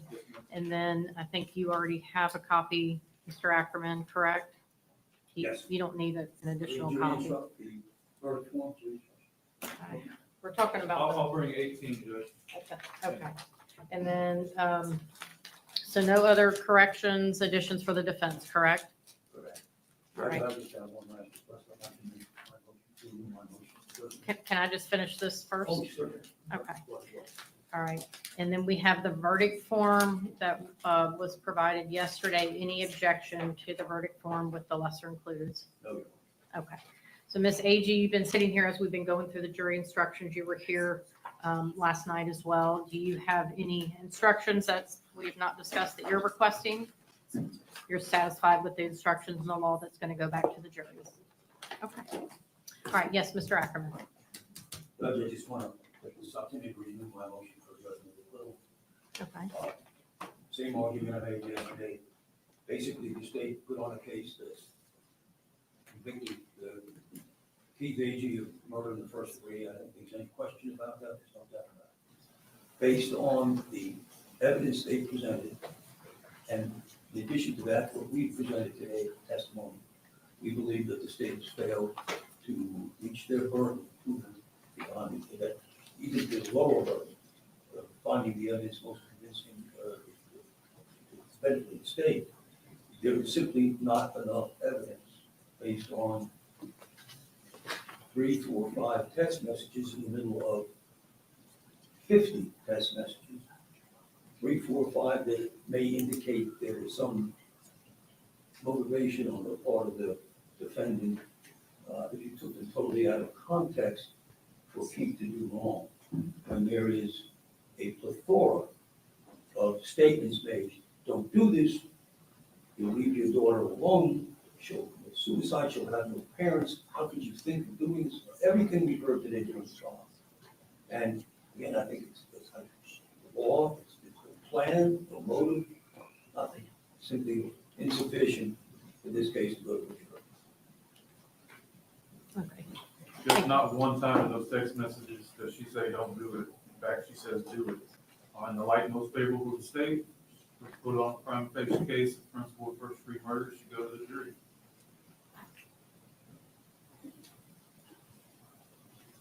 She said 50 times, don't do it. She just didn't use those words. I don't think life and the perspective of the court that the state made their burden, because she didn't say, don't do it in those words. When she said it in 50 other words, I don't think the state made it. Okay, I've considered your arguments as well as the testimony and evidence presented during trial. And again, viewing that in light most favorable to the state, I do believe they have presented a prima facie case of principal to first degree murder, and the matter will go to the jury. Mr. Ackerman, approximately how long do you anticipate you're going to need for your closing argument? I'm just not sure, Judge. I'm thinking, based on what we've just done in the last day, I mean, I have to go as far as I thought I was going to go, because everything from the video should be fairly fresh in the jury's mind. But I would say at least an hour. I mean, again, it may all come together in 20, 30 minutes, but I can't focus on giving an appropriate closing if I'm worried about a time span. I don't intend on repeating myself, except to come at certain points from different angles. You know, just. Okay, I just need to kind of know for planning purposes, as well as, the state gets to divide their time, and so they want to have a general idea of how much you're going Sure, I to understand the use. question perfectly. I just can't give an answer and then be held to it in the sense that you said this or that. I just don't know. Okay, if we get to an hour, I'm gonna ask council to approach to get it, an idea of when you're wrapping up, because that's gonna be a long time for the jury, and as far as when they may need it.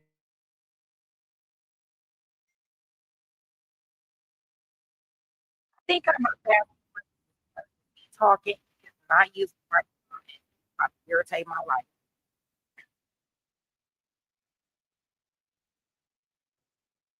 Like, I don't know why he don't get to the microphone. I guess maybe because they in the court.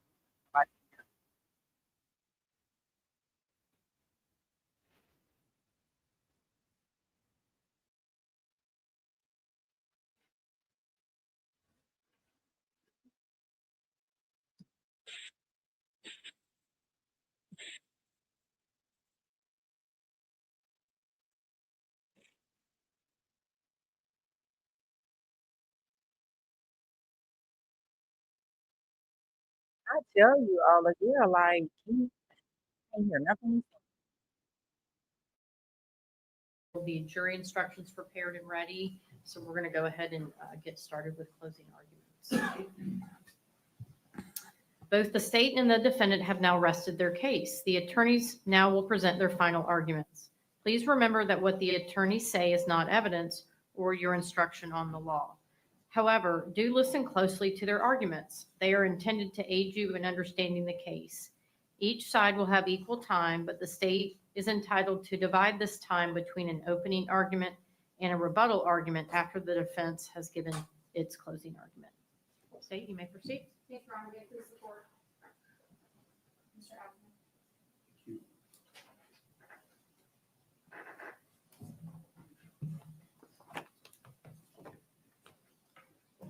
Ladies and gentlemen, this defendant, Sheila Agee, did not physically pull the trigger on the gun that killed Brooklyn Sims. But this defendant's words were her weapon. Sharper than a knife, faster than a bullet. Her words, if you don't come kill her, you a MF bitch. That is what this mother, this defendant, said to her son. Her words were her weapon that assisted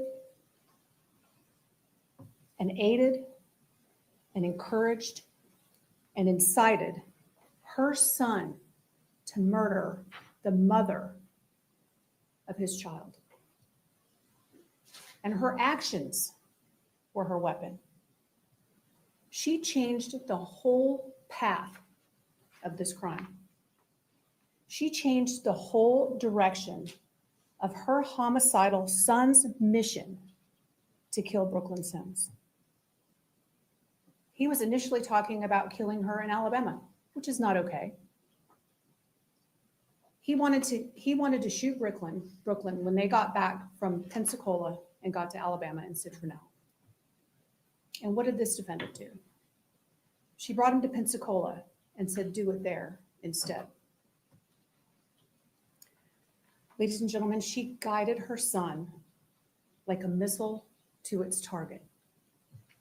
He had no idea where they were on August 11th, 2023, until his mother, his principal to this crime, directed him to that Home Depot on Davis Highway. But it's not only her words, and it's not only her actions, but it's her inactions. Her inactions were also her weapon that aided in killing Brooklyn Sims. Ladies and gentlemen, this defendant did nothing to save Brooklyn. She knew Keith was coming to Pensacola. He told her over and over again. She sent him the address. Come get her here. He said he was coming to kill Brooklyn over and over again, and she did nothing. He gave her a countdown. You have the text messages. He said, I'm on my way. I'm coming through Movico. I'm getting on the interstate. 45 minutes away. Stay out of my way. And she did nothing. She didn't call 911. She didn't get Brooklyn out of that store. She didn't get her out of harm's way. She didn't take her somewhere. Lock her in the back somewhere. Get her out of there. She did nothing. She didn't even put Brooklyn on notice, that Keith was threatening to come kill her. Now, she testified today and said that she did give Brooklyn information while they were at lunch. But you heard from the two young ladies that were on the aisle that day when Brooklyn got murdered. And they were asked how Brooklyn acted that day. And they said she was her normal, happy self. She wasn't concerned. She wasn't nervous. She wasn't worried, because she had no idea that she was going to lose her life that day on aisle 52 in Home Depot, because this defendant did nothing.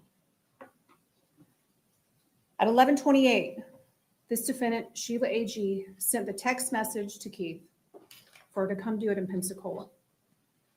26 seconds later, this defendant said, I'm on the way, send it.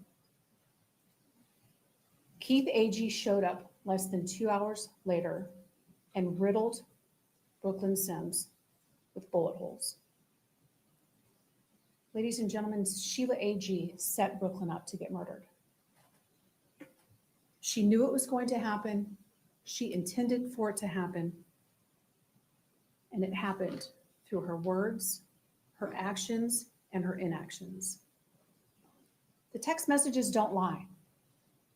I know that you have seen so many of them over the past couple of days, and I know you're probably tired of looking at them.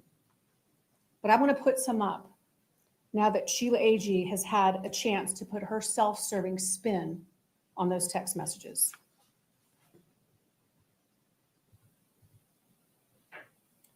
At 11 o'clock, Keith says to Sheila, okay, I'll be waiting on y'all in Citro. At 11:06, Sheila says, but I'm not telling you not to be in Citronelle. That's up to you. Never dissuades him. Keith says, she ain't done none but cost me money and gave me a disease. I'm fit and just shoot her. I hate that for Casey, but like I said, I can't take it. IDGAF, no more. Sheila responds at 11:09 and says, okay. At 11:10, Sheila sends Keith a text message and says, okay, I'll call you and tell you, MF, if you want to go to jail, I'll tell you when we get close. But if you don't come kill her, you a MF bitch. Sheila sends another text message at 11:23, assuring Keith that somebody will take care of his daughter. Keith sends a text message to Sheila at 11:24 and says, I'm just about to leave work, so I'll be off. Sheila responds at 11:24 and says, don't call Nanny and tell her she will try to talk you out of it. Sheila sends a text at 11:25, don't shoot at my MF car, I don't want to die. Sheila sends another text message, wait till I put her out.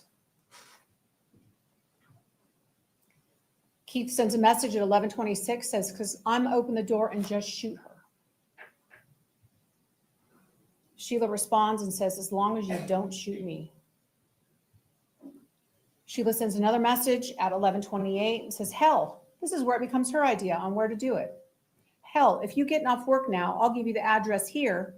You can ride over here and do it so you don't have to do it in front of Casey. And then she says, we just in Pensacola. He says at 11:28, I'm OTW, send it.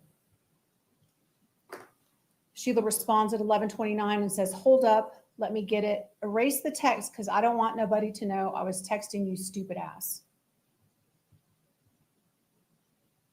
At 11:32, Keith sends a message to Sheila and says, I'm coming through Movico. What's the address? 11:43, again, he asks her for the address. At 11:45, Sheila responds to Keith and says, which she'll probably end up committing suicide, talking about Casey. And she'll be with y'all anyway, meaning Brooklyn will be dead. Give me 10 men. I'm going to give you the address. You ain't close yet. Keith sends a message at 11:48 and says, I'm on the interstate. At 11:55, Keith says or asks, she going to be on the floor, right? Then this defendant sends the exact location for the Home Depot on Davis Highway so that Keith knows where to go. And then he says at 11:56, he's 45 minutes away.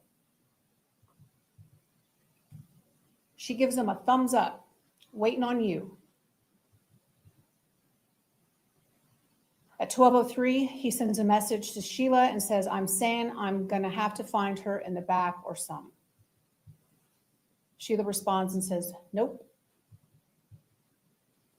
Sheila sends a message at 12:06 and says, but just know I'll be the first MF you see, but I ain't even told her you were coming, so you good, but you gonna see me for cussing me. She says at 12:06, no, I'm gonna come out. She will be in, she won't know nothing.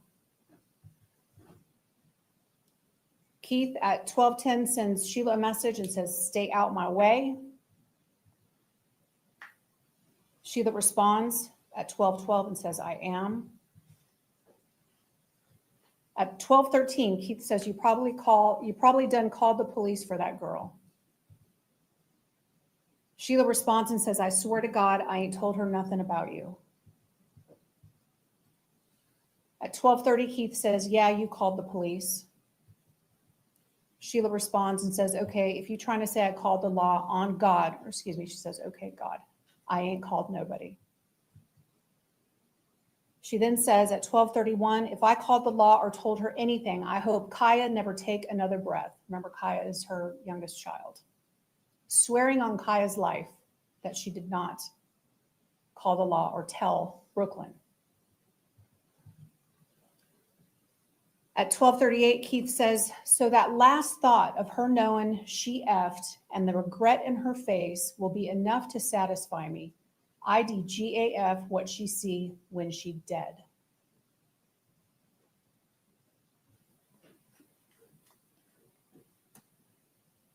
So a lot of time was spent, obviously, during the course of the state's case talking about Keith. And that's because, as Mr. Myers explained to you in his opening statement, the state first has to prove that there was a premeditated killing of Brooklyn Sims for us to then prove that this defendant, Sheila Agee, was a principal to that homicide. You've heard the facts and the evidence, so let's take a look at the law. And the judge is going to give you a set of instructions and she's going to read it to you.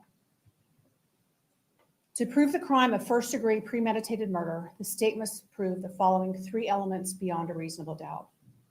Number 1, Brooklyn Sims is dead. Number 2, the death was caused by the criminal act of Sheila Agee or her accomplice, Keith Agee. There was a premeditated killing of Brooklyn Sims. Killing with premeditation is killing after consciously deciding to do so. The decision must be present in the mind at the time of the killing. The law does not fix the exact period of time that must pass between the formation of the premeditated intent to kill and the killing. The period of time must be long enough to allow for reflection.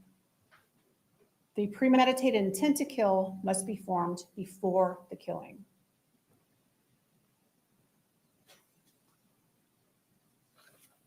So what is the evidence that you have? You heard from the DNA witness that Keith Agee's DNA is on the gun that was found on the side of the road near Home Depot. You heard from the firearms expert that the shell casings that were recovered in the Home Depot, as well as the projectiles that were recovered during Brooklyn's autopsy, were fired from that firearm that has Keith's DNA. You have the cell tower records that show Keith's movement, that show his movement from Alabama to Florida to Pensacola. You have the video surveillance from the Home Depot. You have the pictures of Keith when he was taken into custody, and then again when he was at the sheriff's office. And then again, you've got him at the Home Depot in a still shot to show ID. Keith Agee is the trigger man. The evidence that you have for premeditation is that this started 2 hours before the shooting actually occurred, before they, Keith and Sheila, killed Brooklyn. Keith Agee had to leave work in Alabama. He had to go get a gun. He had to drive for at least an hour and a half, if not longer. He gets to Florida. He parks in the parking spot next to his mother's truck. He goes into the store. He goes straight to aisle 52. He shot Brooklyn at least 7 times, and we say at least 7 times because 7 casings were found on that aisle. And then he left. He threw the gun out of the car. He ditched his vehicle. He waded through some water. He ended up at the movie theater on Bayou, and he was taken into custody. Ladies and gentlemen, based on the law and the evidence, that is first-degree premeditated murder. You are going to have some options of what are called lesser included offenses. And that's exactly what they are. They are lesser offenses of first-degree murder. The first lesser included offense of first-degree murder is second-degree murder. The judge will instruct you that to prove the crime of second-degree murder, the state must prove the following 3 elements beyond a reasonable doubt. 1, Brooklyn Sims is dead. 2, the death was caused by the criminal act of Sheila Agee or her accomplice, Keith Agee. And 3, that there was an unlawful killing of Brooklyn Sims by an act eminently dangerous to another and demonstrating a depraved mind without regard for human life. An act is imminently dangerous to another and demonstrating a depraved mind if it is an act or series of acts that, number one, a person of ordinary judgment would know is reasonably certain to kill or do serious bodily injury to another, and two, is done from an ill will, hatred, spite, or evil intent, and is of such a nature that the act itself indicates an indifference to human life. There is no intent to kill with second-degree murder. That's what separates it from first-degree murder. The next lesser offense that you will have is manslaughter. To prove the crime of manslaughter, the state has to prove that Brooklyn Sims is dead. Number two, that Sheila Agee or her accomplice, Keith Agee, intentionally committed an act or act that caused the death of Brooklyn Sims. With manslaughter, there is no ill will, hatred, spite, or evil intent like there is required with second degree. And there is no intent to kill. And again, this is why this is a lesser, and these elements are not required for manslaughter. You're also going to see in your packet of definitions that there is a definition for culpable negligence with manslaughter. And once you read that instruction, you will see that it does not apply to the facts of this case. This honorable judge is also going to instruct you that a verdict of guilty should be for the highest offense, which has been proven beyond a reasonable doubt. The judge is also going to instruct you on rules for deliberation. Your duty is to determine if the defendant has been proven guilty or not in accord with the law. It is the judge's job to determine a proper sentence if the defendant is found guilty. Your verdict must be based on the evidence and on the law contained in these instructions. Even if you don't like the law, you must follow it. Principles. Mr. Myers went over this with you in jury instruction, in jury selection on Monday. If the defendant helped another person commit a crime, the defendant is a principal and must be treated as if she had done all the things the other person did if the defendant intended the crime occur, and the defendant did some act or said something that was intended to and did incite, cause, encourage, assist, or advise the other person to actually commit the crime. To be a principal, the defendant does not have to be present when the crime is committed.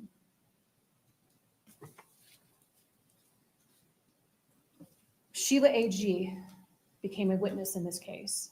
She testified before you, and it is up to you to decide her credibility. And one of the things that the judge is going to tell you that you should take into consideration is if the witness has some interest in how the case should be decided. Sheila Agee is on trial before you for being a principal to first-degree premeditated murder. She absolutely has an interest in the outcome of this case, and you should consider that in weighing her testimony before you. Keith Agee also became a witness in this case. Ladies and gentlemen, bless his heart, he is trying to save his mom.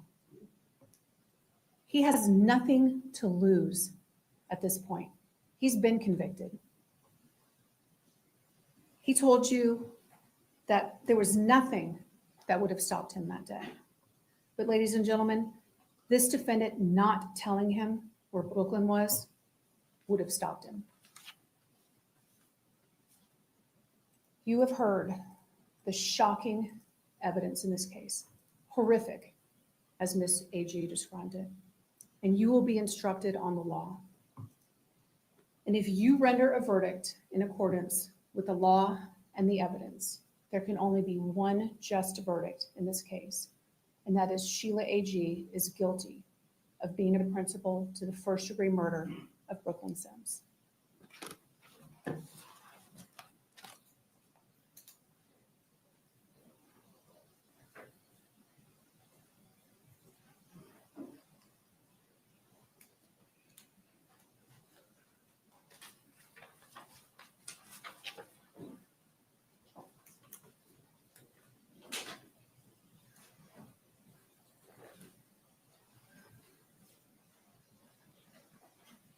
You may proceed. Thank you.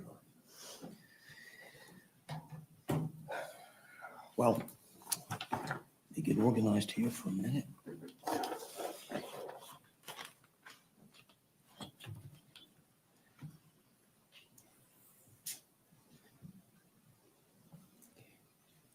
The state was, I hope, successful in convincing you that Keith Agee obviously committed first-degree murder. There is no doubt here what he did, as we've all said, horrific, horrendous. He caused such harm to so many people. You'll note, it's interesting to me when Sheila was testifying, she was talking about the harm he did to the Sims family and everything else. And again, no one's making a hero out of Sheila. She did what she did, she said what she said, and we'll get that in a minute. But if you come into this case believing she's innocent, which was such a big thing we talked about in jury selection, if you came in totally clean and you left your minds open and you weren't going to be impressed enough by the first thing you heard that you were going to judge everything by it, then there's also other people that were hurt too. She was hurt tremendously. She lost her son. She lost her new daughter. She lost her grandchild. She lost her piece of life. She's going about her business. She's got a great job. She's working. She's doing her best to get through life. She's got a son that is, you saw him, you heard about him, and you've seen the text. But she's living a life, and this catastrophe happens, okay? So let's back up. The state's proven that Keith did this. They do the same thing in their closing, and they're gonna have a chance to come back, and after I've said everything, they're gonna reiterate it and exploit what I've said. So I ask you again, till the very, very end, keep your minds without a decision till you've heard it, okay? So Keith tells mom, I'm gonna do this terrible thing, and then you've heard the testimony. He said it numerous times. He's threatened to kill his father. He's threatened to kill everybody. He's gonna do this, he's gonna do that. But he never did. There was that talk about when he was a teenager and he had a thing with another teenager, et cetera. That's not relevant to you. It may say, well, she should have known he had a propensity and all that. That's history.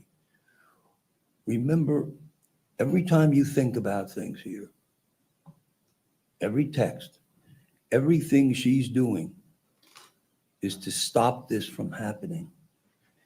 Again, she doesn't believe he's coming. He's the kind of guy that says these things, constantly puffs up things that he blisters, and that's him. So she's dealing with work, she's dealing with this, and you've seen the text from, well, let me get there. Back up. Again, Keith did a horrible, crazy, stupid, vile, vulgar thing that affected everybody. Okay? It turns lives around. It turned her life around. So let's put it in the perspective, in the context. She's at work, taking care of these 20, 25 people. She's just been through the last week with him with his nonsense. Is it a vaginal infection? Is it gonorrhea? This you've heard, and I'm not going to put them up. My plan was to put up every single one of those and go over them again with you, just like we did with Sheila. But you're going to have those in evidence. So every time state puts up something like that, just please remember that they're leaving out the whole context. The context is what enables you to understand intent. And so when they argue from their perspective, well, she did this, she did that, she admits that. Didn't come here to say she didn't say those things. She's not even defending them in any other way except I'm his mother. I try and comfort him. I try and calm him down. I try and keep him in line. That's what mothers do. They don't always do it right. Remember when we talked about, I asked you some questions in Bardier, and what I was trying to get you to respond to was, are we all perfect? Do we all respond to situations perfectly? Do we all deal with stress, nonsense, all this stuff? How do we deal with it differently? And we deal with it differently on different days. So there's mom at work, taking care of business, gets the text. Oh no, I thought this was over. Now you had a chance, and if you'll recall, the state was very content, as they are in closing, to just include that 2 hours of tapes without giving you any insight or feel for what was going on before that. So we have mom at work dealing with stuff, dealing with what she's been through the last week. Thank goodness from the 8th to the 11th, it's over. He's apologizing, he's saying this, he's all over the place. How do you deal with someone like that? How do you figure? Do you know what they're gonna do? Even if they say it. So he says this, she says that. Everything she says to him, and please look at the tapes again, the text again, I keep saying that, and understand the context. She is trying to calm him down. This is all Keith. He's not coming. But you never know. The ceiling could fall down. He could come. Because anybody who's rational and intelligent thinks, I don't think this is going to happen in a million years, but maybe. So the conversation goes on, and she's back and forth. I mean, for you to think in the context of those conversations, that when she said, don't shoot at the car, you might hit me. You've watched her, heard her. Is she serious? The state wants you to think that was, hey man, kill her, but don't kill me. I'm your mother. I'm the grandmother of your kid. I mean, it's insane. And that pulling her out of, he's saying, I'm gonna have to pull you out of the car. Can you imagine how stupid and crazy that sounds? Well, yeah, pull me, don't hit me. You don't wanna do this up there where your child is. She's trying to just stop the nonsense. I mean, how in the world would where's the plan? So we have all the week before with the text back and forth, not one word about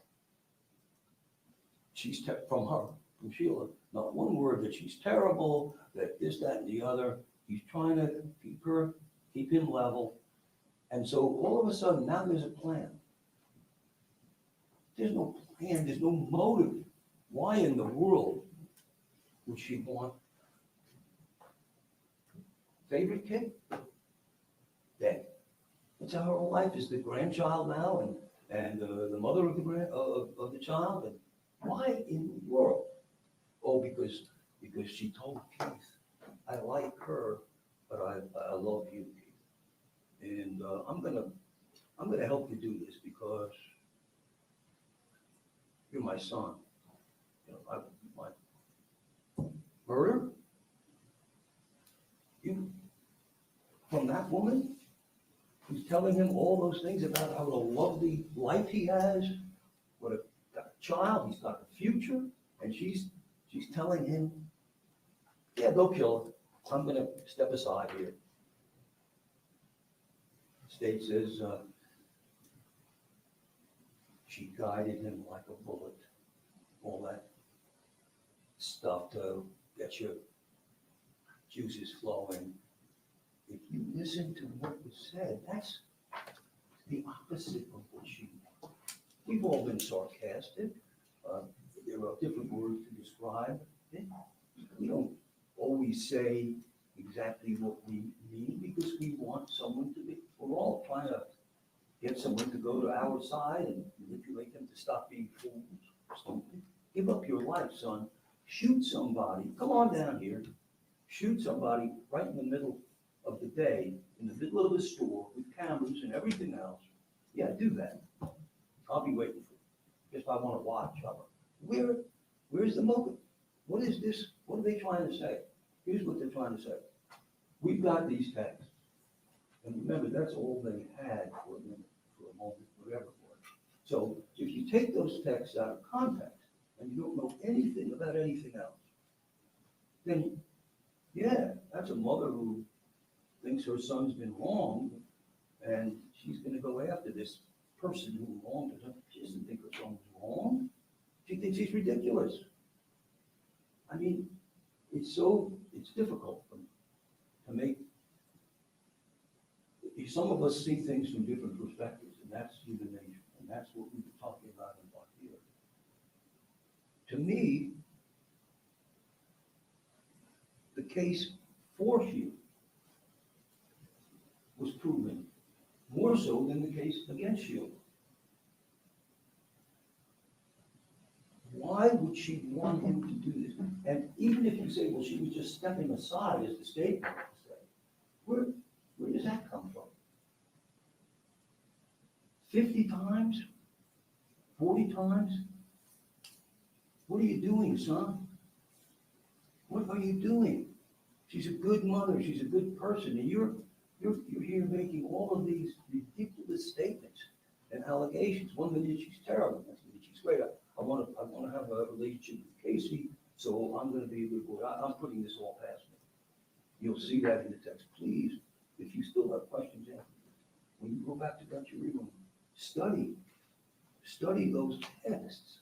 They are not from somebody who is saying, yeah, let's get together and do this.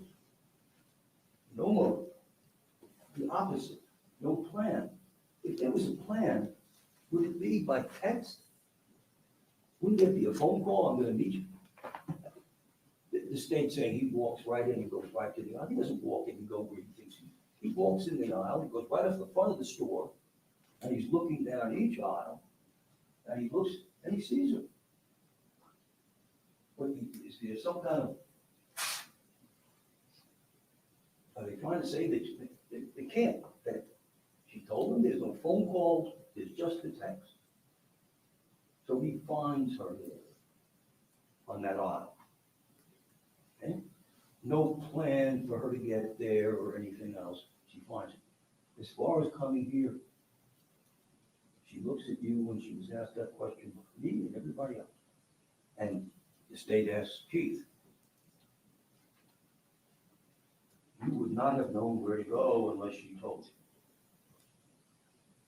No, I wouldn't. Not trying to fudge or hide anything.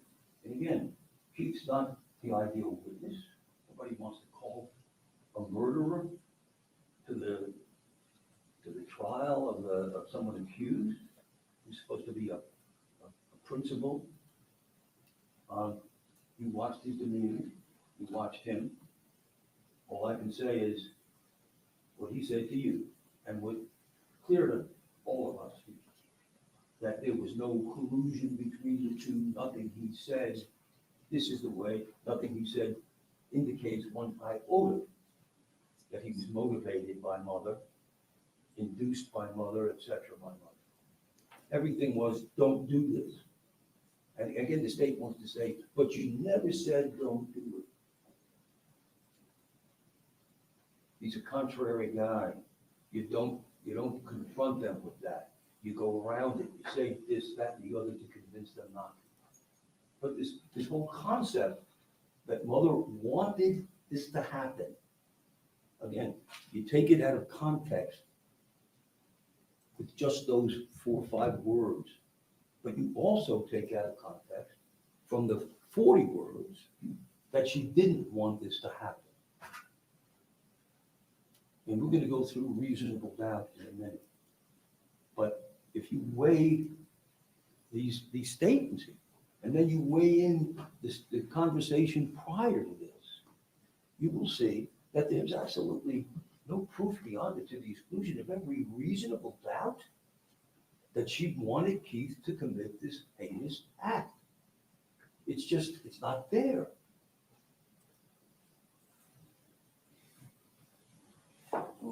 Very difficult when you're accused of something and you've done stupid things or said stupid things, or what is stupid to others, but to you at the time.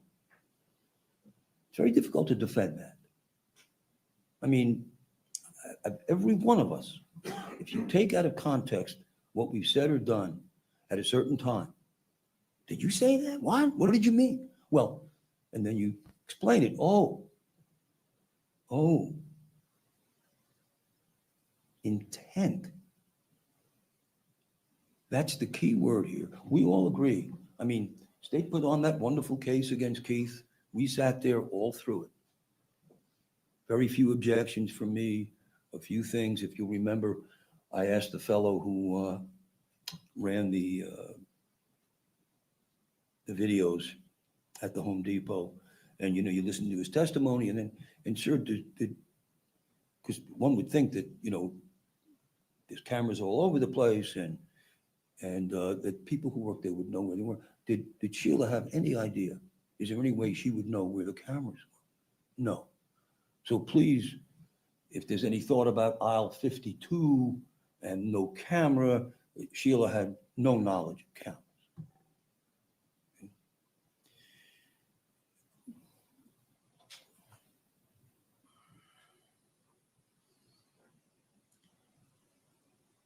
You saw the video of Keith pulling up.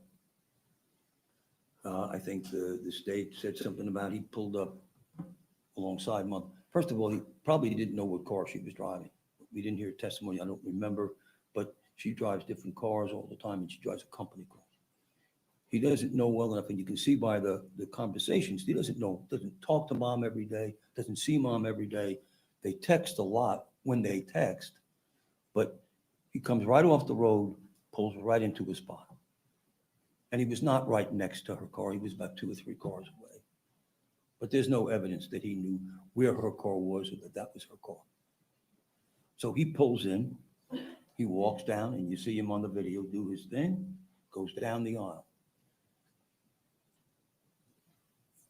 You saw her waiting, I'm going to guess 30 minutes plus or minus, maybe 40 minutes, walking back and forth, back and forth. She's waiting for him if he's coming. She's not sure. She ends up, after all that time, my gut feeling was right. He's not coming. This was all typical Keith. So takes a breath, goes back to work. Still probably, looking over her shoulder once in a while. Wasn't long. He gets there, walks right down the aisle.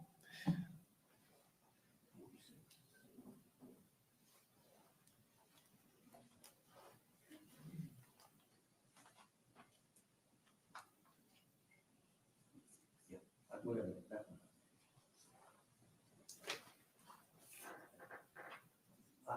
I don't know, maybe it's just me, but look at this picture. This is a still from those videos. And I ask you to, maybe, would you take a quick look and just pass it around? Look at the expression on his face.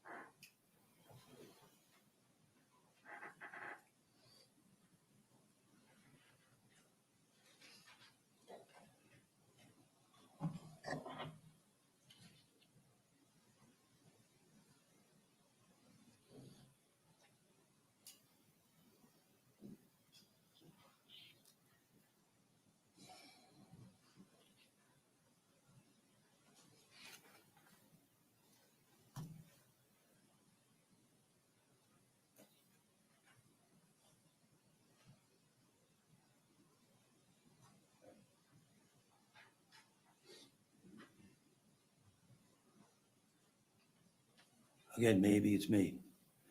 I've been around a long time and looked at a lot of expressions and heard a lot of things.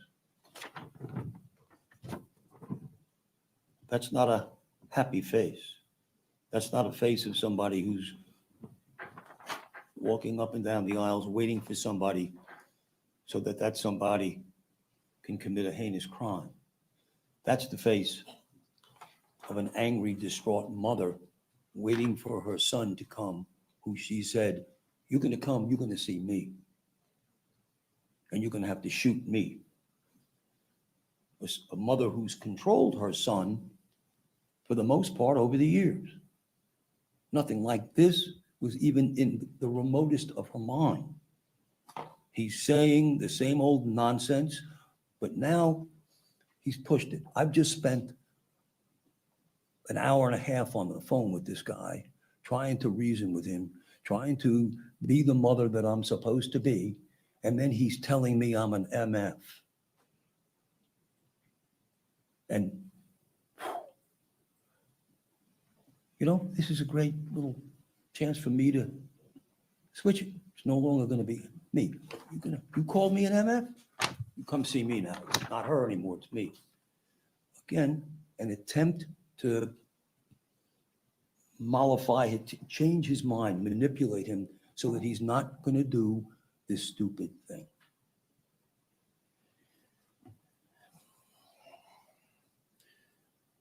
I mean, it's, to me, clear as day. This is evidence for you.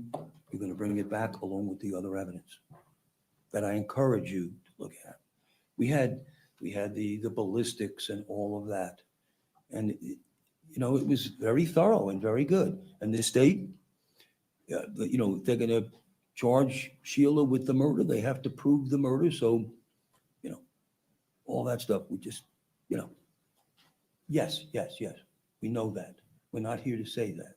We're here to say today that everything Sheila did was not with an intent for anything harmful to happen. And that's the key to this case. Intent. The state, and unfortunately, I can't read my own writing most of the time.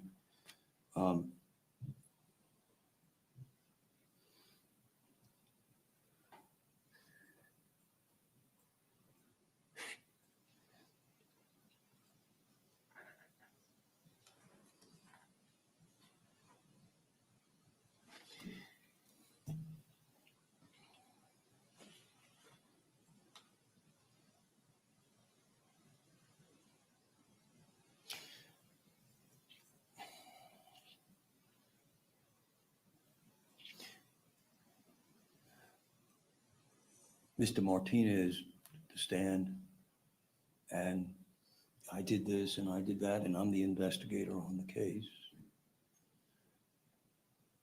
Okay, that means, you know, someone's charged with murder. You must have been pretty thorough to come up with that. And, well, no, I really wasn't. Saw the texts. That's where my focus was. Rush to judgment. And that's what, again, what we do as human beings. He saw that. Hey, let me just get the day and that's it. Well, you know, that's maybe par for the course, unfortunately, but this is serious stuff. Sorry if I upset him. Sorry if he was, maybe, I don't know, taught a lesson, whatever. But you knew from those texts that there was something going on before, and then he puts into evidence from the 5th or the 6th, whatever it was, that there was this thing about the gonorrhea and about an infection. And why not go back and look? But it didn't. So it's easy. If we hadn't been able to show you that, then I don't know that you'd have that perspective. And so I guess that goes along with the whole point of jumping the gun. And you came in here, she's charged. She's charged with murder. She must have done something. And that's what I really tried to get you all to just clear it away. Open up the thought process and let it all come in at one time, hear it all, and then see if the state meets their burden of proof. State was reading to you from the instructions, and I have some.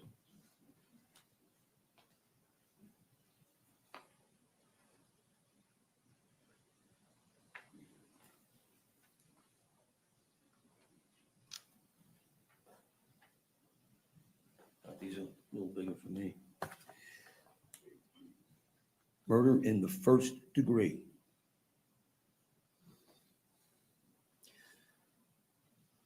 To prove the crime of first degree premeditated murder, the state must prove the following three elements beyond a reasonable doubt.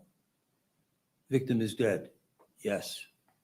The death was caused by the criminal act of, it says here, defendant. Let's say another. Yes. There was a premeditated killing of the victim by that another, Keith. Yes. Definition. An act includes a series of related actions arising from and performed pursuing to a single design or. Knock, knock. Hi there. I'd love to show you what a K-12 powered school is really like. Step inside. Here, you can dive into subjects you love, move as fast or as slow as you need to, and let your learning soar. You'll connect with teachers and classmates, explore your interests, and learn great skills for the future. Hey! A purpose, a single design or purpose. Killing with premeditation is killing after consciously deciding to do so. Keith, not Sheila. The decision must be present in the mind at the time of the killing. Keith, not Sheila. The law does not fix the exact period of time that must pass between the formation of the premeditation intent to kill and the killing. Keith, not Sheila. The period of time must be long enough to allow reflection by the defendant. The premeditated intent to kill must be formed before the killing. Keith, not Sheila. The question of premeditation is a question of fact to be determined by you from the evidence. It'll be sufficient proof of premeditation if the circumstances of the killing and the conduct of the accused convince you beyond a reasonable doubt of the existence of premeditation at the time of the killing. Keith, not Sheila. An issue in this case is whether Sheila did not act with, well, I don't know that we need to read that.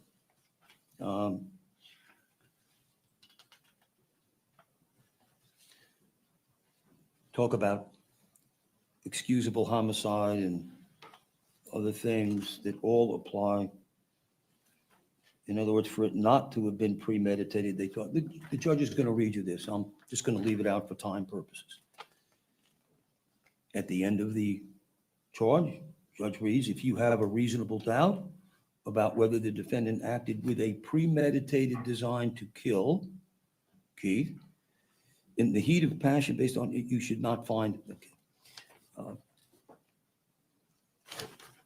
The state went into second-degree murder to prove the crime of second-degree murder, which is a lesser, and they explain that to you. If you don't think there's not enough evidence that Sheila committed first-degree murder. To prove the crime of second-degree murder, the state must prove the following three elements beyond a reasonable doubt. Victim is dead, Keith. The death was caused by a criminal act of Keith, yes. There was an unlawful killing by an act imminently dangerous to another and demonstrating a depraved mind without regard for human life. Well, if Keith was on trial, a jury could listen to that and surmise that, maybe he didn't have to, whatever, and maybe do that. Again, not Sheila. An act includes series of related actions arising from performed pursuant to a single act, purpose imminently dangerous. I'm not going to read any more of that.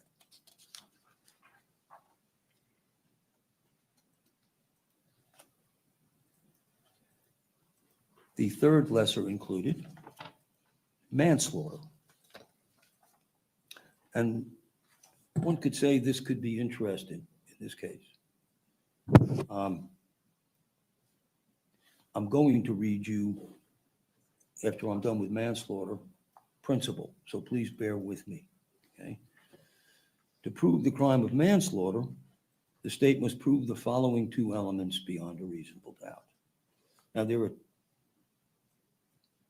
two ways to do this. Well, the victim is dead, and then two, A, the defendant intentionally committed an act or acts that caused the death of the victim. Well, Keith certainly did that. The defendant intentionally procured an act that caused the death of the victim. Keith did it, but let's stick Sheila's name in here.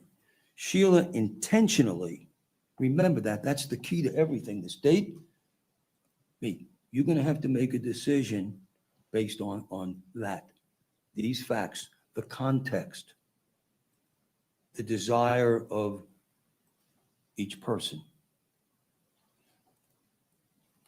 The death was caused by the culpable negligence of the defendant, okay? Every person has a duty to act reasonably towards others. If there's a violation of that duty without any conscious intention to harm, that violation is negligence. The defendant cannot be guilty of manslaughter by committing a merely negligent act, or if the killing was either justifiable or excusable. That's never applied in this case. To either first, second, this, there's nothing justifiable or excusable with what Keith did. In order to convict of manslaughter by act, it is not necessary for the state to prove that the defendant had an intent to cause death, only an intent to commit an act that was merely negligent. Let me read this again.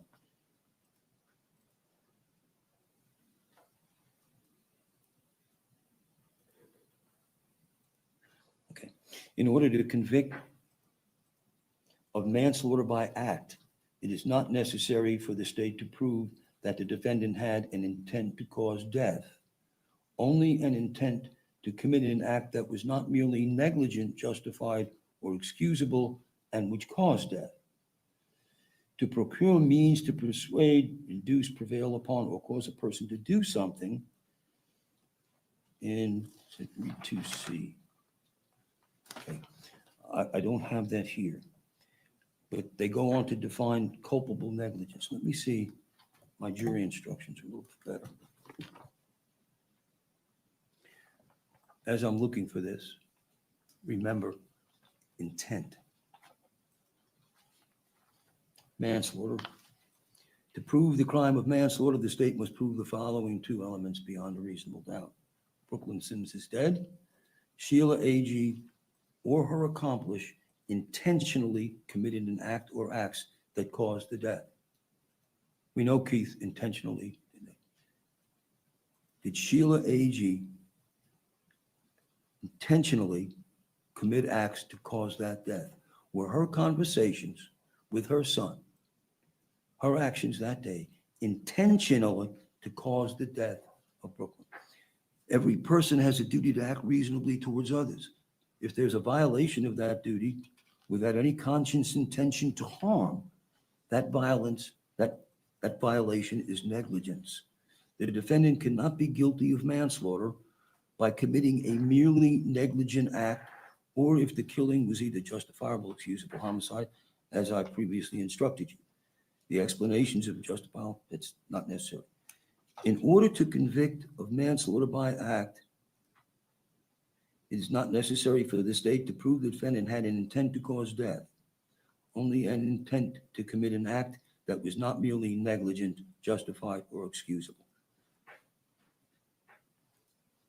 Your questions that you go back and discuss, the question here, was Sheila's act an intentional act to cause this? And if it was an intentional act, was it just negligence on her part, or was it gross negligence on her part?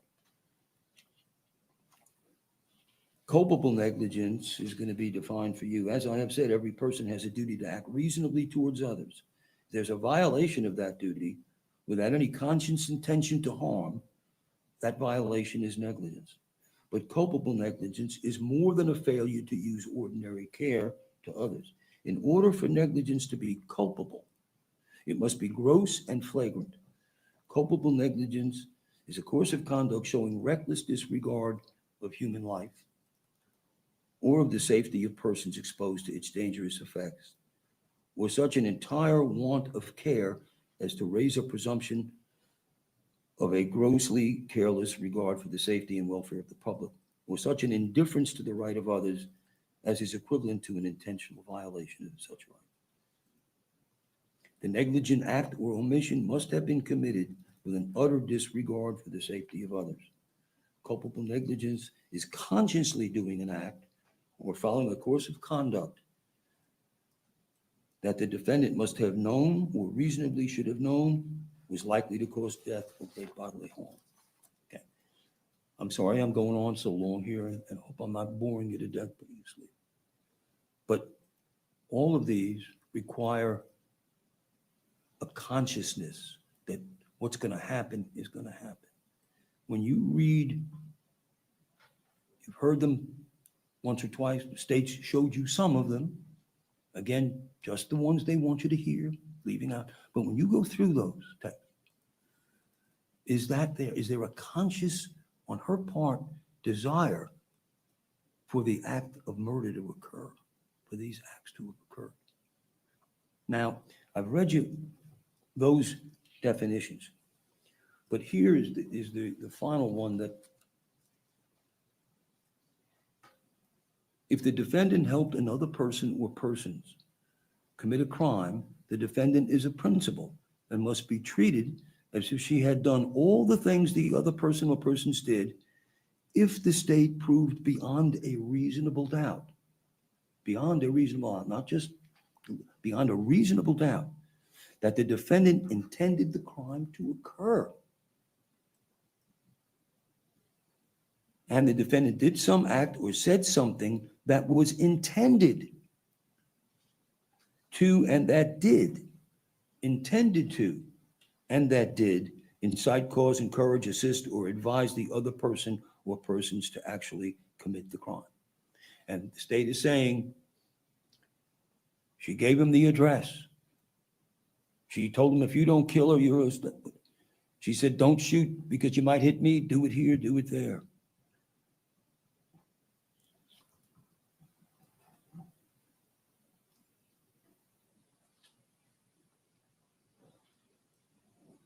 Obviously, if you think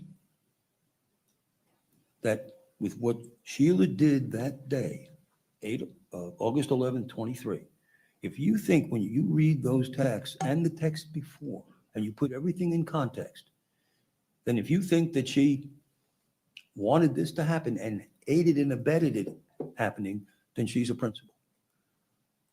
But if you're not convinced beyond a reasonable doubt, it's not just, well, she said those things and it's terrible. And, maybe that's not enough. You must be convinced. This is our backbone of our law, to the exclusion of every reasonable doubt that was her intent. The evidence you've heard is just some words, and the state aggrandizes them. She said stupid things when you come back to the end result. She wishes she'd have done it differently.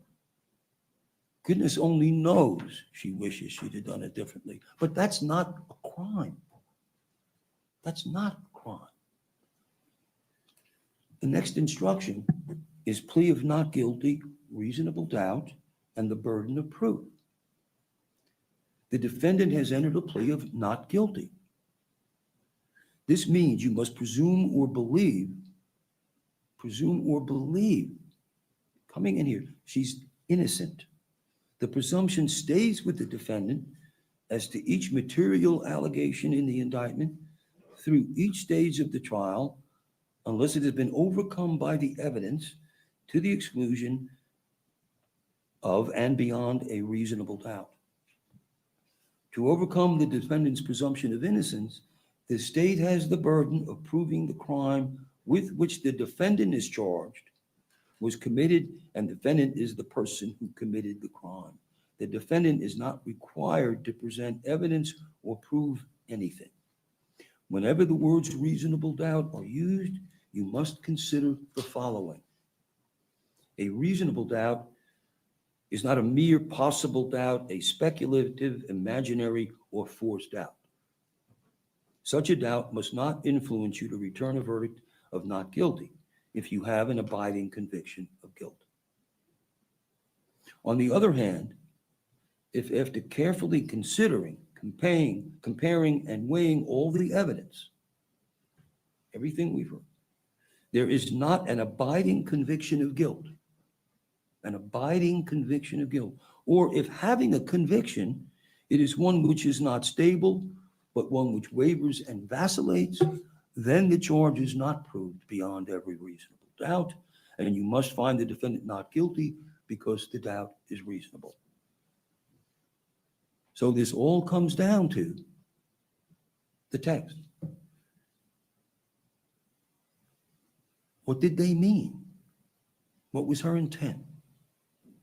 You've heard from her, you've heard from the state. You've heard that she did this, that, and the other, she said this, but you've also heard the rest. You've heard that after it happened, she was in shock, she's whatever. Did you erase your text? She told you what happened. She's in that state, she's this, she's that, she's trying to call him, she's trying to text him, turn yourself in. And then she saw baby next to his name there, that's what she has him listed as, and erased. Now, she also said to him, or he said during the course of the text, this is so stupid, erase this. Why? Because it was stupid, it was obnoxious. I don't want to be reminded of this. This sounds terrible. And God only knows it sounds terrible. That's why we're here. We're here for the very reason that somebody might erase that. Oh my God, they're not going to understand what we were doing. They're going to take it out of context. Maybe I erased it. My son did this horrible thing. I don't know. I'm not thinking straight. I can't believe it. He better turn himself in. They know who he is. He's not going to get away with this. This is crazy. But that's no indication of guilt. Don't know why it was erased. She didn't think she'd done anything wrong. But after this happens, it's beyond comprehension. You've just had your life turned upside down by your son. There's been a death.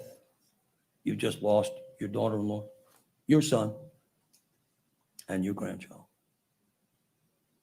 I mean, what in the world would she have had to gain? And I don't know where this state's going to come up. Well, she just loved her son and, he's going to do it. So what? What? She got tired, this mother, who's not perfect, but who's worked all these years with him to try and keep him in line and everything else. Yeah, it's time. I've had it. Do it. She's got a great life going for her. She's not stupid, ladies and gentlemen. And she comes from a different place than most of us do in that sense. She told you. The language, the innuendo, all that. It's not something all of us, the words and the expressions and everything else. Some of us don't talk that frankly. We don't use that kind of language. That's not a crime.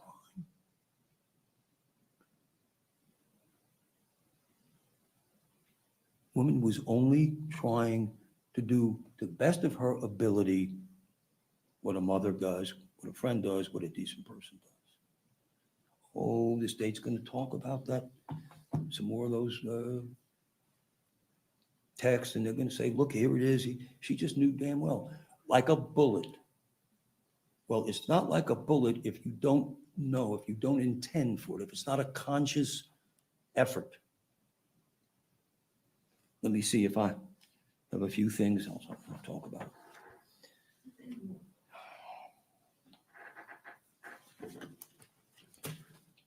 many things that when the state came up and gave their closing and when they cross-examined them. You know, I'm standing there, sitting there, watching, listening. Yeah, you can attack somebody real well when they put themselves in this position. But you heard Sheila's responses. You watched her body language and everything else. And again, why would this person in a million years want that effect to have happened? States can say, she should have known, she should have known. Again, please don't forget the relationship. Don't forget Keith's past, his history, and it's not going to happen. He's not even going to come. But if he comes, okay, I've now changed it. It's me. He's not even going to see her. And by the way, she was told he was coming. She handed the phone back. Basically, he's acting up again.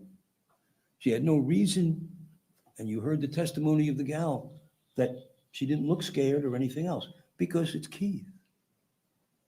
Why would I be scared?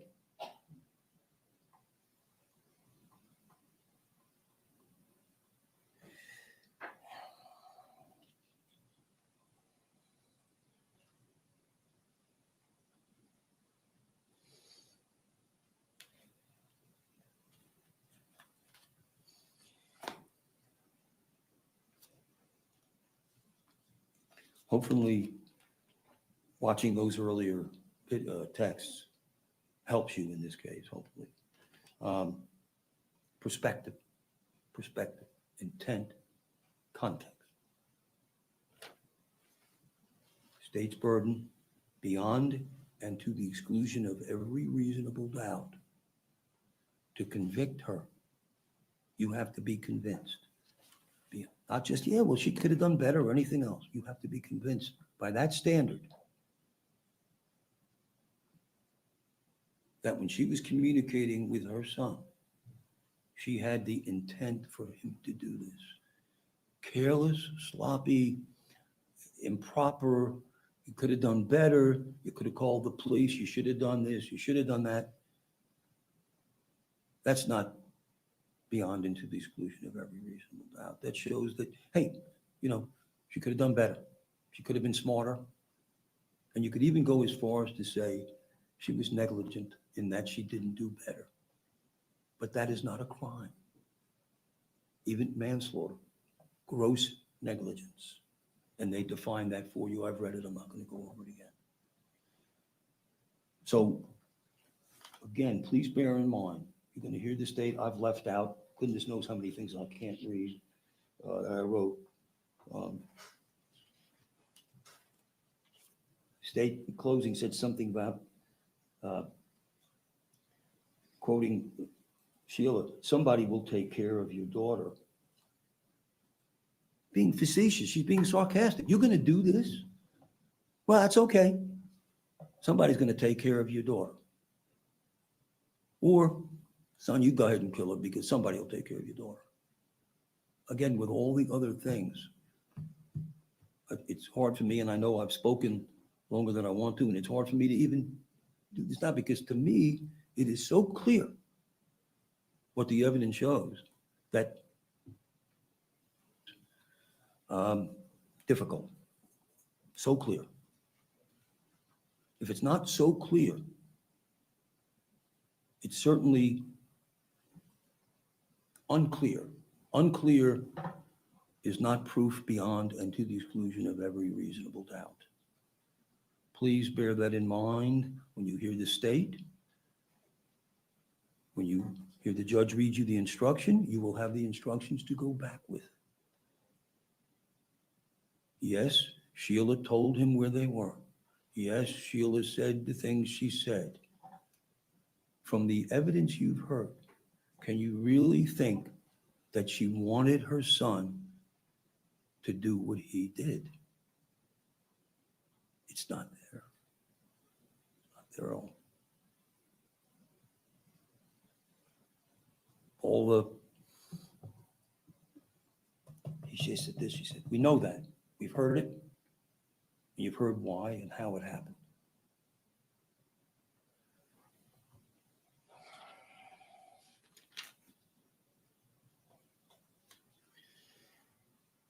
You do this, son. She's not going to have a mother. She's not going to have a father. Don't you forget that I'll tell her every day for the rest of her life that you chose your selfish, self-centered, me crap over her. She'll probably end up committing suicide and being raped, suicide. What more strong language can a mother use to convince her son that what he's thinking, he's talking about is just irrational? What more could she say? She's already said everything else. She said it all with the intent to keep him calm. Again, don't forget Keith's history. Don't forget that she's still thinking this is all nonsense. He's not coming. And if he comes, he's certainly not going to do this. That's bizarre, incredible. To think the opposite, has the state proved that to you beyond the exclusion of every reasonable doubt? They argue they have, but they have that text, those texts, and they don't have the insight into the relationship other than you've seen it, heard it, and know it. Okay. I leave you with that. I know I've left things out. When you go back, you know, if the state says some things that I could have said, should have said, then please think, are they meeting their burden? Have they met their burden? What would Ackerman say? What would any reasonable person think in the contrary?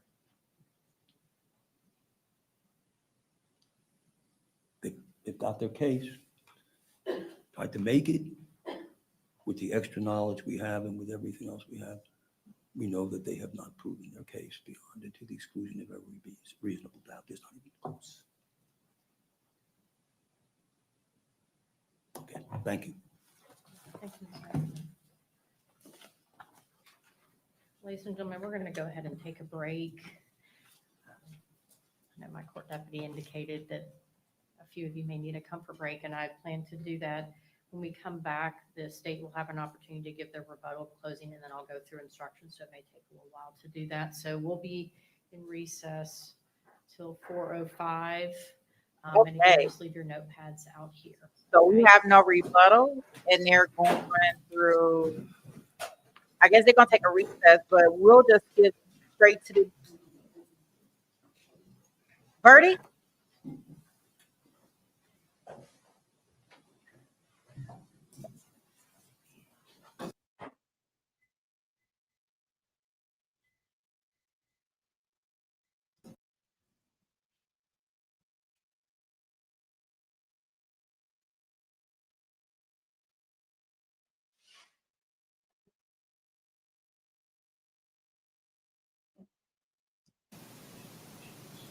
So from my understanding, they only deliberated for, I think about 2.5 hours, guys.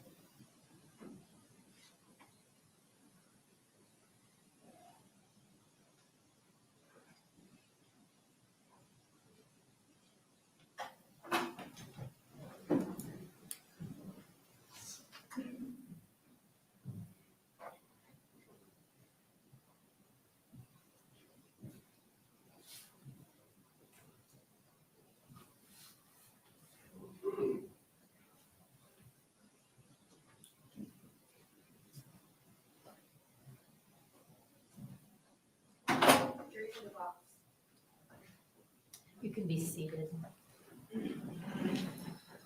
State's present, defendant is present with counsel. Ladies and gentlemen of the jury, have you reached a verdict?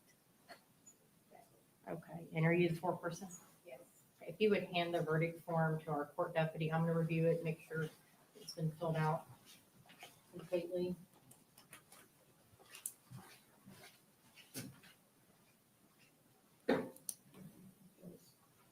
Believed to be in proper order, and I'll have Madam Clerk publish the verdict.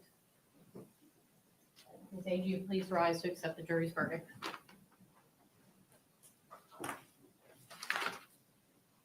In the Circuit Court for Escambia County, Florida, State of Florida plaintiff versus Sheila Agee defendant, clerk number 1723 CF 003379B, Division A, verdict. We, the jury, find as follows as to the count charged in the indictment. Count 1, guilty of principal to first-degree murder as charged. So say we all, the 6th day of August, 2025, juror Carpenter, foreperson. Would either party like the jury polled? Yes, Your Honor. Okay. Madam Clerk's going to poll you. She's going to ask you a question. If you'll just respond to her question. Juror Carpenter, is this your individual verdict as well as the verdict of the jury as a whole? Yes. Juror Quadrosi, is this your individual verdict? Yes. Juror Edwards, is this your individual verdict? Yes. Juror Potter, is this your individual verdict?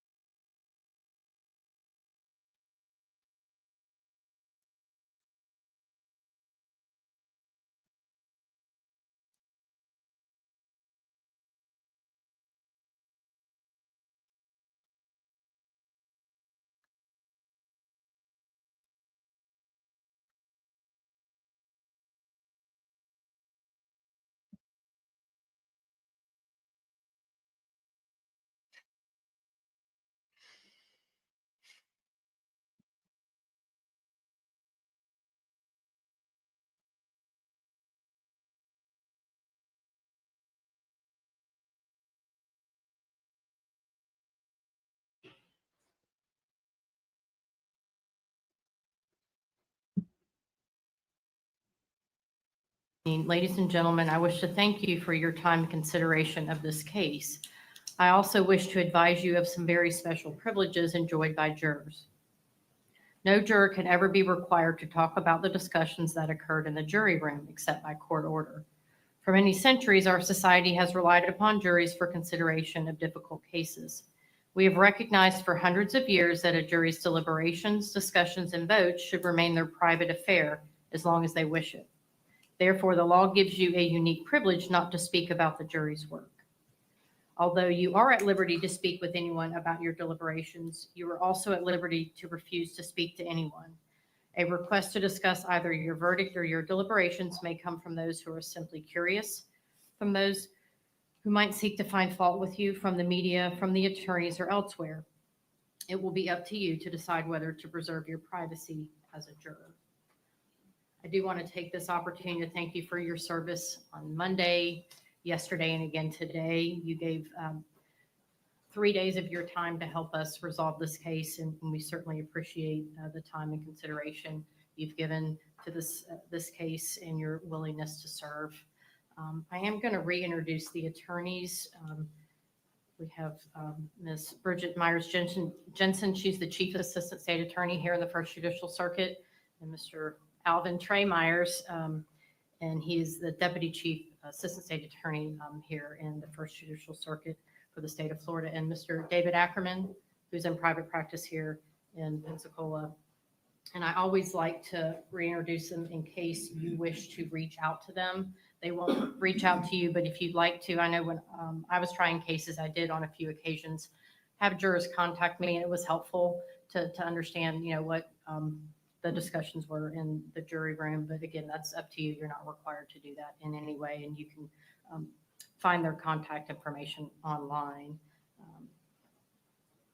And again, this will count as your jury service for the year. And we again appreciate your hard work and time and consideration this week. So on behalf of myself, the Assistant State Attorney, Defense Attorney, Defendant, we thank you. You are now free to go, and our court deputy will get you checked out. Have a nice rest of your week. Thank you.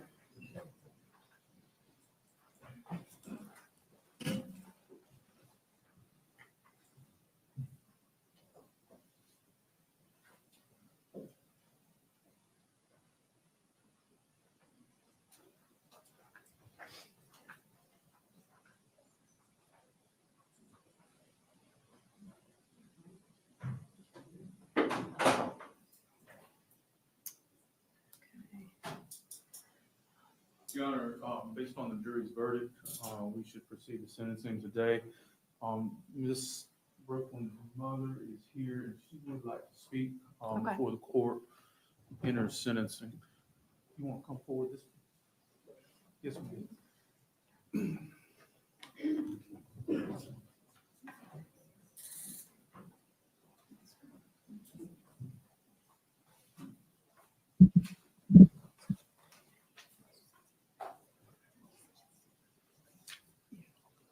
Ma'am, if you'll raise your right hand for me. Do you swear or affirm the testimony you're about to give is the truth, whole truth, nothing but the truth? I do. Okay, if you'll just state your name for me, ma'am. Cornelia Sims, You have something to read for the judge? I do. Okay, please read.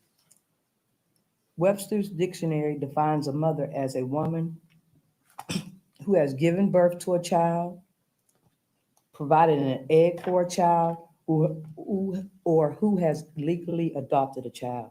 My definition of a mother is a selfless, loving human who often sacrifices many of her own wants and needs for those needs of her children. A mother makes sure that her children are equipped with knowledge, skills, and the abilities to make it as a competent human being. It has been 1 year, 11 months, and 25 days since my daughter, Brooklyn Taylor Dior Sims, was tragically taken from me. I miss my daughter. Casey lost her mama. Casey lost her daddy. Casey lost her other grandmother. When I say my granddaughter does not understand, and I don't know if she ever will, what happened on August the 11th, 2023.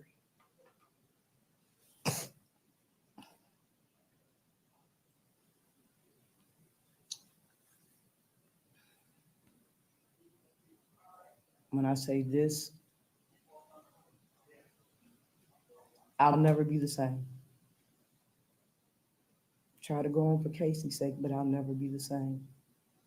I want to thank you, Trey, Ms. Bridget. Thank the jurors. That today, Justin for Brooklyn Taylor Sims has been served. Can I ask you one more question? Yes. How's Casey doing now? She's thriving. She's getting big. At the time of the incident, Casey was 15 months. October, Casey will turn 4.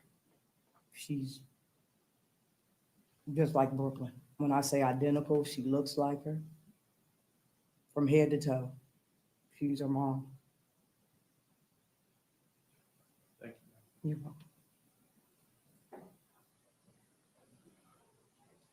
Your Honor, Anybody else that wanted to be heard? I don't believe so, Your Honor. Based on the jury's verdict, though, there's only one lawful sentence, Your Honor, and that's adjudication of guilt, life in state prison without the possibility of parole. I believe the court costs are $518, and that's all the state has, Your Honor. I believe her credit was 722 days. Judge, may my client would like to say something. Yes, sir. Just 1 second.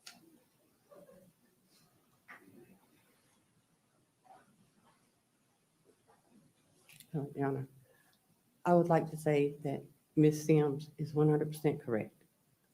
I failed as a mother. I failed as a friend. And I failed as a grandmother. And it was something Brooklyn didn't deserve. There's no way I can express my sorrow to you. And I'm sorry, I don't ask for forgiveness. I don't ask for forgiveness. And I don't ask for forgiveness when you need to forgive. But I want to let you know you are a great mother. You are a great mother. You are a great grandmother. And you were a great friend. And I let you down. And I apologize from the bottom of my heart for letting you down. And I hope you strive. And I hope Casey strives, the PT, I hope you and Ada strive, and I'm sorry from the bottom of my heart. And thank you, Ms. Shipp, and thank you, Mr. Trump, and thank you, Mr. David. And I am so sorry to my family. I love y'all. In Your Honor, I apologize to you as well. Thank you. Thank you, Ms. Agee.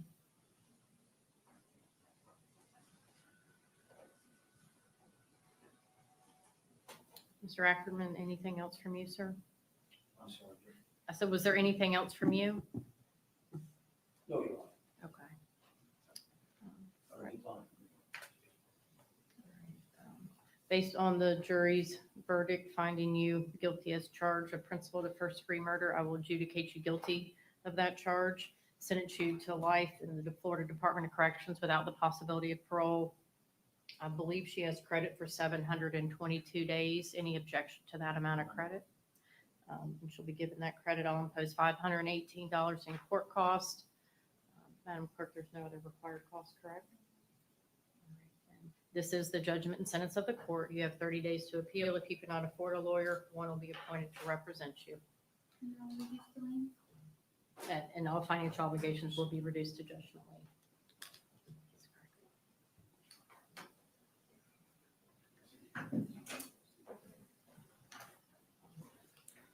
I'll remain to observe Ms. Agee get fingerprinted, but otherwise, court is adjourned.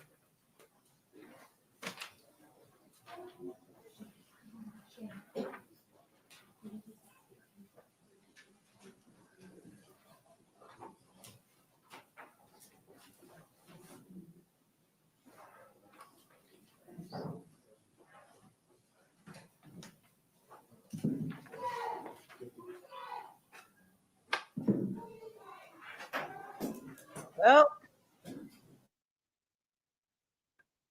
bet you she wish she wouldn't have sent those messages in with the police. Should have been calling the cops. Instead,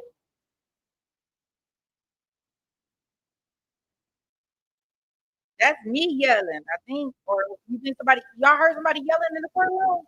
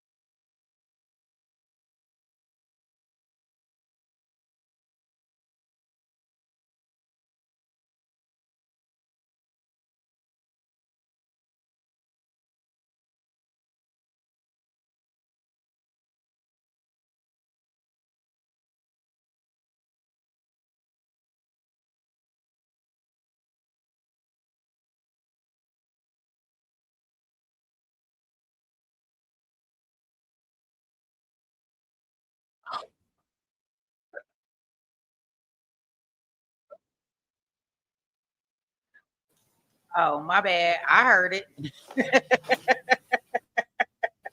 Here, wait a minute. I'll rewind it.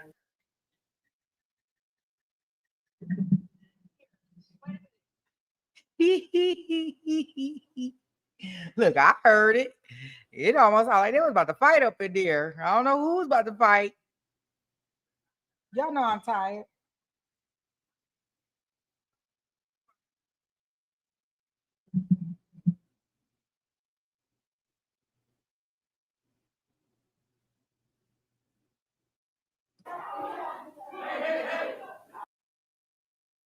Otherwise, court is adjourned.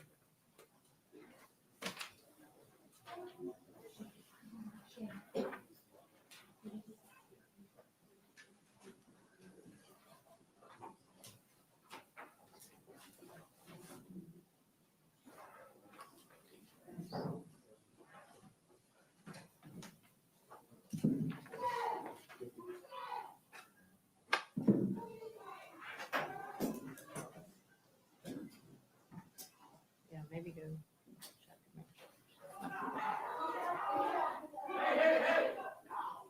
I'm fine.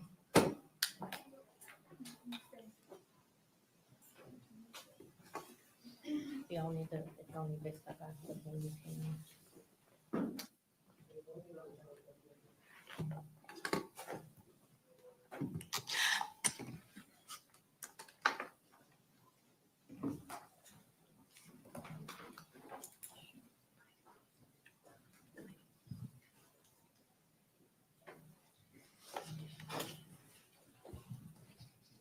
See you tomorrow, Judge. I'll see you in the morning. Okay.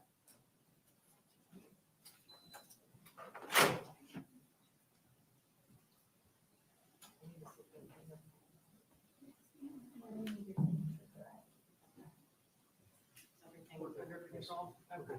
We just need her signature. You can have it. Oh, I'm sorry. Yeah.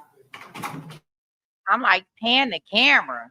Let me see what's going on in the back.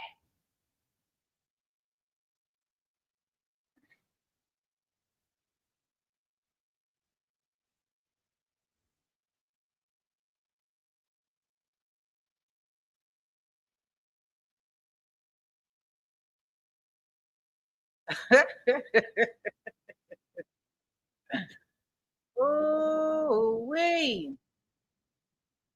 Yeah, it sounded like he was like, hey, hey, hey, hey, hey. Got some drama going on back here. Well, we did it, y'all. We got through this complete trial. So tomorrow we'll just be doing our dismemberment, right? I don't know what more we got going over there, but I don't know. It had to be somebody in somebody's family, right? Queen, I'm thinking it was somebody in somebody's family that said something or did something because it seemed like it was coming from her side. Y'all sending me to bed?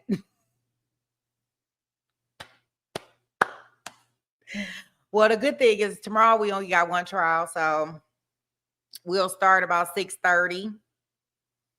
And court will probably end there about 2:30. So tomorrow will be an okay day. It won't be us covering both of them.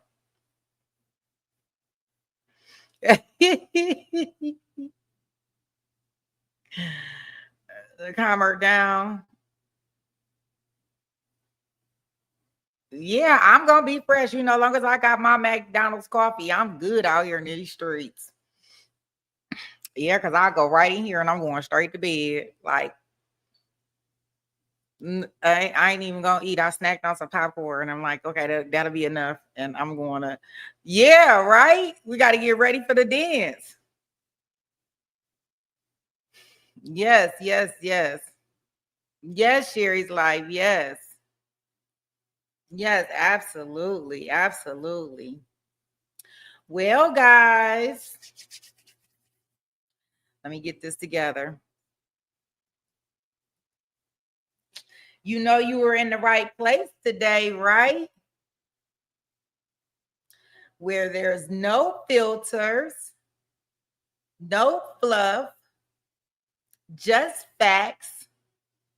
So you could be the judge. I'll see you on the thing, OnlyFans. He be back. I be seeing him he be through the night because you know we be all sleeping. It's his time. And I be up like in the middle of the night looking at my messages and stuff, and I'll see him type something, rewatching. I be checking you out. I be checking you out in the wee hours of the morning when I get up. Because I'm always looking at my phone and I'm like, oh, okay. I'm like, oh, I see you up. Let me send him a message right back. I see your message. All right, guys. Thank you, Film. Thank you, Sherry, Baca. Thank you, therapists. Thank you all, everybody that tuned in. We have fun today. We completed the trial. We have another guilty verdict, and we're back in the courtroom tomorrow. Have a good one.